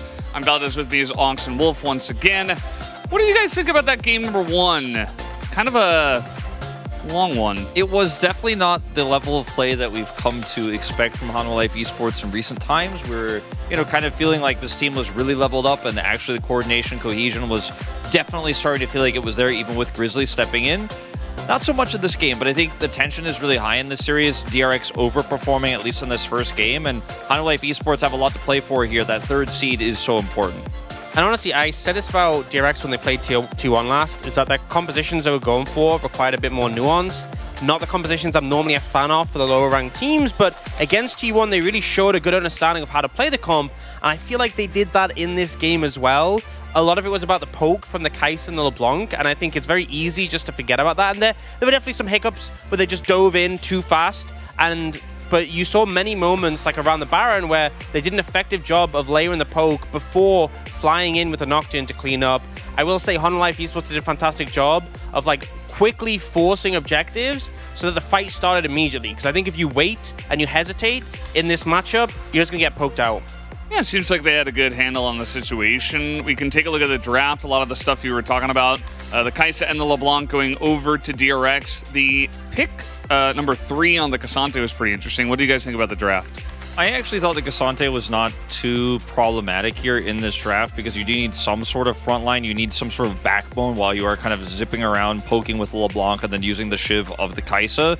Obviously, he's going to give you a lot of power in lane, and if you fall behind, it's doomed. Like, he's going to be completely useless. I was more interested in the Leona pick that was coming through here. It looks like the Alistair ban here from Hanwha Life Esports, they thought that was going to be a critical pick for Beryl, even without a pick like the Rel. But the Leona ended up being super high value. Beryl had a fantastic game of Leona. It felt like the old Damwon days.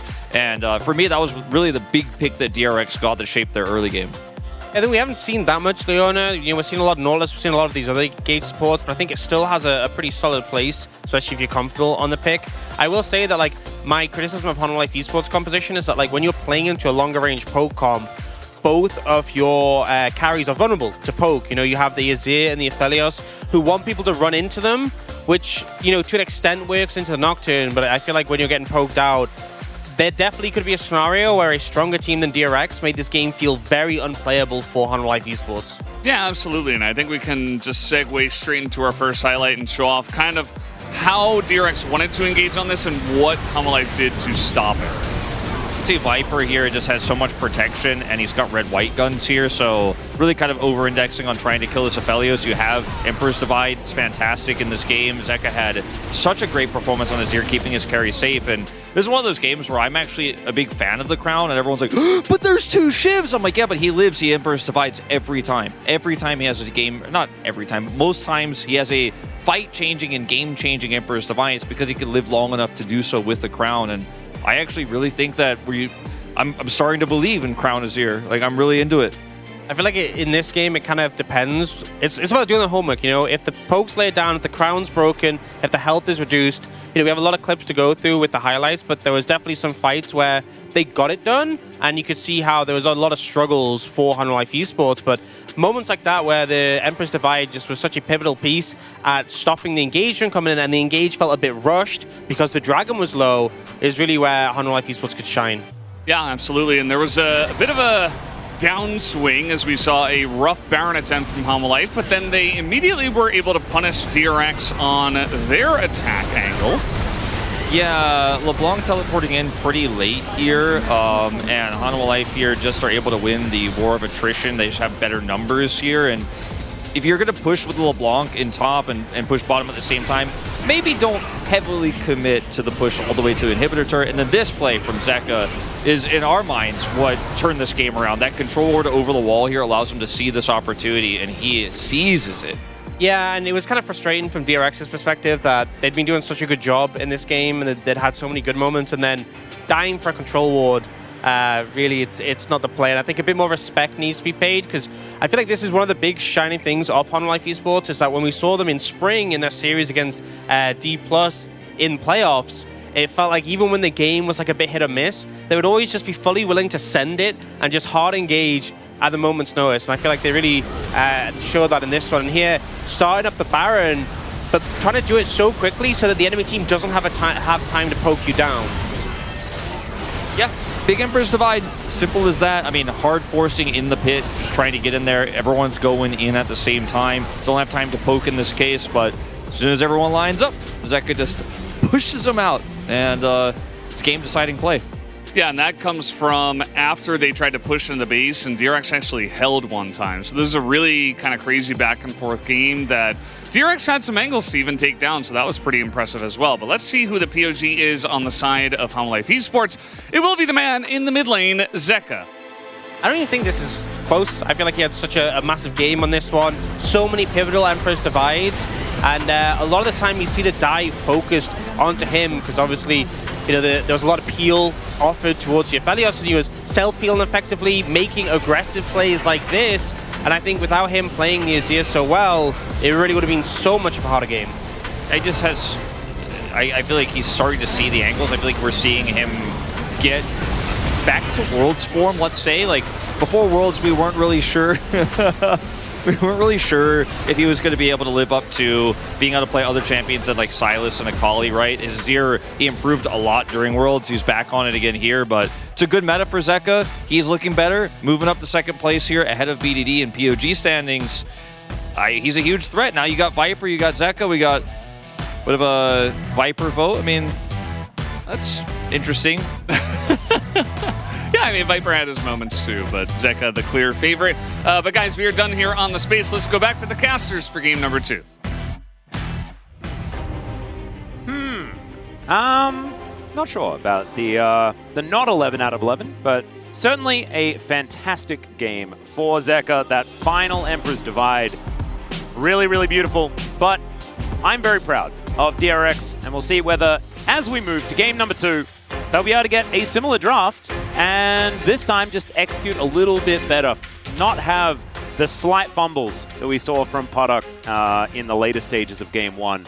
Because if they didn't have those, then I have a feeling that they could have just cruised through for a victory, which is crazy to think about, because remember what's on the line, right? This is DRX's playoff hopes and dreams, possibly being dashed. Yeah, I think that if they lose here, they're not mathematically out, but they do rely on Sandbox, like losing enough so that they pull 2-4 ahead, and also they don't want to be overtaken by Bro, and they do have some semblance of control because they're actually facing Brion next week as well, which is another one of the matches that might end up being big. But even just, a single game win, because I want to draw your attention right now, the game scores for the bottom 5 teams. Sandbox, -11, DRX, -13 previously, but we don't know what it will be by the end of this. Then Brion -14, Nongshim -15, and Kwangdong -14. So it is very close. It can literally be whether you make playoffs or not, depending on whether you get a single game win. So for DRX and trying to extend this series, Kaisa immediately picks up air again, and this time around, the Tristana for Zeka. That is not going to make DRX fans feel any form of security, because Zeka has really been good on basically anything that's meta at the moment.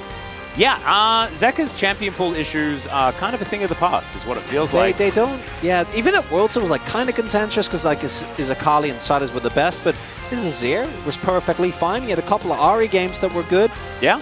And now Tristana also added to the pack. So it's a crocodile. Yeah, it's King and now, I want to say 9-0 or 10-0. He has definitely played it 9 He's times. undefeated. Yeah, I think he played it. We had a 9-0. Yeah. So now, could be 10-0. Yeah, I think so. I was pretty sure that I saw an 8-0 before this series started. Makes sense. But I might have had wrong stats. As Nautilus and Cassante going to be locked in. Not a massive amount of damage being put on the table here, but once again, it is that same core as Sejuani locked in. Here is the change-up for the jungle as well. So that Renekton Sejuani combination here for Hanwha Life Esports.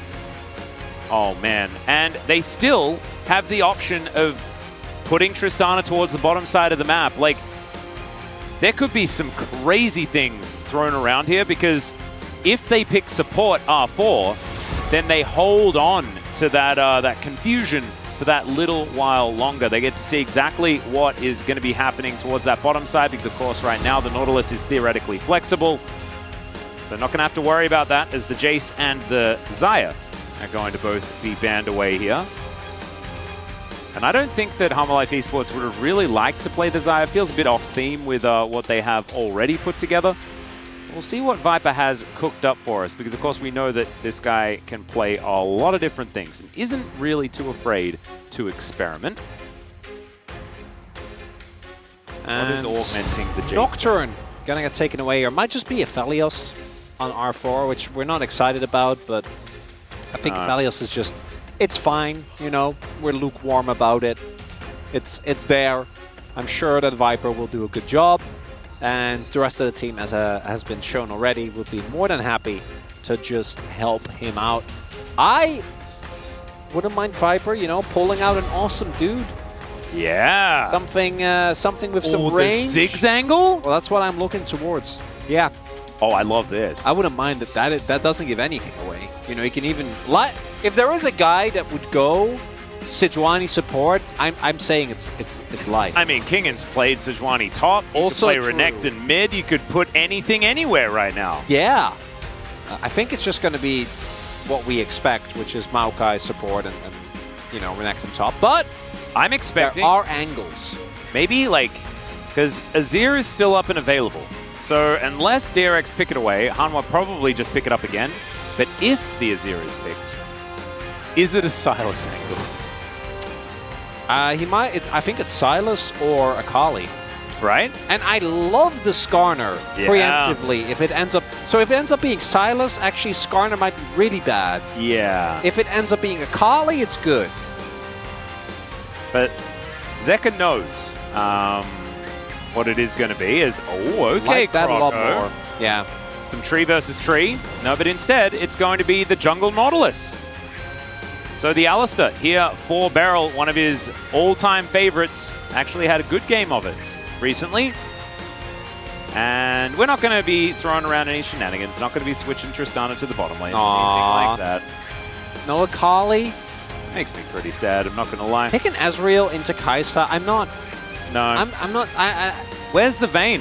That you used to do that the other way around. Even when Kai'Sa wasn't that meta, when Ezreal was blinded, because you actually have the ability to gap close if you hit a W, and the isolated 1v1, it does not get won by the Ezreal.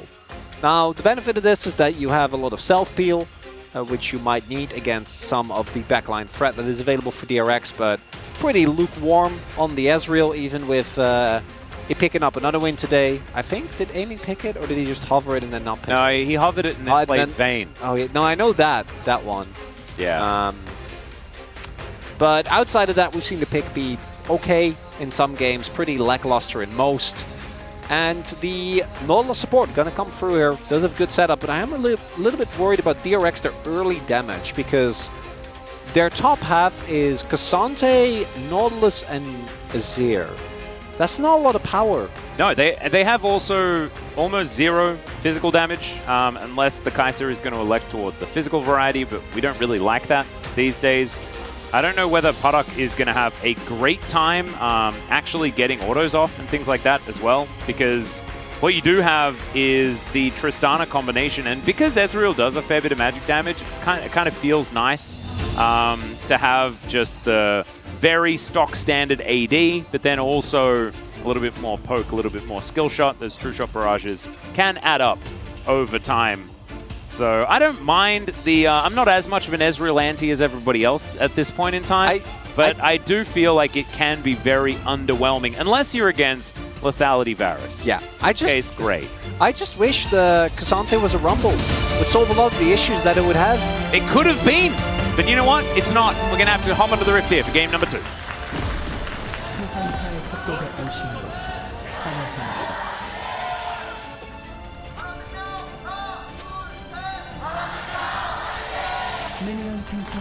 Here we are, ladies and gentlemen.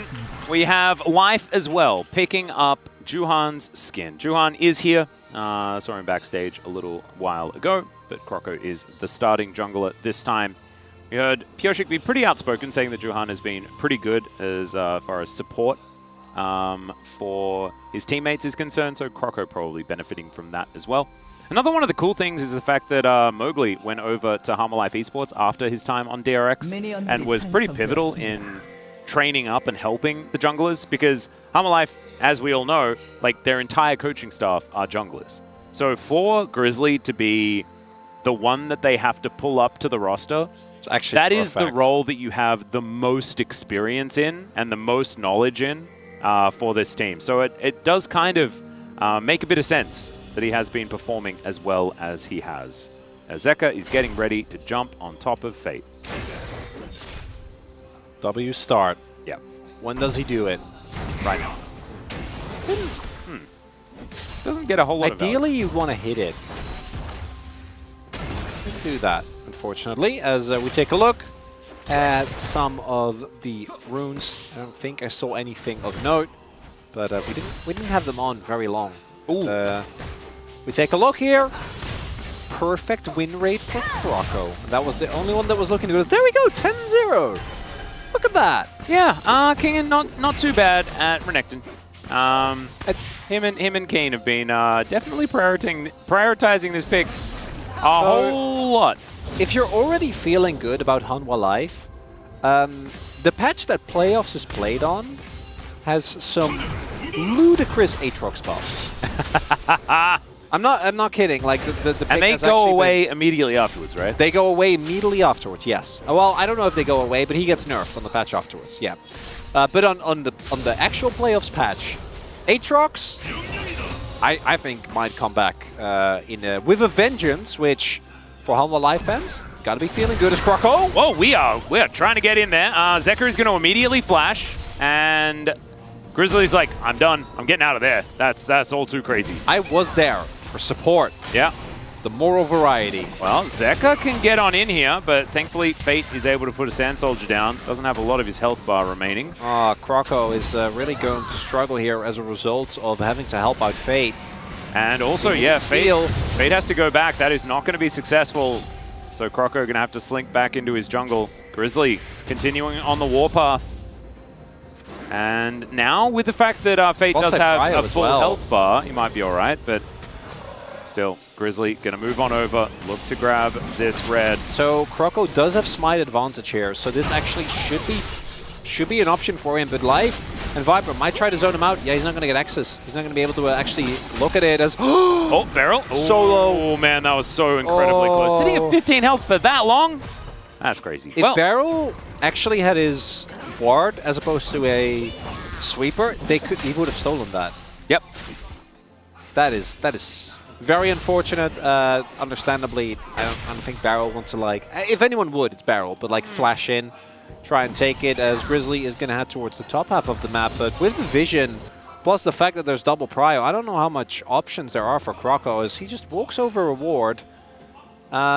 Yeah, he is just going to head towards this this bottom side jungle to see whether he can get some camps. I mean, even on in there. Even without a ward, he should be aware that they should know, that they could be reasonably suspecting this. But we'll see. Maybe he gets wolves and then gets out.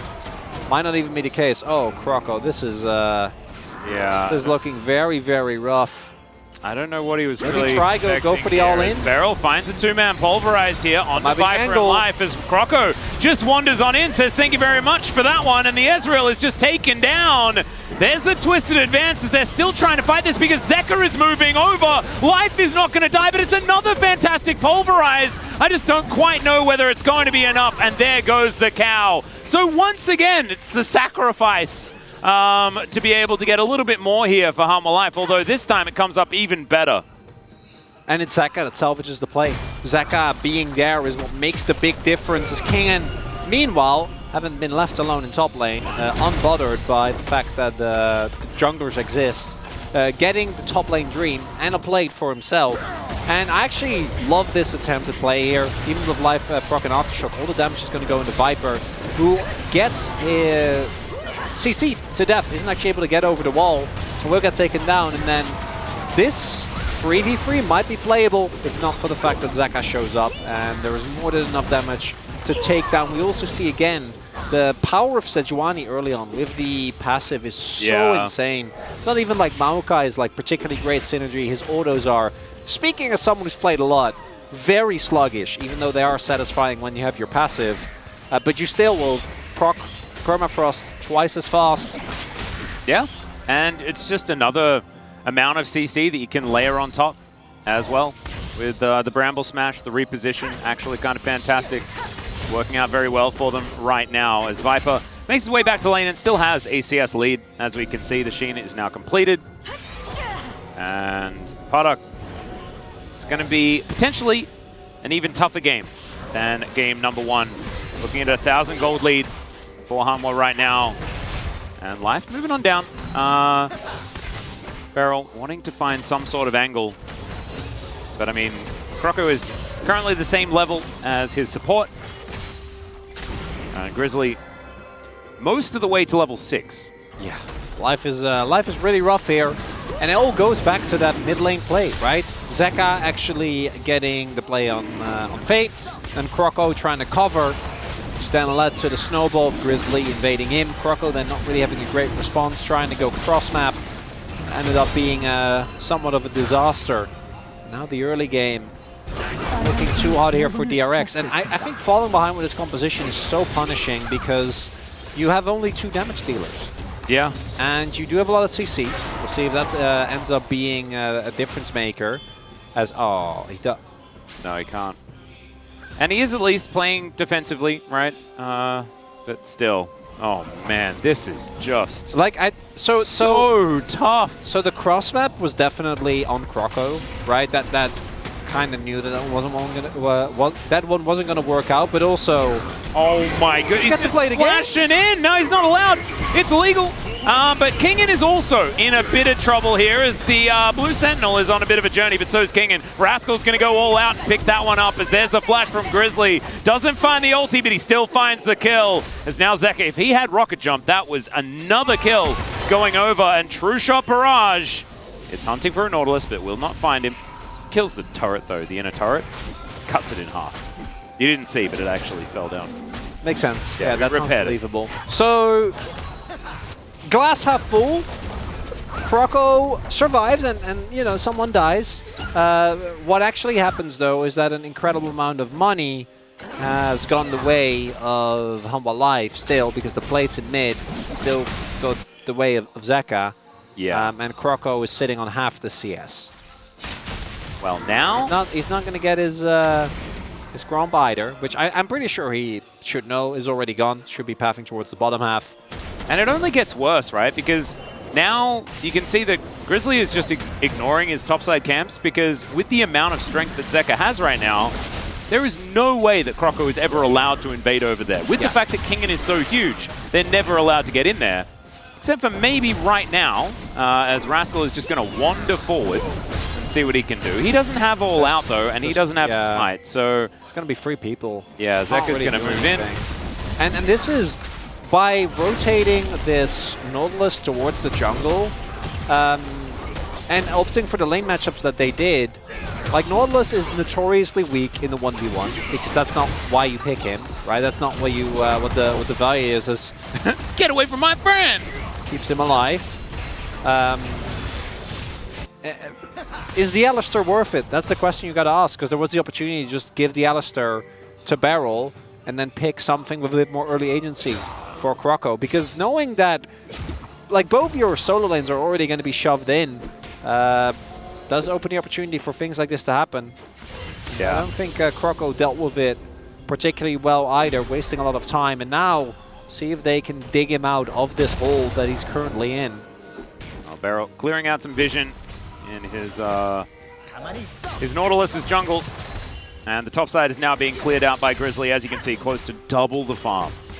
This jungle gap is kind of massive. It's been a team effort here from Hanwha Life Esports as well. I mean, massive credit goes to Grizzly, but when you do completely destroy an enemy jungler, it does take the whole team in order to do it properly, and they have certainly done so. Oh yeah. Like, leveraging tempo is something that we see our best teams do the best, and that's why they're so good, right? And some of our lower tier teams, they find these advantages, they find lane differences and things like that, and they get leads. But then it's doing things like this with it that is the difference. Yeah, within the LCK, the team that historically has been the best at that has been B+. Right? A team that was literally won a Worlds and multiple LCK titles off of Showmaker, get Prio, and then we invade. As a Barrel will be okay here. It also, again, goes to highlight the power of Tristana. I think that Zeka's early roam was a really good example, but also the fact that he was able to just generate Prio early on, keep Fade on the back foot so that Grizzly had the opportunity to go for the invade, and simultaneously be strong enough to just jump into multiple people on bot side and get the roam off. And it's testament to Zeka, who has looked so much better, so much more proactive than even, I'd say, at his best in Spring. Maybe Spring's just not his season, you know? Barrel was hey, he got it! He did. Yay! Now he's only 43 CS behind. Hey, nailing it! Yeah! Oh, man! We are getting over the 3/4 mark on this cup, I reckon. Maybe not quite that. As the Rift Herald is going to have a good old charge. That is going to be only a couple of plates remaining, I believe. Or, yeah. So, there are 2 left. I love this build for Ezreal into squishies. Yeah, also, wasn't this build specifically nerfed for almost no reason on this patch? Yeah, I think, so that end, I'm like, yeah, that's, I think you can still be fine. But I do really, assuming it's going to be like Essence Reaver, Maranamune and Quick Blades, like against a squishy, like poke-style composition, it's really good. Playing into Cassante and Alistar and Nautilus, not really the case. Having Arcane Shift back off cooldown earlier sounds good though. Sure. You know? I like your optimism. Yeah. Viper is got the mana. He's been a little bit patch anti this game, this series. I think in general. Yeah. We've seen him. He was the guy that went. He likes what he likes. He was the guy who went for. What was it?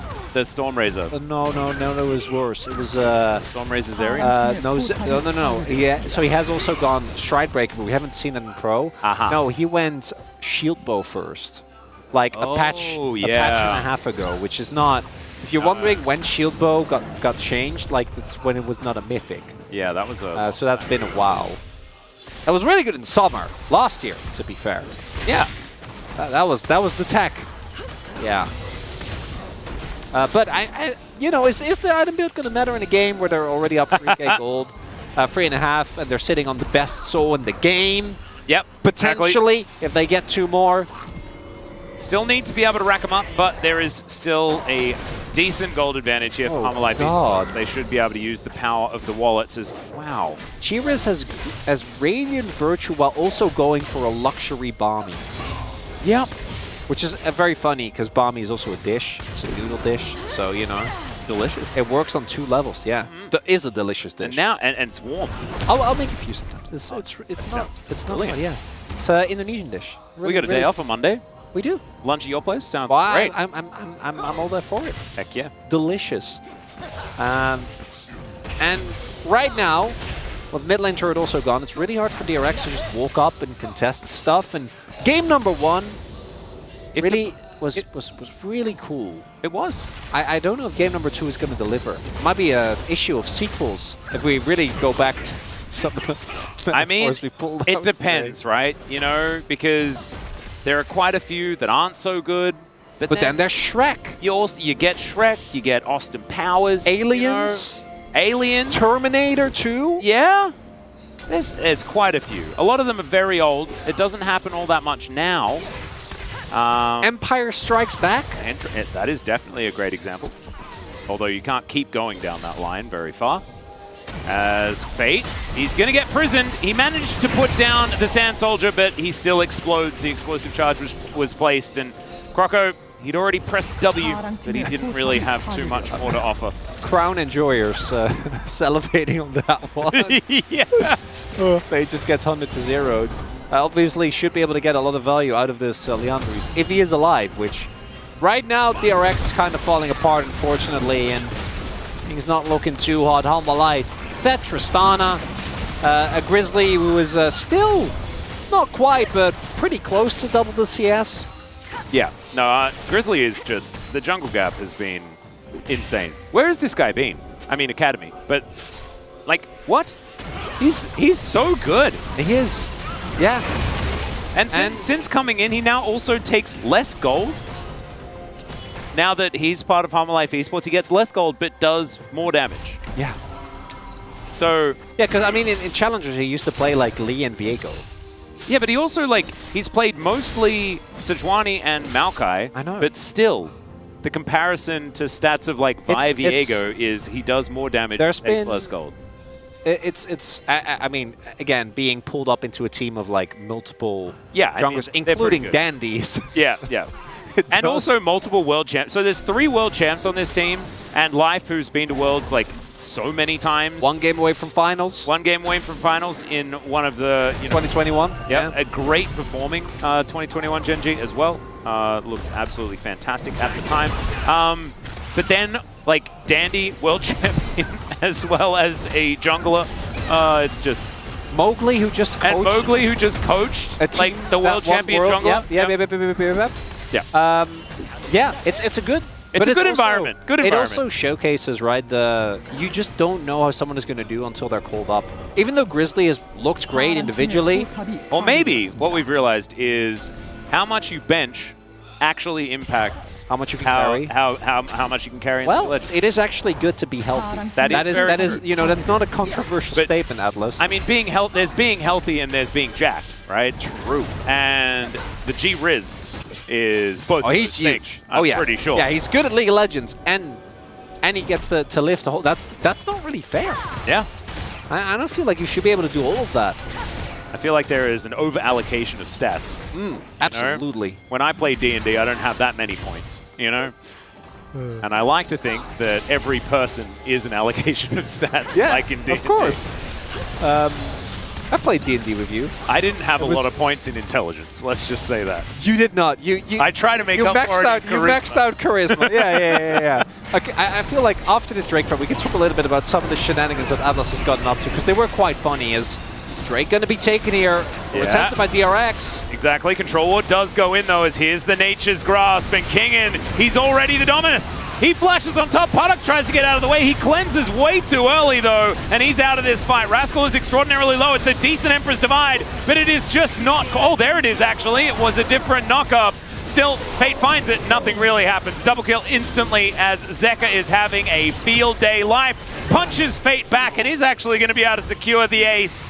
In the end, Harmolife Esports will now just follow Shirley towards the enemy base. So back to D&D. Yeah, because, wait, will we have any time to talk about it? Because it's a clean ace! It's a clean ace, and I think the game just ended. Yeah, it really did. So, it's Puddock's cleanse, you know, Fate. Like, I'm gonna help you. I'm gonna help you, and then Fate's like, actually, never mind, I am needed elsewhere. And Puddock's like, but the crocodile's still here! Why did you leave me? Then Fate goes in. That's the shuffle up. Doesn't really get a whole lot done. King gets on top. Yeah. This composition, when falling behind, really relies on the 2 damage dealers. And both damage dealers were zoned out by 1 croc. And that was it. That was the end of it. So,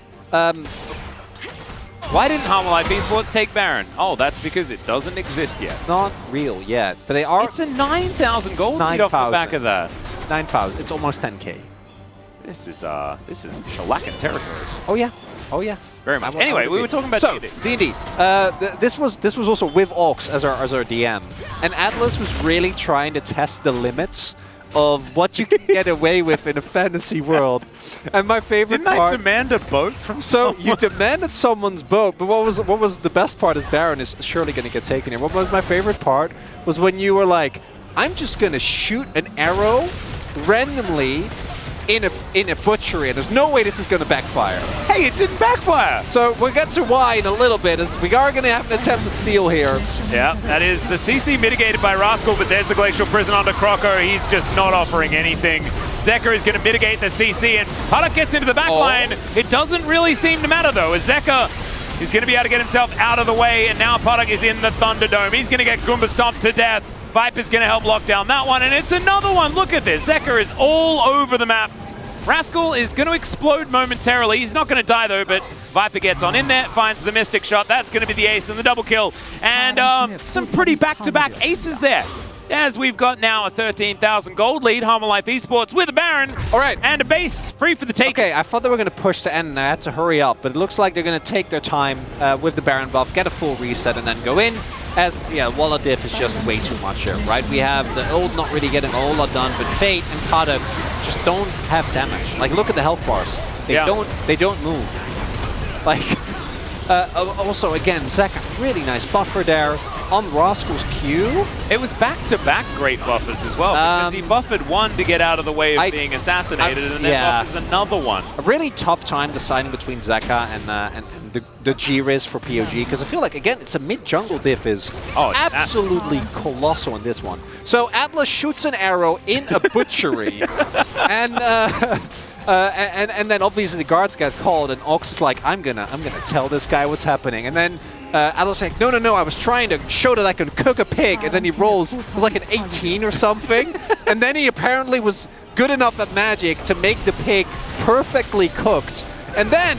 But I also needed to apply Fire Arrow as well, and it was a whole thing. And then, my favorite part was he then was like, oh, it's fine, I'll pay, and he paid, he's like, I'll pay a couple of gold coins, and then Ox was, oh, the innkeep is very happy, and then I went and asked, how much does he earn? That's like half a year of earnings he just threw down for one pig. You know, you gotta pay for it. And we'll see. Oh dear. Barrel's paying for it with his life here as he dives on in. Emperor's Divide comes down, but oh man, it is just not working. Croco gonna be able to help grab the kill onto the Renekton here, but I have a feeling that Homolife Esports are okay with it. As Rascal he's done. He's out of here.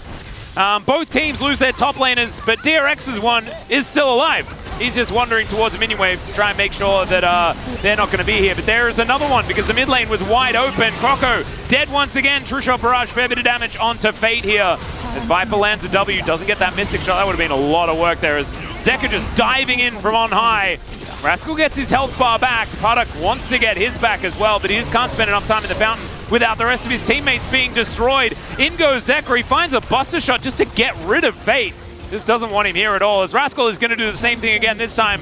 It's Viper that chases him down, and the Sun Disc has been put up. I don't think it's going to last very long as Paddock supercharges himself forward. Fate's going to flash out of the way. G-Riz going to go golden like the superstar he is. And into the back line goes Paddock, and he is just punched back. Life is going to survive. Oh my goodness. And they are doing a lot of button pressing. The Nexus will go down, as will Zeka. Croco trying to find some angles, but it does not work. And Homolife Esports, 2-0, nothing to see here. The Gentle Giants in the mid-jungle, G-Riz and Zeka absolutely demolish this early game. Zeka's roams, his early prio, Grizzly going in on the offensive, and Croco getting completely shut out. Mid-jungle masterclass here from Homolife Esports. Game number 1, I think, had us impressed with DRX. Game number 2 was Honwa saying, we're better. Yeah. And by a lot. It was a 15k gold lead.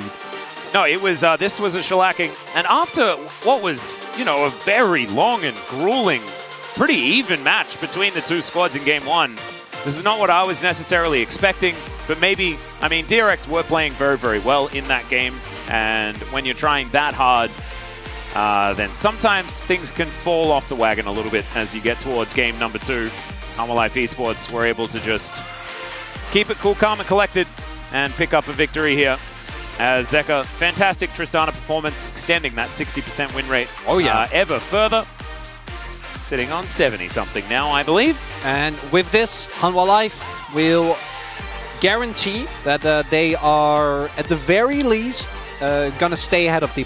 Even if D+ get a 2-0 victory tomorrow against Gen G, which obviously not what we're going to be like a free gamer I could see, but a 2-0 would be something else. Still, Homolife would be ahead by 1 point as they are right now. So really trying to solidify that grip on that third place spot, which gives you just...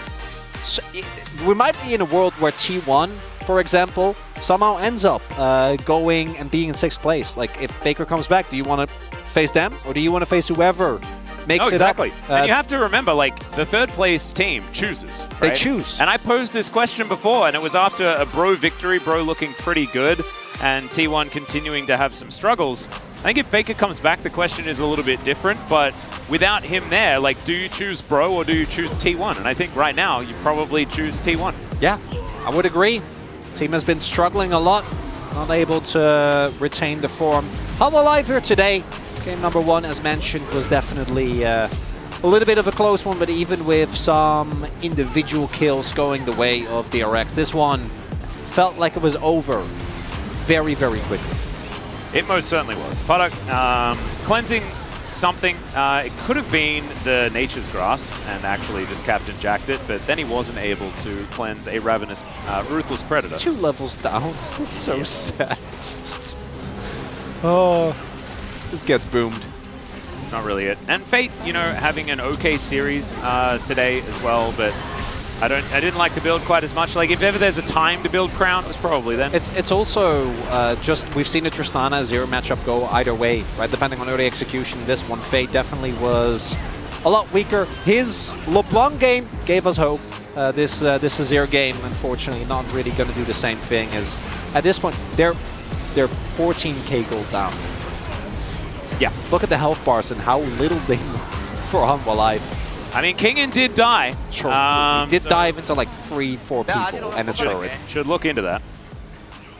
But yeah, Hum Alive Esports just playing with their food a little bit because there is an open nexus and you've got Viper just chasing Beryl around. Viper really having a good time this game on the Ezreal, I think. I think actually he just really enjoys playing Ezreal. There are a lot of our players that do. Yep. It is a very satisfying champion.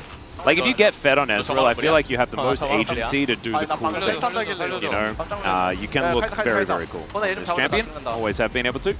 As Product does just get caught by life and he somehow survives. It's actually one of the reasons why people, and by people I mean me, started getting hyped about Pace. Him picking up a Penta and a Quadra on Ezreal in the same game. Yeah. Which was something else.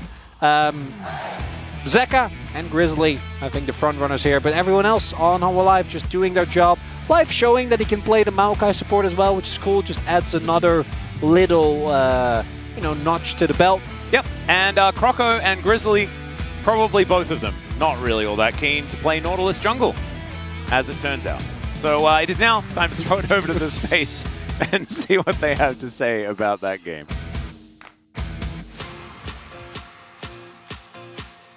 Thank you, casters, for that wonderful breakdown here on that 2-game series. As Hum Alive Esports is going to take the 2-0 tonight, and this puts us in a pretty interesting spot. DRX, you know, they're trying to gun for that playoff spot, but not quite able to get past Hum Alive even for one game.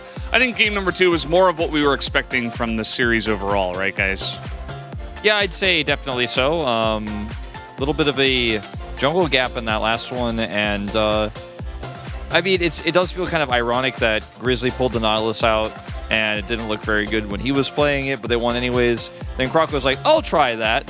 It didn't work out very well for him this time around, unfortunately, but hey, it's a nuanced pick, let's say, not one that very many of our junglers are too familiar with yet. Yeah, I feel like it's one of these things where, you know, the value of flexes and drafts is great, but I don't really see what value they got from flexing the Nautilus and get the Alistar. It's like, you don't know the AD carry pick. It's an Ezreal who Alistar isn't actually great into because you can easily buffer his combo. The matchup into the Maokai is really whatever as well. So you're kind of swapping for the sake of swapping. And obviously, like, you know, a strong draft is one thing, but you want your players on comfortable picks.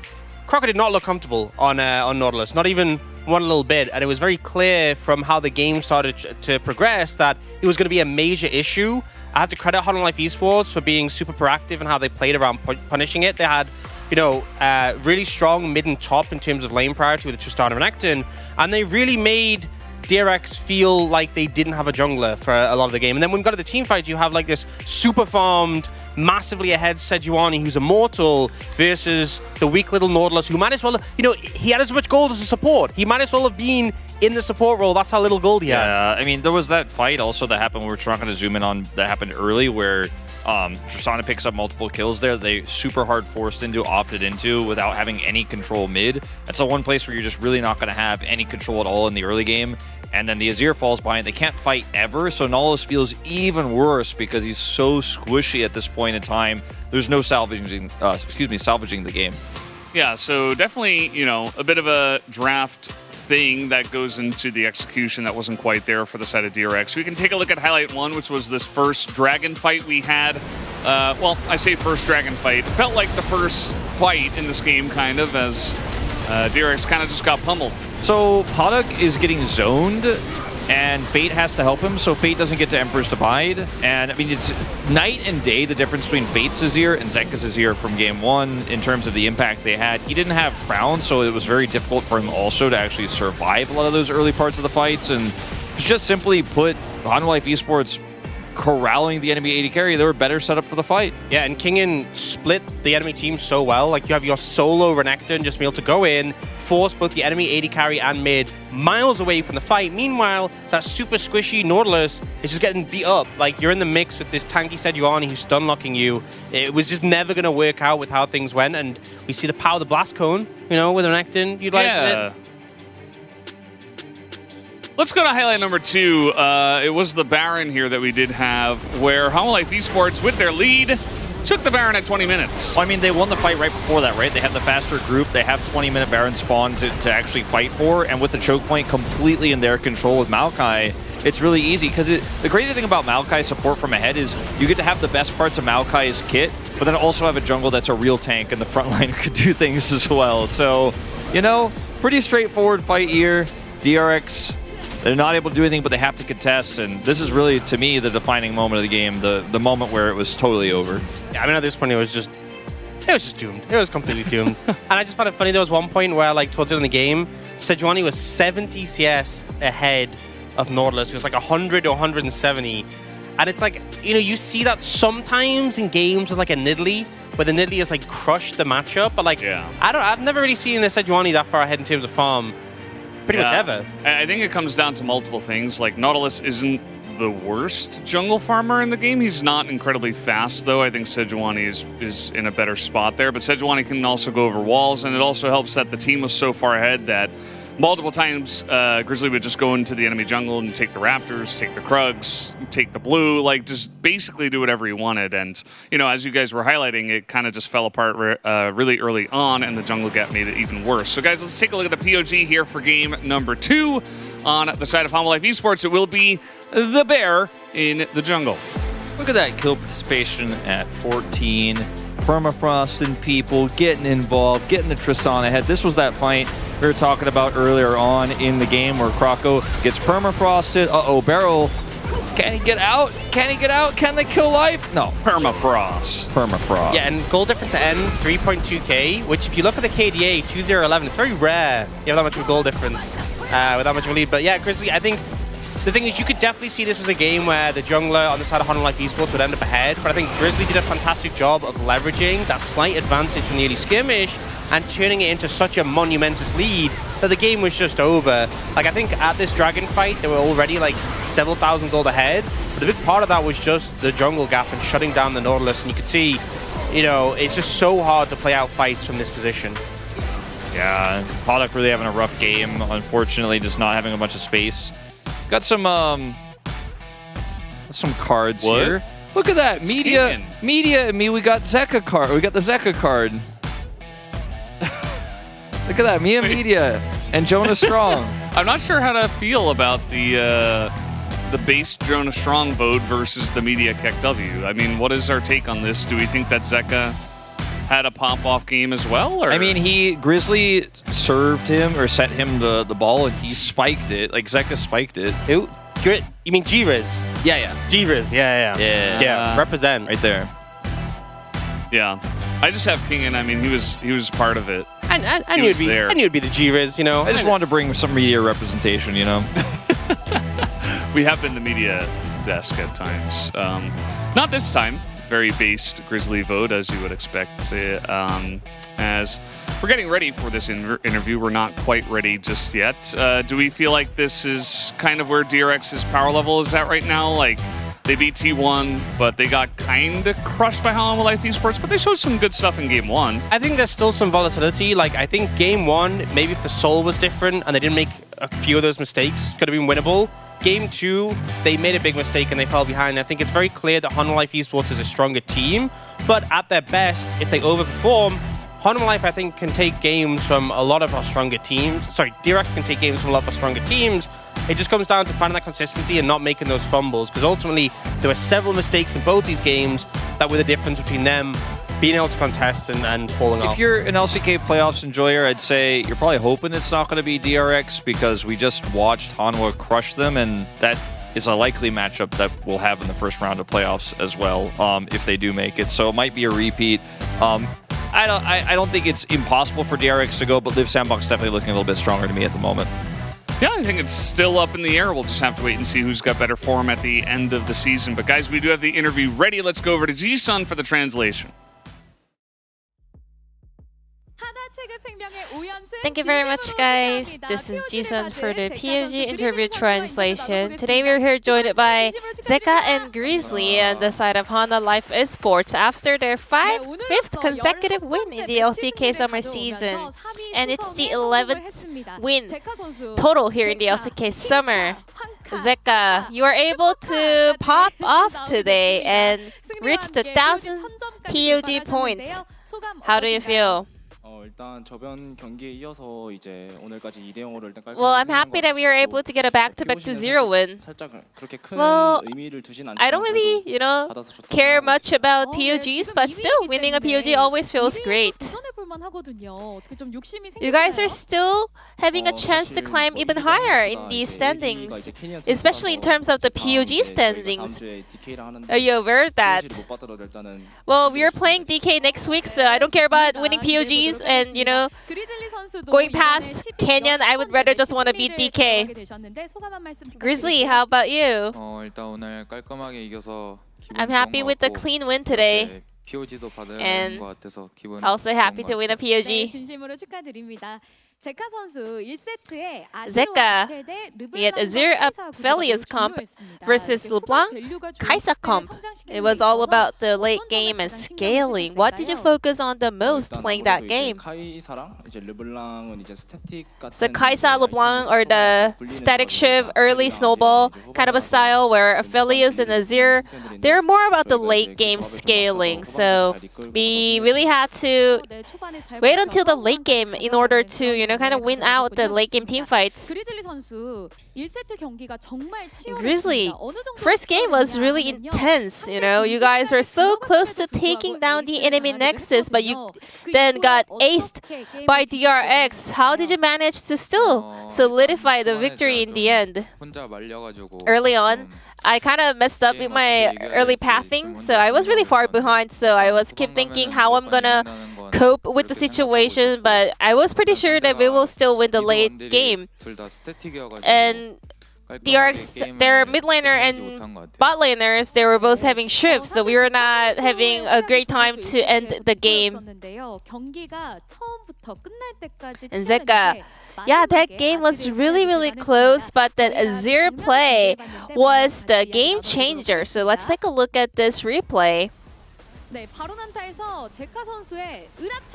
Zeka, you were able to find most of the enemies with that Shurima shuffle. Were you expecting them to just dive on top of you like that? So they were playing poke comps, and we had Azir, Aphelios, that have really high Baron damage, so we were able to kind of call the enemy while trying Baron. So we were able to create this really good angle to start off a team fight. I got really lucky, to be honest. So Hanwha Life, obviously you guys are always super good at the late game, and especially the late game concentration. What is the key? I don't think it's not about the concentration, but just like, we are not only buffed in real life, but we're also really strong in game as well. So we are always, pretty confident about the late game scaling and team fights. And Grizzly, in the second game, you were able to, steal away probably all of the camp. You were just like emptying the refrigerator of the opponent. So how are you able to bring up that jungle pathing?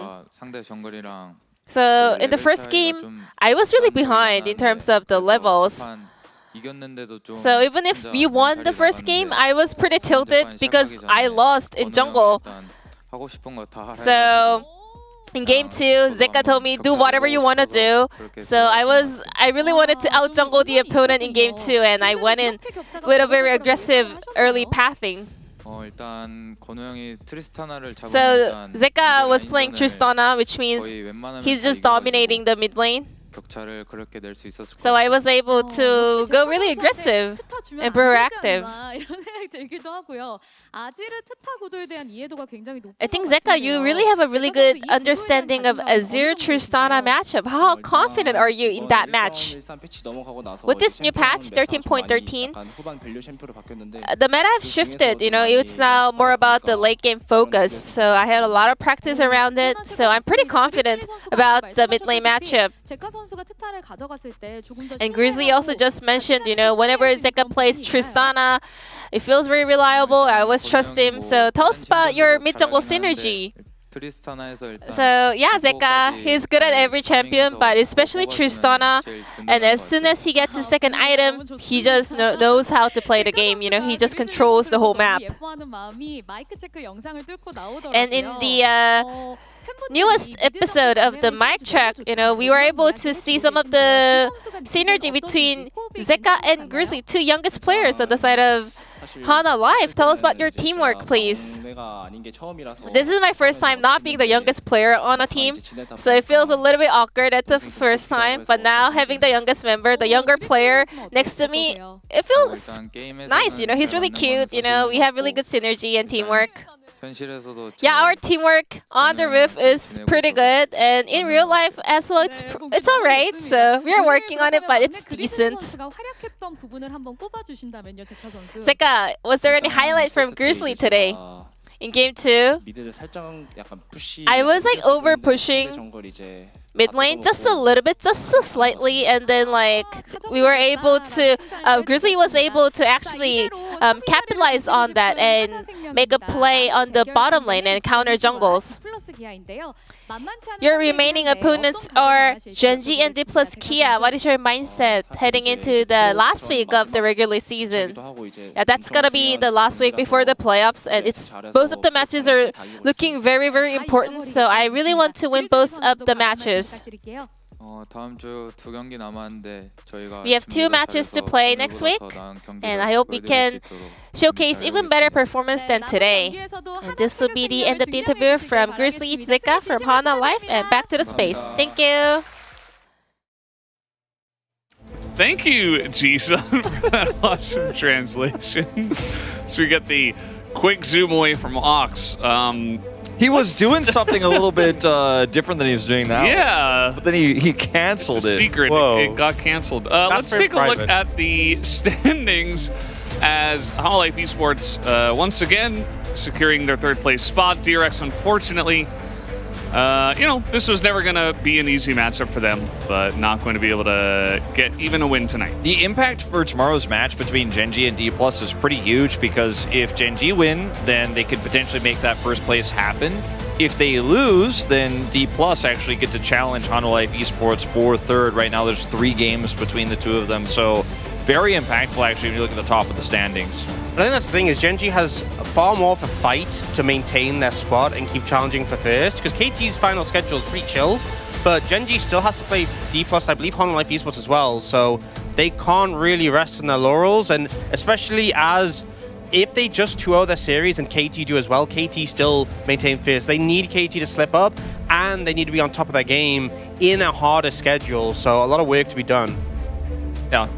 It is worth noting, of course, D+ do have Kana and Acorn and Gorilla out for that matchup tomorrow. It's been announced that they contracted COVID-19, so probably playing from online, you have to imagine, or Thanatos call-up? We'll have to wait and see. What? Who knows? Roster's not submitted yet. I mean, could happen. I mean, I read the thing on socials, and I'm pretty sure it said they were playing remotely. I didn't read it yet. Don't spoil. Oh, it's the Thanatos hype. You Maybe hyped everyone watching up. Everyone's losing their minds. All the Thanatos believers are going crazy. Hey, the roster's not submitted until it's submitted. I mean, it can always change. Well, guys, we'll just have to wait until tomorrow to see that matchup. It is going to be very interesting to see who does play and what does happen. We are done here on the space for today, though. Thank you so much for watching. We'll see you tomorrow for the last day of this week's LCK. Have a good night.